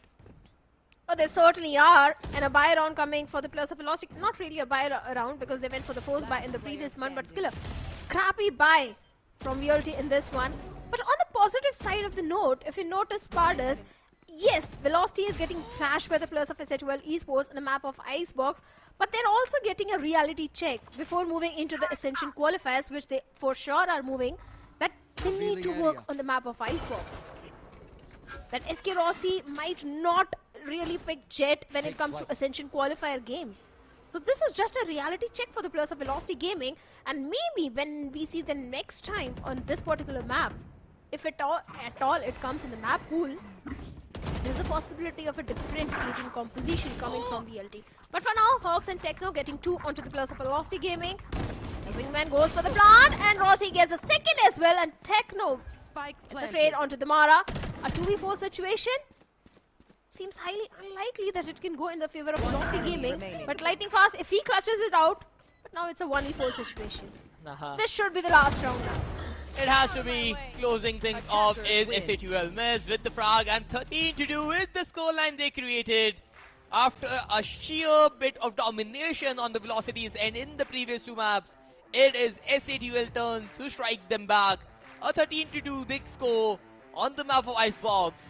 The map which Velocity has never played in the past. SA12 hitting on the weak link, making sure they hit it hard. Well, they certainly did. They certainly did hit hard onto the players of Velocity Gaming. Such a dominating performance coming in from the side of SA12 Esports. And their winning streak continues on the map of Icebox. 100% win in the entire VCSA is there for the players of SA12 Esports in VCSA. And if SA12 actually moves into the Ascension qualifiers, I'm sure they're going to go for the Icebox pick every time. Well, that will be a big long shot to consider because again, the way they are playing right now is majority of the time the opponent not able to do anything. Just because Velocity has not played this map, they had a big upper hand, and this is what we were talking pre-game. Velocity has picked up a comp that was in rank, and now it completely depends on the side of SA12 of what they have in their armory, what type of structure they are running, and they had a good structure with the pipes and the fridge and the niche triple peaks. They had good control over the mid, they have good control for Techno towards that B side. They had the game plan and Velocity was just not able to read them. Well, certainly they were not able to. But the 100% win ratio still continues for the players of SA12 Esports. And the way they were completely eliminating VLT every single time and shutting down SK Rossi as well. The Mara as well was getting shut by the players of SA12 Esports in so many rounds. And Techno was looking so crisp and clear. Those outlaw shots were precise and perfect. But I loved the approach of King Kappa. He was the MVP in so many rounds. The way he was getting those multiple frags converted. I think Kappa literally owns the map of Icebox. Well, King Kappa was just not alone as well if you look at the wider picture, because the amount of times SA12 had the map control was insane, and King Kappa just had to watch an angle, and his placement of things is very different. He's just holding his angles, he's just getting his frags. The double swings in the mid, if you look at things, they were just better. Techno on the side being the second anchor towards that B. A side was completely in the hands of the initiator and duelist. Overall, the setup that they were running, it was so class that everybody had the perfect idea of what their teammates are doing and what they need to do to make sure they get a clear victory on this map pick. Well, they certainly got the victory. Even Miz was also doing wonderful as a Jet.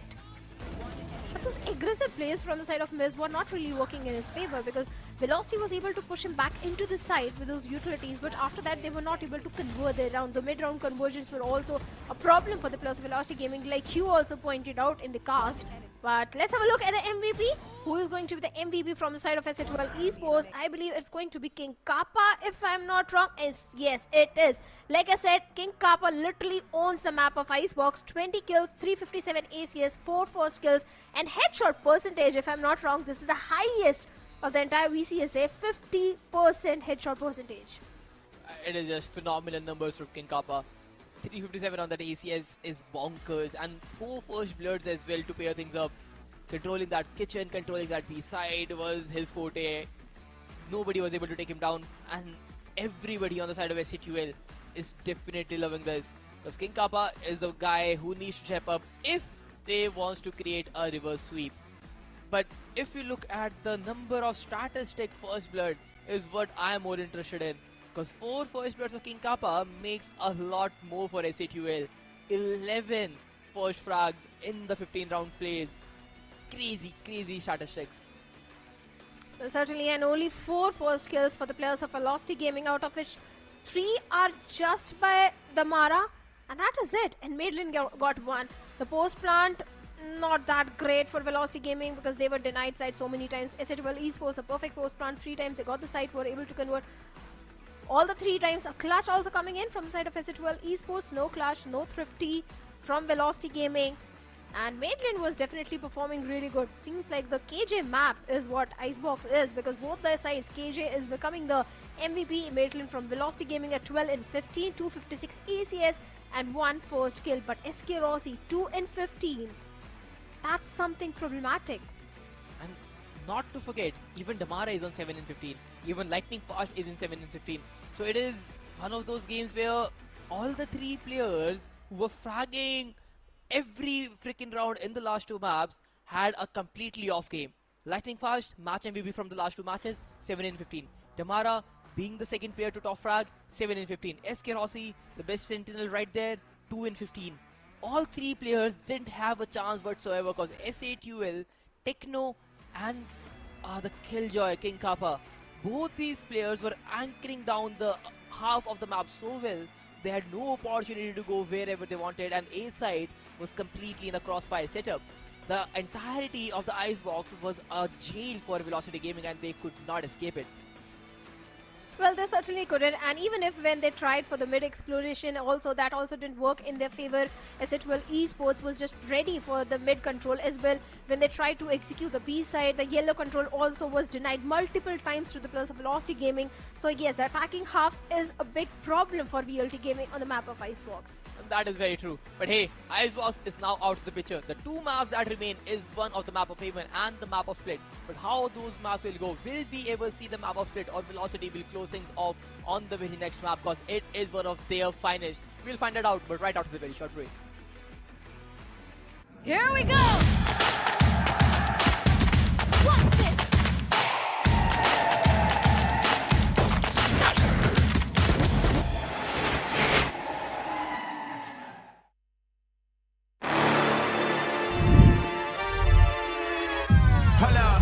Why do they doubt the kid? I'm about to prove them all wrong again. I got a low tolerance, cause they don't even know what the problem is. It's me. Why do they doubt the kid? I'm about to prove them all wrong again. I got a low tolerance, cause they don't even know what the problem is. It's me. I ain't taking no loss. Look, I'ma always win. And I'ma do it again. Watch me win. Then watch me do it again. I'ma always win.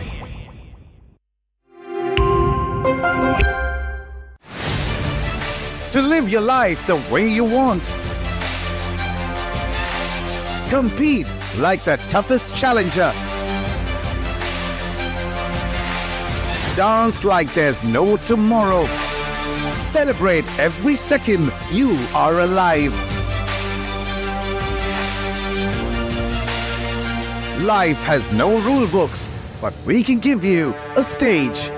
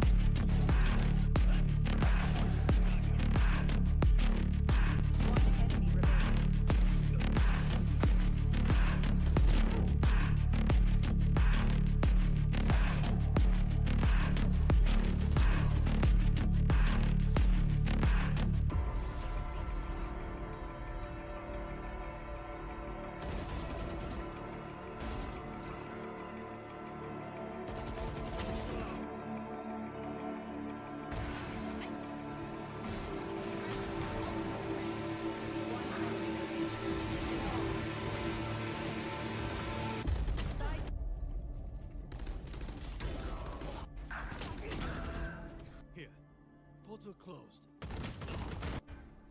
One enemy remaining.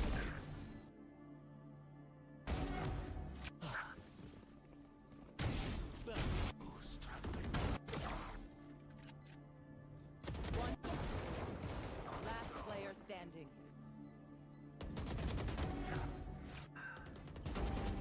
Three killed. 30 seconds left. You're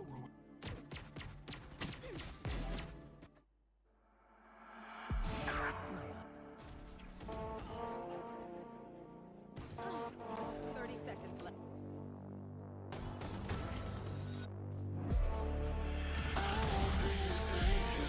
Last player standing.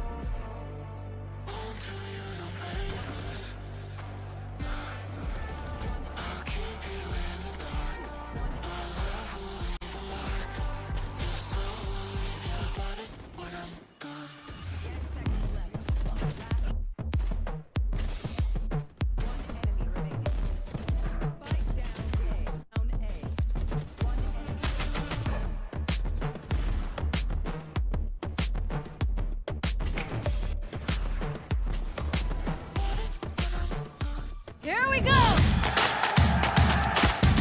What's this?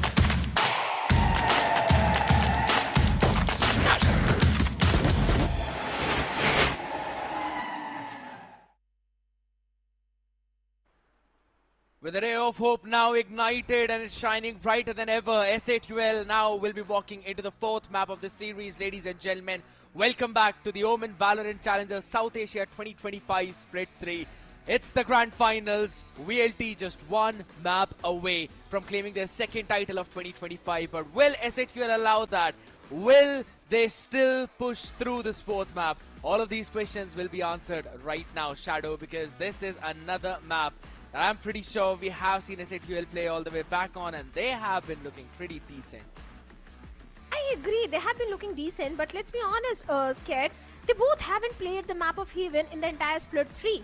They played all the way back into Split 2, where Velocity played against the players of Revenant XSpark and Revenant Esports. Yeah. Against Revenant, it was a very dominating scoreline, but against Revenant XSpark, they had to face a defeat.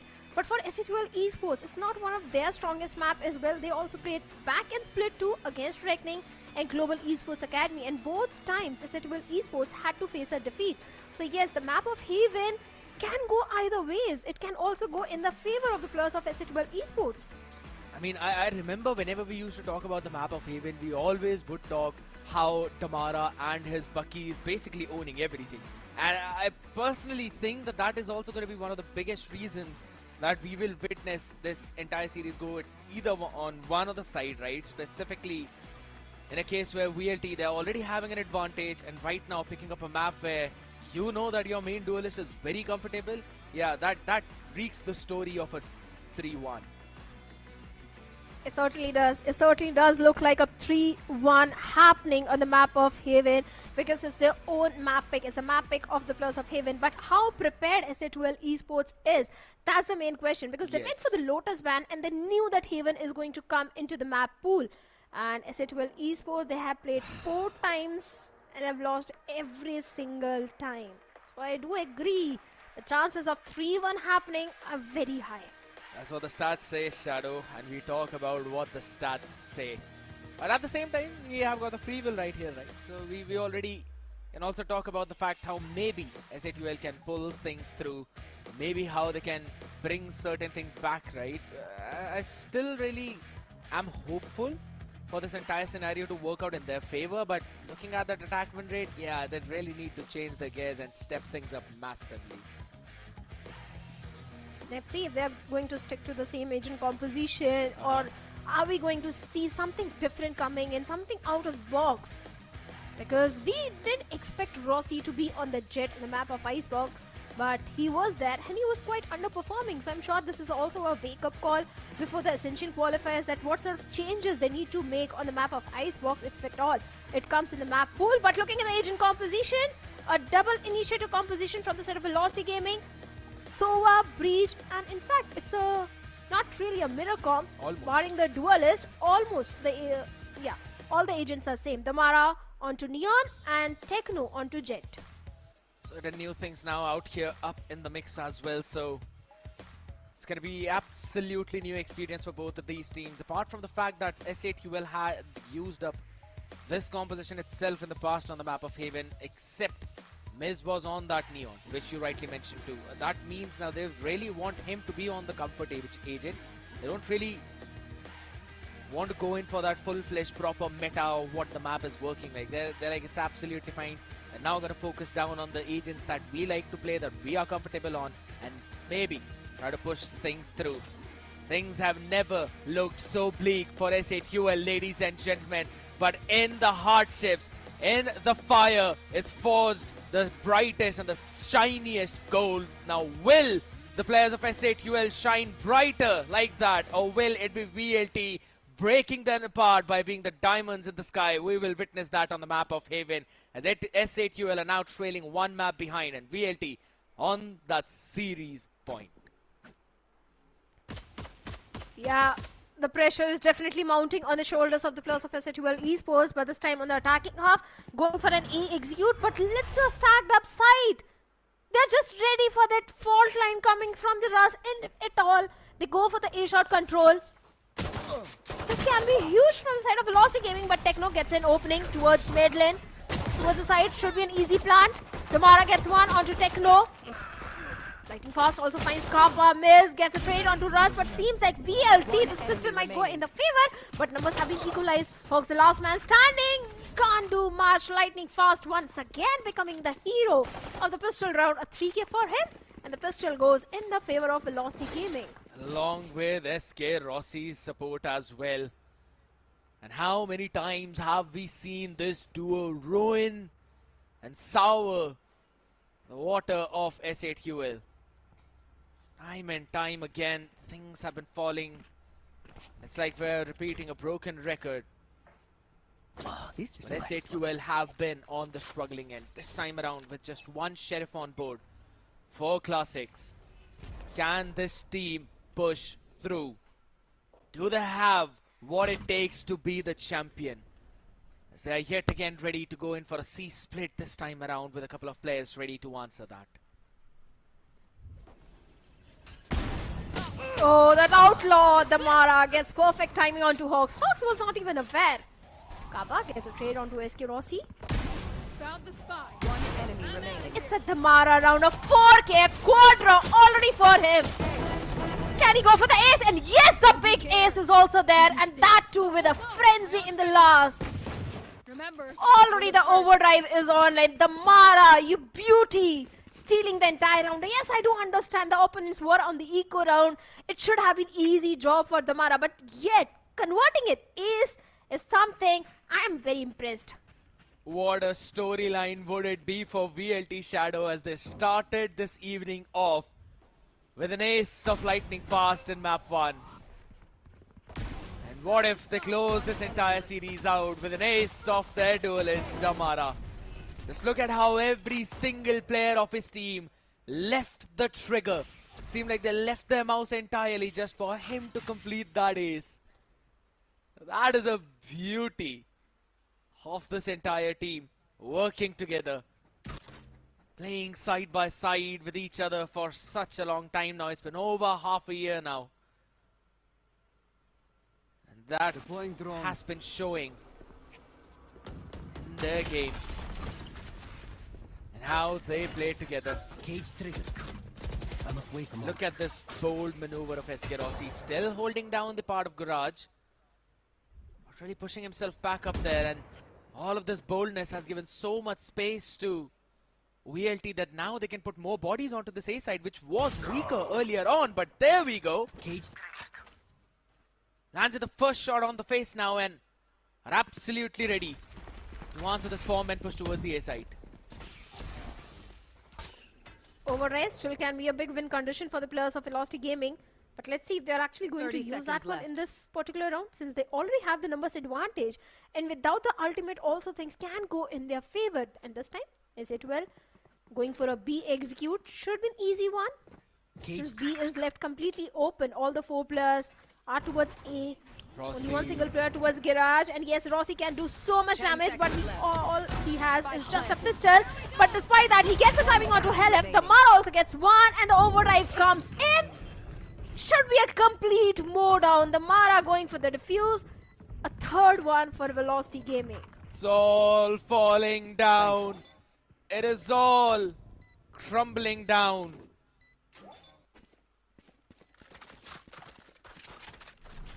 Every single thing that SATUL is fighting for is fading away from their eyes.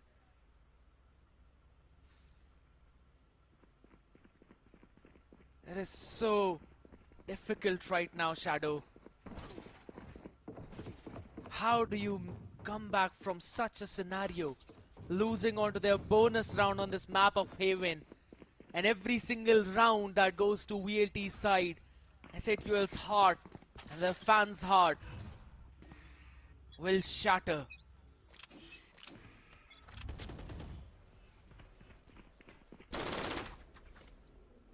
A team which has improved so much in this entire journey of VCSA 2025. I really want to see the series go to a decider. And if they are struggling on the attacking side on a three-sided map of Haven, it's a bad news. Scrappy buy once again for the side of SATUL as bonus has been converted by the players of Velocity Gaming, and this round economically is looking really great for the players of Velocity Gaming. A good reveal though, but Russ gets one onto Miz. King Kappa gets a trade, but SK Rossi and Damara. This is one of those maps which Damara owns. Like literally he owns the map of Haven. This is where he shines the most. And he's already showcasing that. Look at this. It's only Helef down to 5 HP now, Scared. And it also brings in the support from his team as well. The way they enable him and then he moves up. The confidence, Shadow. This was the confidence that was missing in Damara all the way back in Split 2 LAN. But now, it just feels that he's getting that back. He's getting back on track. And yes, I 100% agree.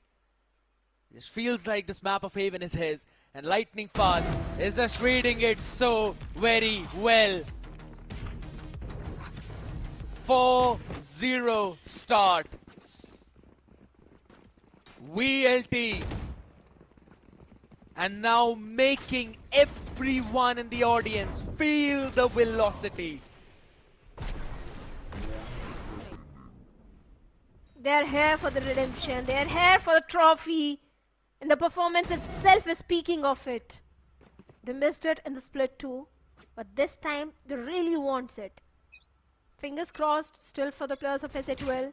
As the fans are still waiting for that comeback, for that first round. This could be the one because it's again a buy round for the players of SATUL Esports. But that shot towards Miz. He's down to 50 HP. Yeah. And Damara onto the operator.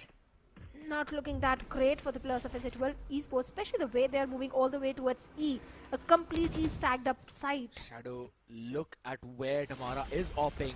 He's got the full control of C-Long. It's like you've taken 1/3 of the map away from SATUL. Now they're starting to make some space, but SK Rossi, his spidey senses were tingling, but King Kappa seems to be the venom.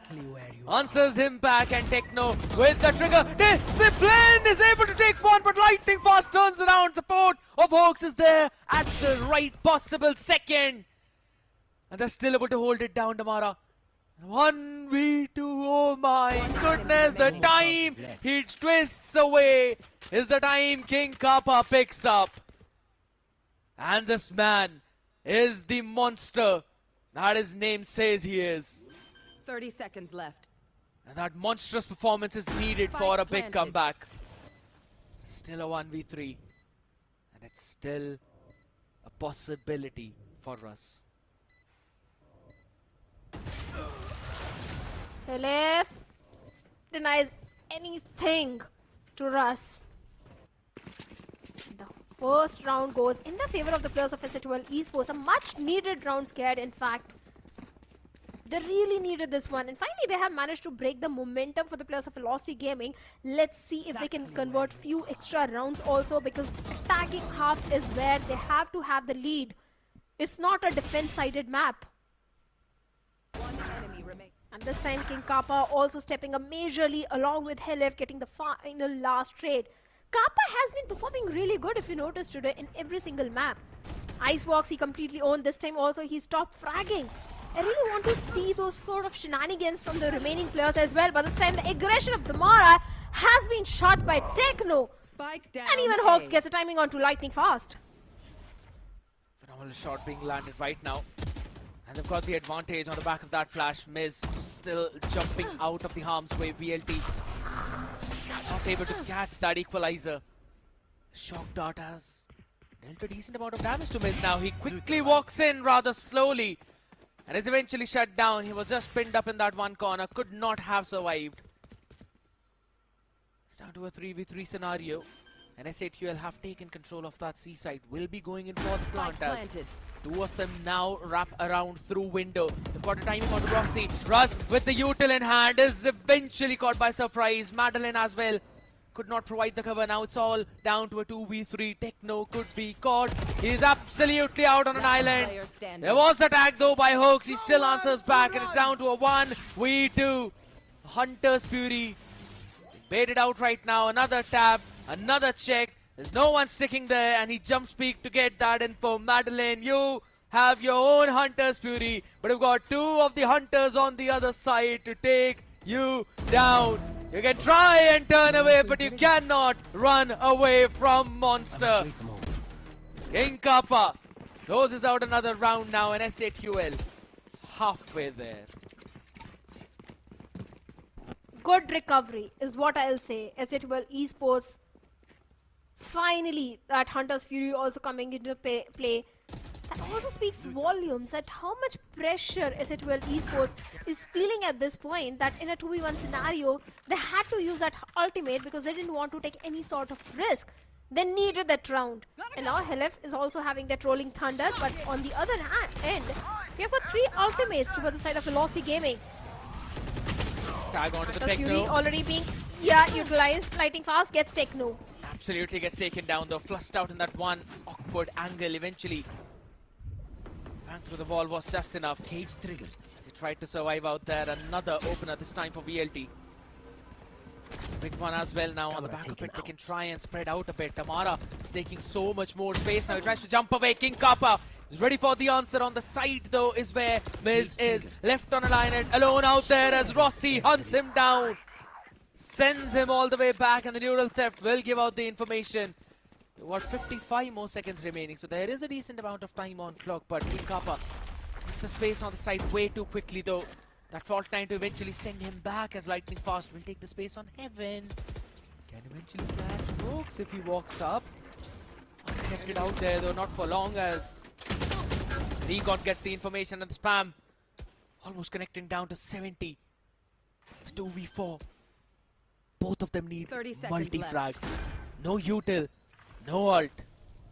Just a couple of shock darts, but there's a paranoia in the hands of Lightning Fast. Russ with the flash now. Gonna try and flood in. First one caught. Paranoia did not connect though. King Kappa still holds his angle, but not for too long. There's a double peek out in front of Oaks.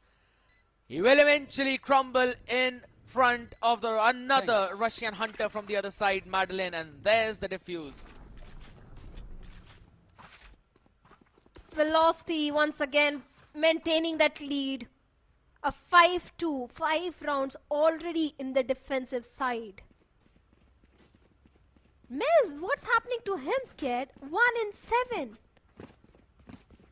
In the attacking half, as a single duelist, it's your responsibility to get those opening frag, but seems like Miz is getting countered. He's getting shot every single time by the players of Velocity Gaming.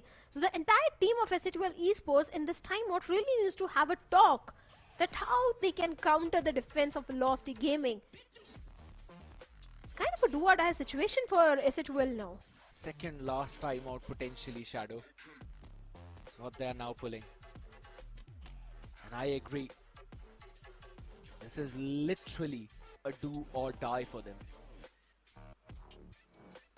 Can they survive? Can they keep their Titanic from sinking into the Pacific named VLT? Just a few more seconds to try and discuss, figure out what they really need to do as this lineup. Absolutely stacked roster.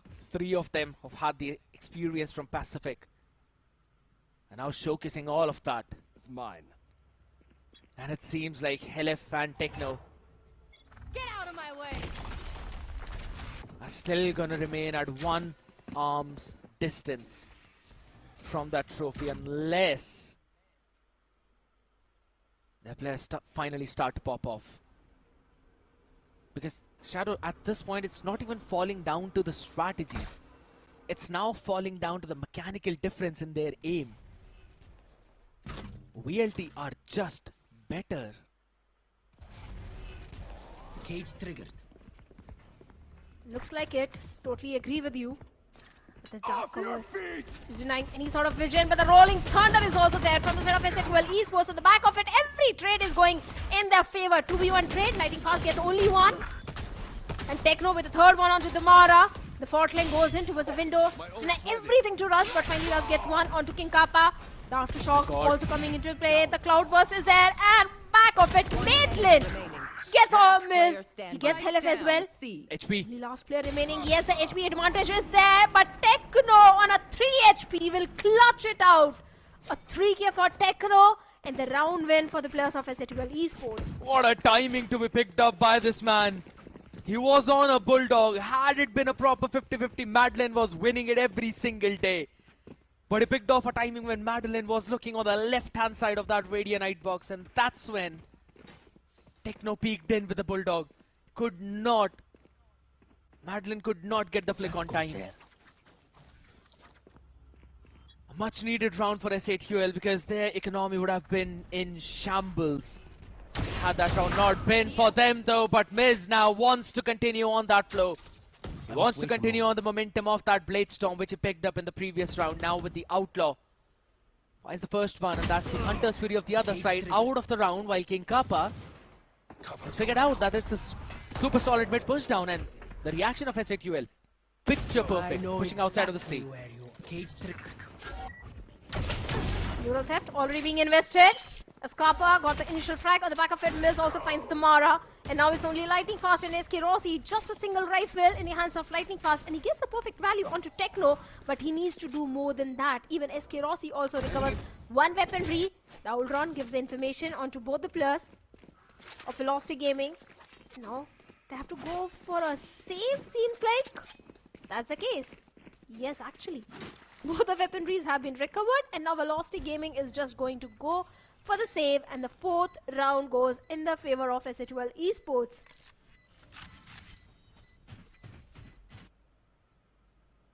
Better to save the weaponries than to give them up as well, but SATL are now finally finding their own momentum, Shadow. And it seems like the hope which was eventually lost is now being reignited back again. The map of Icebox, an absolute demolition of VLT by SATL. Finally, they are starting to move the wheels back in their own favor. They're still going to continue with that Outlaw in this round as well. As on the other side, the economy is not good. They are reading the economy, and that is important. But still, we have known VLT to pull up some shenanigans in a way where they can still get it out. There's the Hunter's Fury on the other side. SK Rossi this time wanted to try and catch something. Helif for the answer as well as the stun comes in. Will eventually push the players back as Miz. How is he here? Why was he here? And still it's Russ who actually lands the shot on the other side. That was a bonkers play. Take flight. From SATL. They wanted Technos from the shadow to make a distraction. And then wanted Miz to utilize that to try and catch the players from behind, making it a crossfire. But Rush just turns around 180, smacks both of them, and has saved his team potentially. Hoping they'll get the round 2. Hunter's Fury already being invested. Yeah, complete wraparound. Not aware. Maitland caught off guard by Helif. A great frag coming in from the side of SATL Esports. And now the numbers advantage is still there with SATL Esports as Hawks is going for the plant. But Lightning Fast gets Helif. The paranoia comes in. The aftershock is there. But King Kappa catches Russ jumping off the Haven. Cover going out. King Kappa is going to be kept away from that one though, but he still disrespects the smoke moves out, and that's a lovely angle for Hoax to hold. Lightning fast. No more shenanigans to be allowed this time around. Rounds have been equalized, 5 and 5. And Ed has forced VLT for a timeout. Good recovery by the players of Exe Esports, especially the way they were struggling in the first 4 rounds, getting nothing. Back-to-back 3 rounds have been converted. But those sort of clutch moments which VLT brings in, that's something Exe has to find a way to deal with, especially if you notice in this particular one, Russ was a guy stepping up majorly, getting those multiple frags with his sheriffs. And it's not the first time that we have seen or seeing Russ do something like this. We have seen Russ in the past as well, that whenever it comes down to Russ to clutch it out or to get those frags with a sheriff, he always steps up. He always gets the perfect value which the team needs from him in those situations. He never crumbles under the pressure, and that's what makes Russ so strong in the roster of VLT. Leading the team by example. Because if the leader himself crumbles, then the army is bound to fall. And so he stays strong.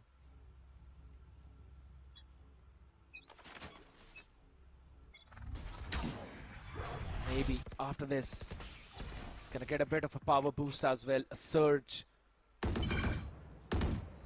My ult is ready. One way to be sent out up front to make sure they're able to get that off properly, and it seems like they're very hell-bent on the C-side execute though, but Miz is the first one to find an opener out of B. Sends Madeline back home. A jump peek by Damara catches at least 2 to 3 players out there. But SATUL can take their time. They can play it slow.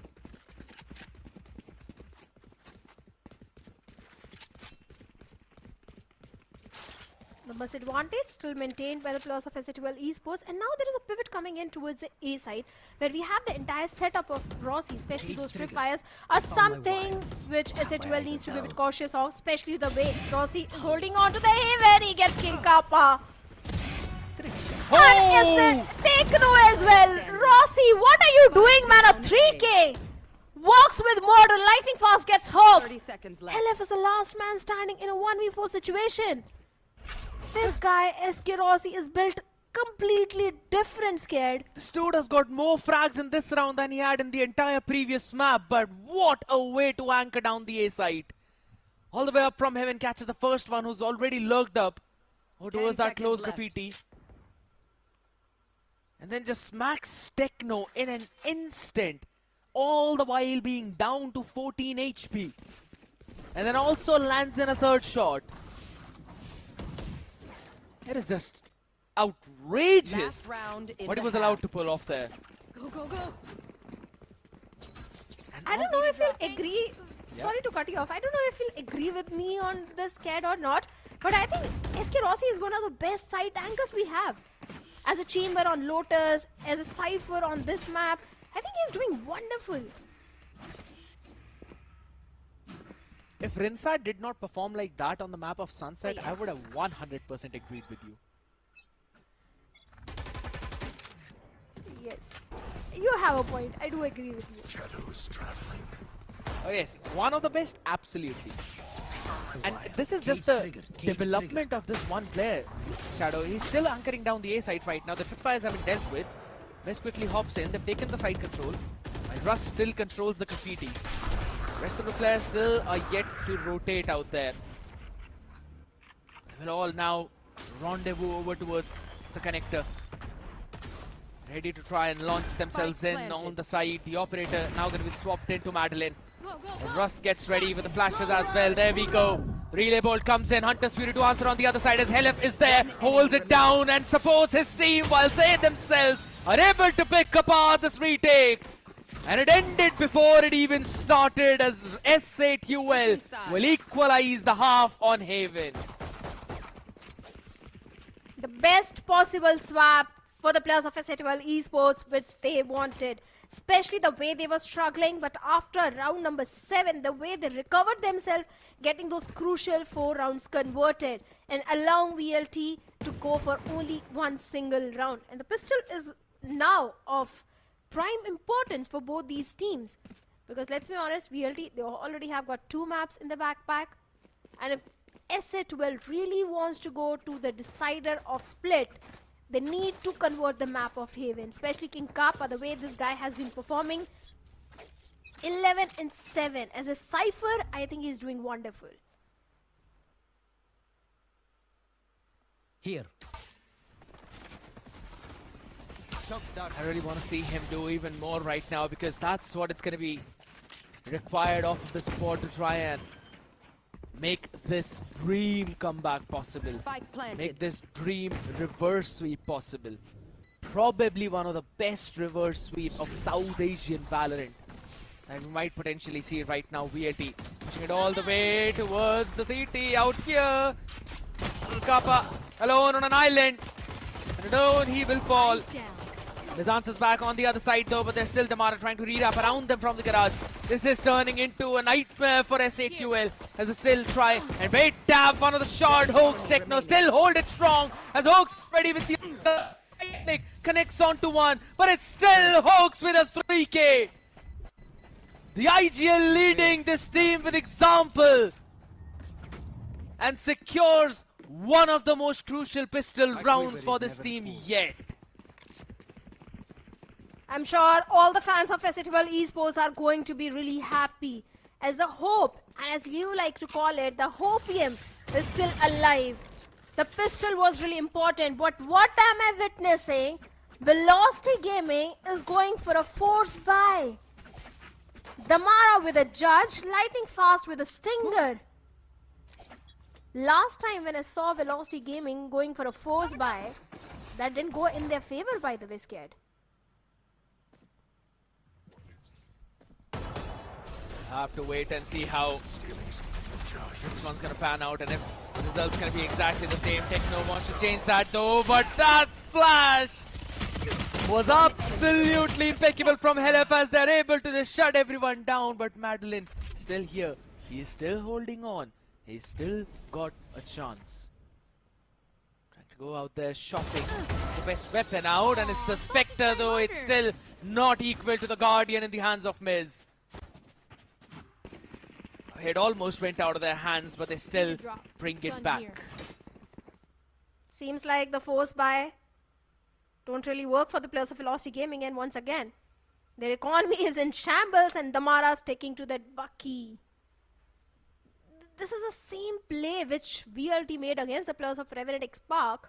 Went for the force buy, lost the force buy, then went for the Bucky buy and the Sheriffs, and that round went in their favor. So let's see if they can really convert this one in their favor again. But on the other end, it's also the Outlaw, which they need to be very cautious of, especially few of the players like Lightning Fast with no shield at all. Fast play from the side of Damara, and this time the Bucky is not going to get anything. Helef with a stinger shuts down the fast sliding Neon. After shot play is there. King Kappa on the back of it gets 2 with the judge. Russ also gets a trade onto King Kappa, but that won't be enough because still it's a 2v4 situation for Velocity Gaming. And since the previous actually a force buy, all they are on are ghosts right now, and they will be sent back Spike planted. into the nether realm. S8UL clubbing up a ton of rounds together now, and they will have a very solid economy for the next one. There is no bonus round in this half.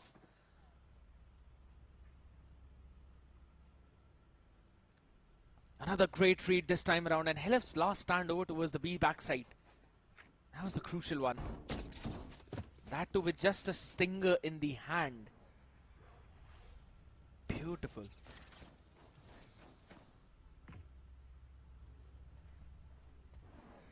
I don't know, man. Velocity Gaming Is it the overconfidence going for that force buy? It was not really required from their side. They lost onto the pistol. They could have gone for the default buy, which they always go for in those sort of eco rounds, a Bucky and Sheriff or the classic pistols. But moving on, I'm sure few of the Velocity fans are also a bit disappointed. But they can still recover. It's just 3 rounds deficit. All they need to do is just be cautious in this one in the upcoming round. And already they are going for a very slow approach, taking all their sweet time to get all the info. But look at the split which the players of SA12 are having. Deploying drone. Especially Miz holding on to the aggressive angle outside A.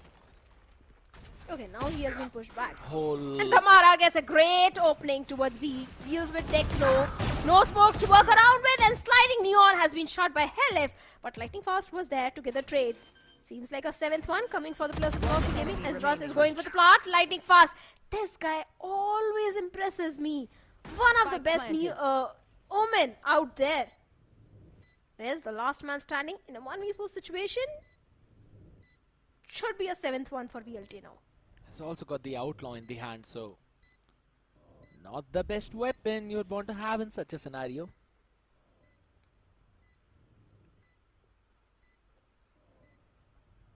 But I don't see SA12 minding that at all.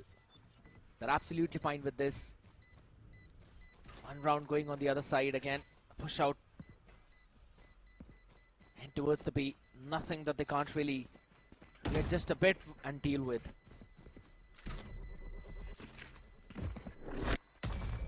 He's gonna fall down to the spike as well. Make sure he does not give any orb on the other side. Huh. Interesting why Rossi pinged out that tree. Is he preparing for a recon there from Hoax? Could be possible. You never know. Yeah, well, still gonna be a mystery for us as of now again. The judge, yet again in the hands. Miz has got the operator. It's gonna be changed up back to the Guardian, so no major difference out there. The smoke goes out. It's a very high smoke out there up in front, not really giving a lot of information to Miz. He still sees a pixel of Madeline as soon as he dropped down to pick up that orb, and his head gets blown apart. And that too when he was just 1 point away from his Hunter's Fury. But having a great ultimate. Finally, Rolling Thunder being invested by the side of Velocity Gaming. Going for an A execute should be an easy plan. The smokes are already there. It can also be a flood retake from the side of Velocity Gaming as they've got so much util and the ultimates also for the retake. Yeah, but if they play their cards right, can be the 10th one for the plus of SA12 Esports. But there's a bunch of util on the other side as well. Russ has still got his own full set though. Hoax is going to make sure that one Paranoia stays out of the round. Damara, Russ working in unison. Still there, holding their crown down, and he repositions perfectly. Catches both of them as they individually peak down to 5 HP. Damara. The fast lane eventually isolated the angle, and now there's a possibility. Flash tossed perfectly by Hoax. He's sticking down to half. Captured yet again. White peak from yours, and Russ will win this one out. A lovely white peak from the guy. And on the back of it, they're just 1 round away from the equalizer. And they've got the overdrive to go to an equalizer. And also the economy advantage is also there towards the side of Velocity Gaming. But Miz, what a shot that was. Initially, even Hawks with its Hunter's Fury did get the perfect value, but towards the end, Russ and Damara, these guys proved to be an ugly thorn for the players of SA12 Esports, especially Russ. And loving the retake and executes which Russ brings in. Especially those pressure situations where he shines the most. And now the players of SA12 Esports, they don't have enough credits to go for a full buy. It's just a Bulldog and pistols all across the board. Can we an equalizer? Stack over the A. And that is the exact thing which can stop them from getting an equalizer. Totally agreed. But on the back of just that one owl drone, VLT decide to back off. I have no clue whose call this is. But it is impeccable.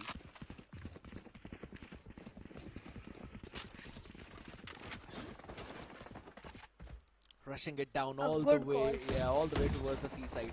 The camera sees it all, and since VLT saw the camera, they know that this was the weaker side. 30 The reason seconds why left. that camera is placed all the way up in C-Long is to buy enough time for the rest of the team to rotate back on the seaside.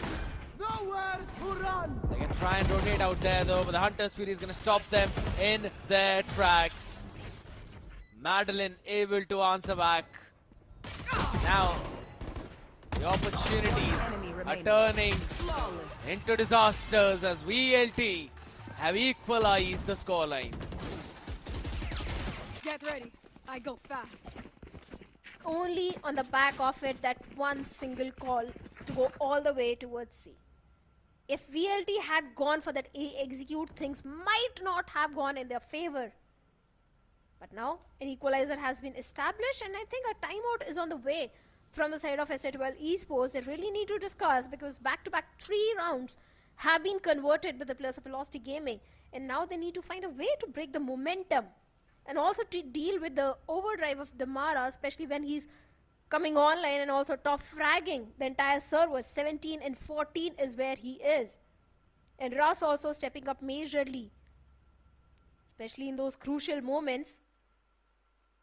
The silver lining is SA12 Esports has also got the Rolling Thunder. That might work in their favor if used to perfection.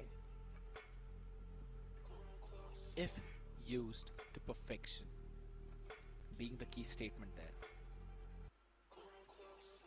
It's going to be another pause now, right now in the round. Last opportunity maybe to discuss potentially.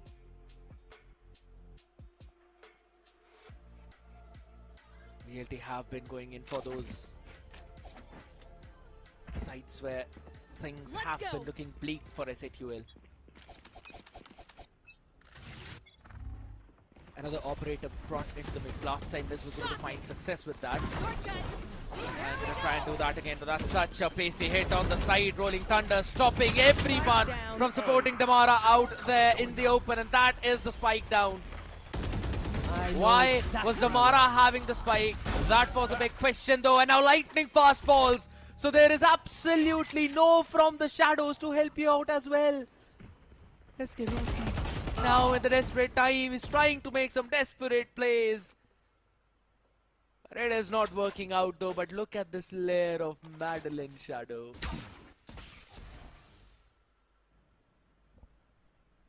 This guy has been great initiator. But look at that, Hilif along with King Kappa can do so much damage to the side of Velocity Gaming, especially SK Rossi and Russ. Seems like SK Rossi might still be watching his back, but not anymore. Botman goes in, Russ still watching that back, and he gets both the player along with Madeline. The play which SA12 wanted to make seems like not gonna work, but still working. King Kappa is there to deal with SK Rossi. Madeline gets hogs. A 1-1 situation. King Kappa loses a duel against Madeline. A 10th one coming on board. BLT back in the lead. The exact point that I mentioned about Madeline wrapping around the world. Seems like he went through Jupiter there. All the way through the spawn, got the perfect timing, was able to take down Miz first. And the reason why he was allowed to do that, Shadow, is because Russ used the fault line. That gave a fake impression to SA12 that the players who are out in the A-Long right now have started to make their move. The red technically. That baited out so many plays. Russ isolating the duel outside of the A-Long. And then Madeline finding the opener. Trades picture perfect. But now these blades needs to be even better. He's up in front of him. He'll try to move forward and is able to land in one quickly. SK Rossi now wants to run away to try and survive. Trying to isolate the duels there. The flash comes in and Rossi survives for now. Not for long as missed for the shorty. Answers back not one but rather two as Techno will be shut down. Tiltway taken out of the round as Miz will not stand for long. Down A. It is King Kappa versus Lightning Fast. A Stinger versus a Rifle. Spike planted. Lightning Fast has got the dark cover, the paranoia, everything is there, Blinding. which can help him out. And also has got an intel. The cyber cage is there, a fake tap on the spike from King Kappa, and Lightning Fast with a 3K and the 11th one for the players of Velocity Gaming. Just one round away from the series point. Not just the map point, but the series point itself. Back-to-back 5 rounds converted, and also they have got a Rolling Thunder available for the next one.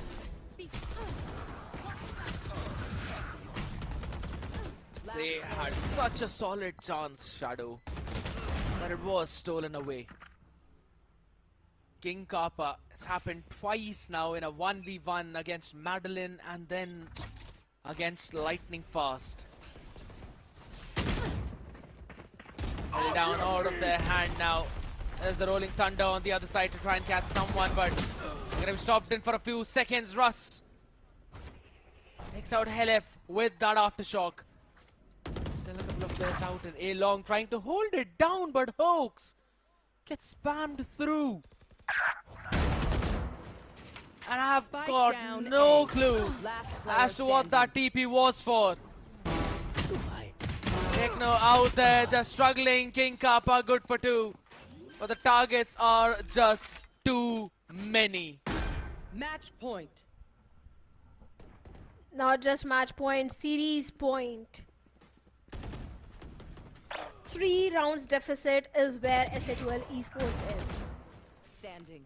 Can they really push this map to an overtime? We can't say that SA2L is not playing good. King Kappa is stepping up majorly, 18 and 16. Even Miz is coming online. The entire team of SA2L Esports is coming online, but seems like the defense is where they are struggling really hard.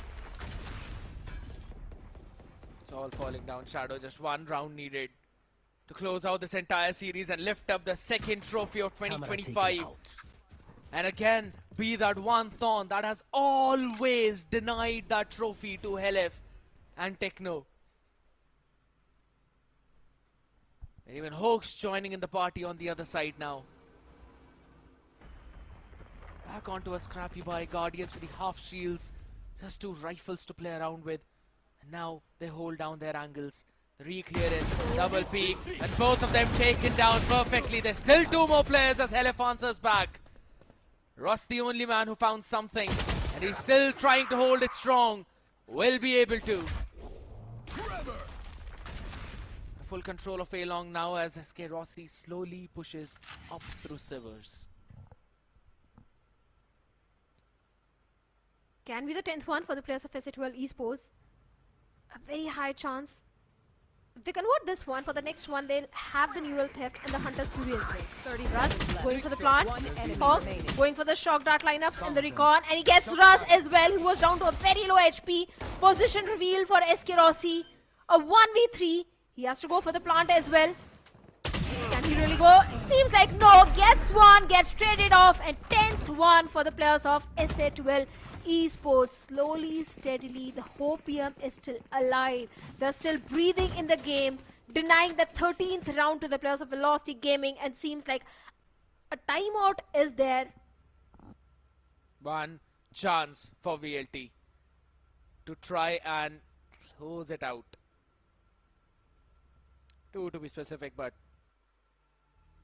it's just that one timeout they had left. It's going to be used up. Beautiful shots being landed there, both by Helef and Techno. 30 seconds left. Eventually, Hoax with that shock dart is able to also get that one down. Yeah. For some reason, I just feel like it's actually going to be a C fast hit. It's been like forever since they went towards the C side. And they've always mentioned if one of the side is working for them, they're just going to rinse and repeat that same execute until and unless the enemy counters it. Was SK Rossi actually doing all is well, all is well? Oh no. Because that's how it looked. That's how it looked. Probably. I mean, he's doing pretty decent in this one though. Yeah. 15 and 5, 8. He's been supporting the team properly. Lurks have been pretty decent. Always showing his pace around the servers. So hasn't really been a big problem out there. But there we go. Fast and quick. Miz wants to catch one. There's the Hunter's Fury as well with a big reveal out there. Can they catch someone? No is the answer. It's on the other side, but Hoax equalizes the odds with just a Hunter's Fury. Techno with the judge. That is not the rage. You want to spam it down, son. It's 3v1 now, and Hoax needs to ace it to win it. Let's see if he can really do so. His Hunter's Fury got the perfect value onto the players of Velocity Gaming, but now a 1v3. He's got the Outrun, he has got the Shock Darts, and seems like Madeline has a vague idea Revealing that area. exactly where he can be. Oh, finally he knows. The Recon goes in, the Dark Cover is also there, the Shock Dart goes in, but he needs to isolate those fight lightning fast on a very low HP, will take down Hawks. 13th one for the players of Velocity Gaming, and we have the winning team of Split 3. It is Velocity Gaming. They ruled in Split 1 and they ruled in Split 3 as well. Bow down, people. Bow down to Velocity. Not one, but 2 grand finals secured, and the trophy cabinet is looking pretty for this team. Everyone is fighting for the 4th slot of the Ascension qualifiers, but this team is fighting for the 1st seed in the circuit points. Absolutely insane performance from them. It always steal the hearts away from us, Shadow, and we have always known this. When there is happiness on the other side, when there are smiles on one side, there are heartbreaks on the other end, and it seems like Elephant Techno will have to wait for that trophy. Even Hoax will have to wait for that trophy. It's been almost over a year now since they lifted one up. Same could be said for Miz and King Kappa too. So I guess that's about it for their side. They will have to focus now on the Ascension playoffs, because one thing is for sure, that they have made it up in the top 4. So that's a silver lining that they should be very happy about. I think every SE12 fan should be really happy about the fact that SE12 Esports, the way they have showcased their performance in the entire Split 3, the way they have improved their gameplay as compared to Split 1 and Split 2, they do stand a solid chance to fight in the Ascension qualifiers and deliver a very good performance. Because it's not like it was one-sided domination from the side of Velocity Gaming barring the first map. They gave a very tough competition to the players of Velocity Gaming, and VLT is one of the strongest team in the Indian circuit. So yes, going up against them was not an easy job at all, and it was so close. It could have gone in the favor of SE12 Esports. If not in the favor, at least over time. But Damara, Lightning Fast, they need to find a way to counter these 3 players. Damara, Lightning Fast, SK Rossi, even Russ and Madeline. Russ is one of those guys you can always rely on in those clutch situations, in those important situations. Madeline, as an initiator, has always been providing all the intel and information. That's the reason that VLT is so strong. It's also the teamwork. They've been playing together for so long, scrimming together for so long. It has now finally been paying off now, but the same could be said for SE12. I mean, the amount of improvement that this team has showcased, it is out of this world. They all started on the 5th place all the way back in Split 1, when the only games they were able to win were against Global Esports Academy, Aura, and Asterisk. Things were looking bleak for them. They were looking very dire, but they still kept on, kept going, stuck with the exact same roster, did not change a lot of things up. King Kappa started to find his footing. He was the man who started to pop off first. Techno, Hoax, and Helef were also doing their own job. Miz, in terms of the frags, were there, but eventually in terms of the communication with the team, there was certain gap. And we could see that in Split 2. And then, after Split 2 ended, in which they also improved their ranking, by the way, they cleared that issue up as well. They made sure that all the problems that they were facing previously has been fixed up properly, corrected, and then they showed their face in Split 3. And boy, it was a rejuvenated S8QL. A team that was so strong that it landed them right up in the grand finals against VLT. But alas, the competition was a bit too strong. The opponent still out of reach. Lightning Fast is still miles ahead from them. Third win for VLT and third time the MVP of this guy. 20 kills with one first kill, 233 ACS. Even in Split 2 low bracket finals, if you remember, Lightning Fast was actually performing good. Even though Velocity lost against the Players of Reckoning, this guy always steps up. This guy always performs really good. 20 kills this time again, ACS 233, one first kill, 154 damage per round. One of the best Omen that we have. Yes. Definitely doing a lot for the team. Plays like a duelist, provides cover like a controller. Everything he do, yeah, everything. In the pistol round is where he shines the most, but looking at the team performance, 14 first kills for the players of SA12, but those mid-round conversions were a little problematic for the players of SA12 Esports. 9 for Velocity Gaming. Post plant is looking pretty decent for VLT, not so great for SA12 though. To be honest, it's almost similar. They had 7 plants down, 5 converted, while for VLT, they had 9 plants down, 7 converted. Even after that, it was a 6-6 half, so that's one of the main things that we noticed about these teams. And as of now,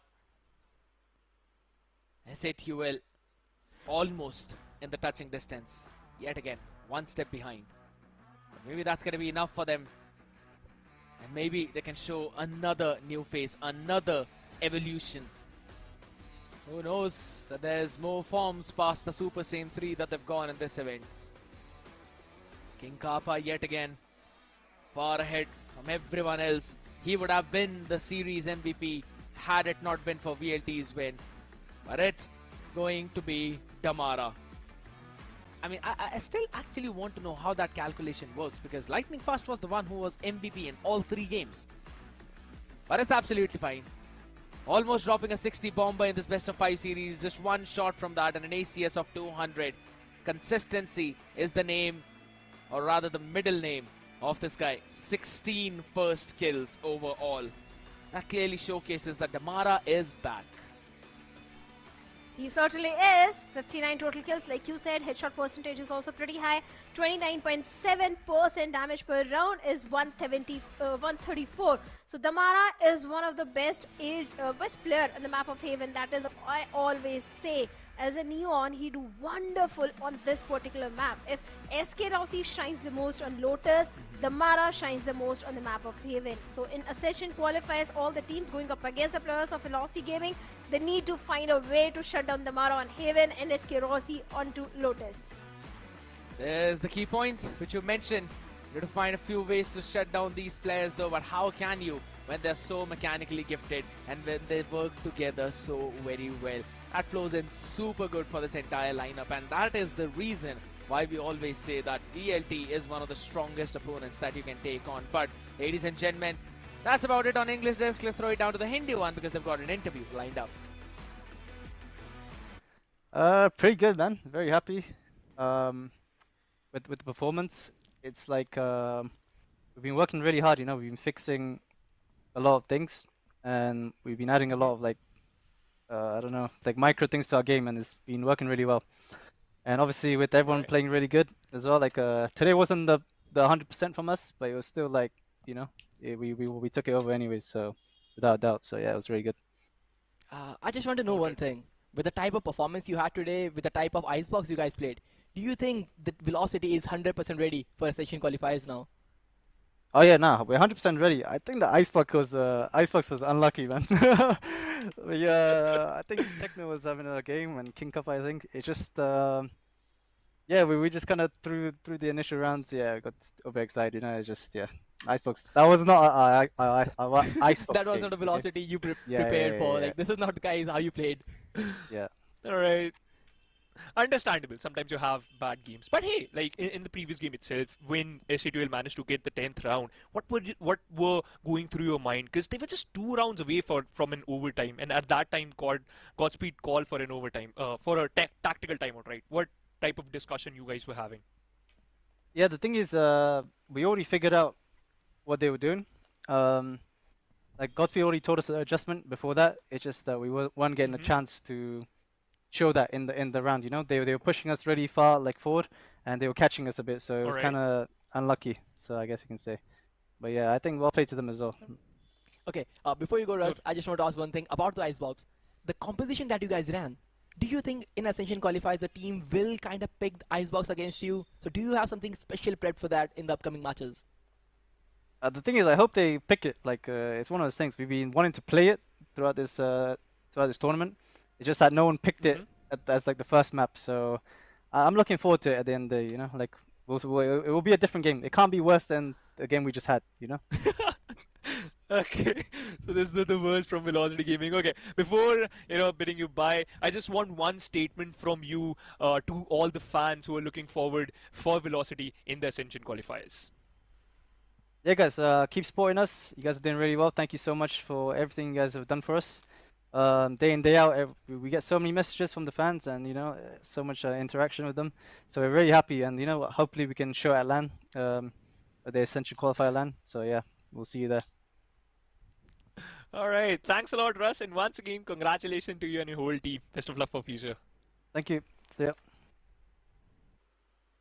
Wonder how it feels to have so many fans sending you all messages and well wishes, though. Who knows? I don't know. But here's the thing. They're going to be very happy about this. We already saw how locked in the fans of VLT could also get all the way when you were witnessing the grand finals of Split 2 Shadow, or rather the playoffs of Split 2. We could see those, tantrums, or not rather the tantrums, but those dances being thrown to the side of Revenant XSpark, and the Revenant XSpark fans doing the same thing. It was very lively, I'll have to say, and I'm pretty sure that for Ascension qualifiers LAN, we will possibly see the same kind of support as well from all the audience. And now with that, we come to another important point, that the Ascension qualifier playoffs will happen in Gurgaon, ladies and gentlemen. You do not want to miss out on any of that action. So make sure if you're anywhere around here, you already follow the socials of NODWIN Gaming so that you are absolutely ready for all of that action. And holy smokes, Velocity with 265 Shadow, Revenant XSpark close second 220, and then it's SATUL and .exe Esports.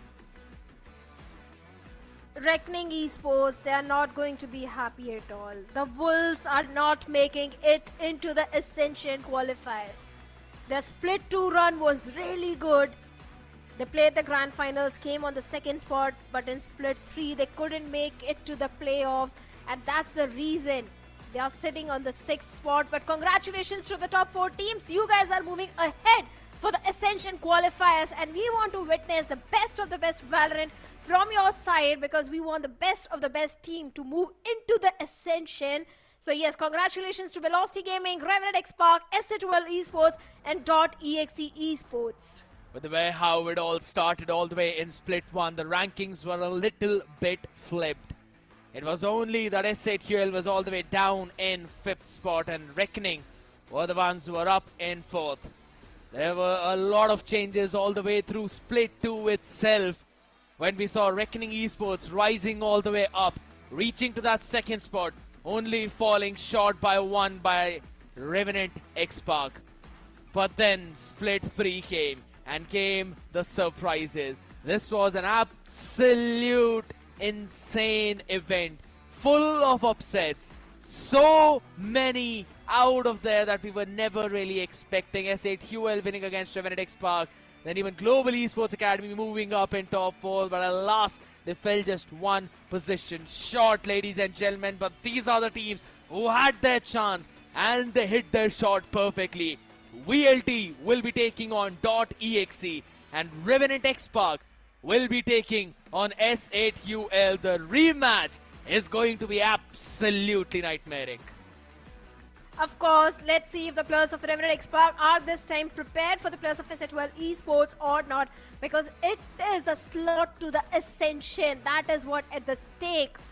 I'm sure Velocity.exe, Revenant XSpark, Exe Esports, they are going to do a lot of homework, are going to have a read onto each other, going to prepare for those counters. Yeah. This Ascension qualifiers matches are not going to be easy at all. I'm sure every single of them is going to go till the decider and maybe an overtime as well. I'm just going to love the entire journey of Ascension qualifiers. I'm pretty sure you're hoping for that. You know, you're manifesting all of those best of threes going all the way though. But yes, you're not the only one at that. Every single fan out there, all the casters out there, everyone would be hoping for the exact same thing. And I'm pretty sure all the people on the Hindi desk as well are going to be super excited about seeing these matchups, because again, it's a rematch for SATUL and Revenant XSpark, the ones who ended their journey in Split 3 and now going to be facing the same foes. What a storyline it is going to be, people. But again, the LAN of Ascension qualifiers will happen on July 12th and 13th. Do not miss out on any of that action. The venue will be announced soon as well. And in order to know that, make sure you follow the socials of NODWIN Gaming and Valorant Challenges South Asia. Do not miss out on that opportunity, because I kid you not, this is going to be one of the best Valorant extravaganzas, because we will select one team that will represent South Asia on the international stage of Ascension. And I'm pretty sure that there's a lot of people out there who would really want to hop in on us. So make sure you don't miss out on that action, ladies and gentlemen, because the action for Split 3 has now come to an end. This has been an amazing journey with me, Scared Yet, and alongside me, Shadow. We also had Spartus out here, and shout out to the people on the Hindi desk as well. We will catch you guys in the Ascension qualifiers. Till then, bye-bye. Here we go! What's this?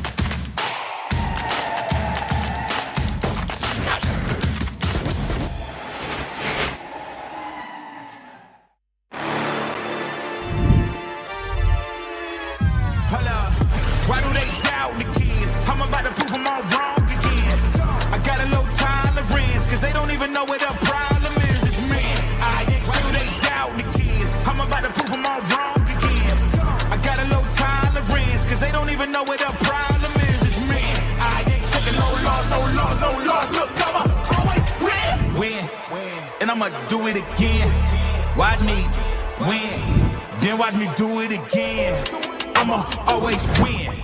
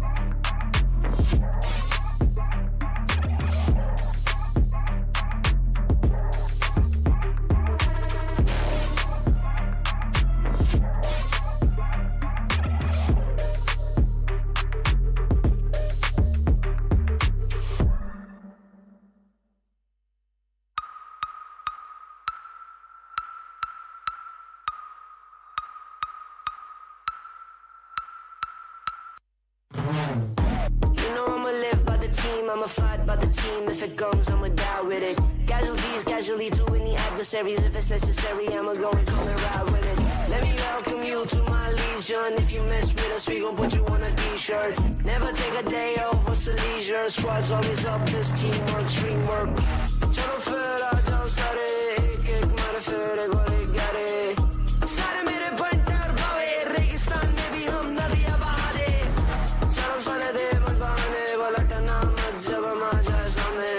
Aur kare tere baare, mere meri team mere piche kya karega kuch ab. I said I got your back, back, back, back, back, back, back. I said I got your back, back, back, back.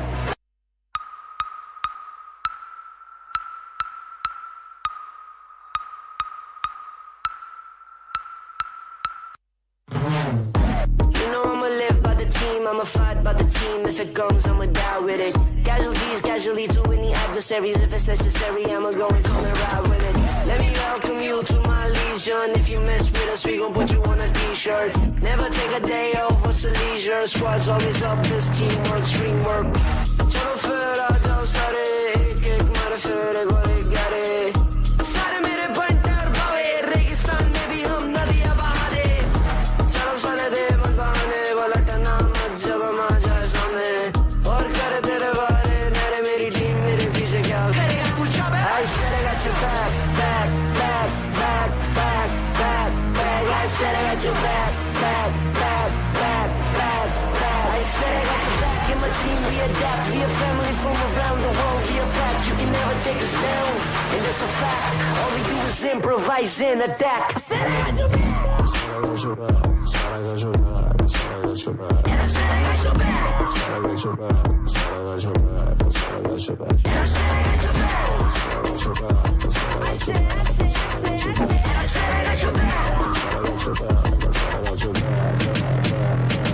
हम खड़े फिर यहीं ऊपर आसमान नीचे जमीन पूरा है अब हमें यकीन बढ़ते रहना आगे और चढ़ते रहना ऊपर साथ मेहनत है और हमारा जमीन खुशी हो या गमी जीत की तरफ है बढ़ते जाना लड़ते जाना कभी माननी है हार नहीं we work hard and we play hard चाहे जितना भी दिखे हम गंभीर चलो करें मजे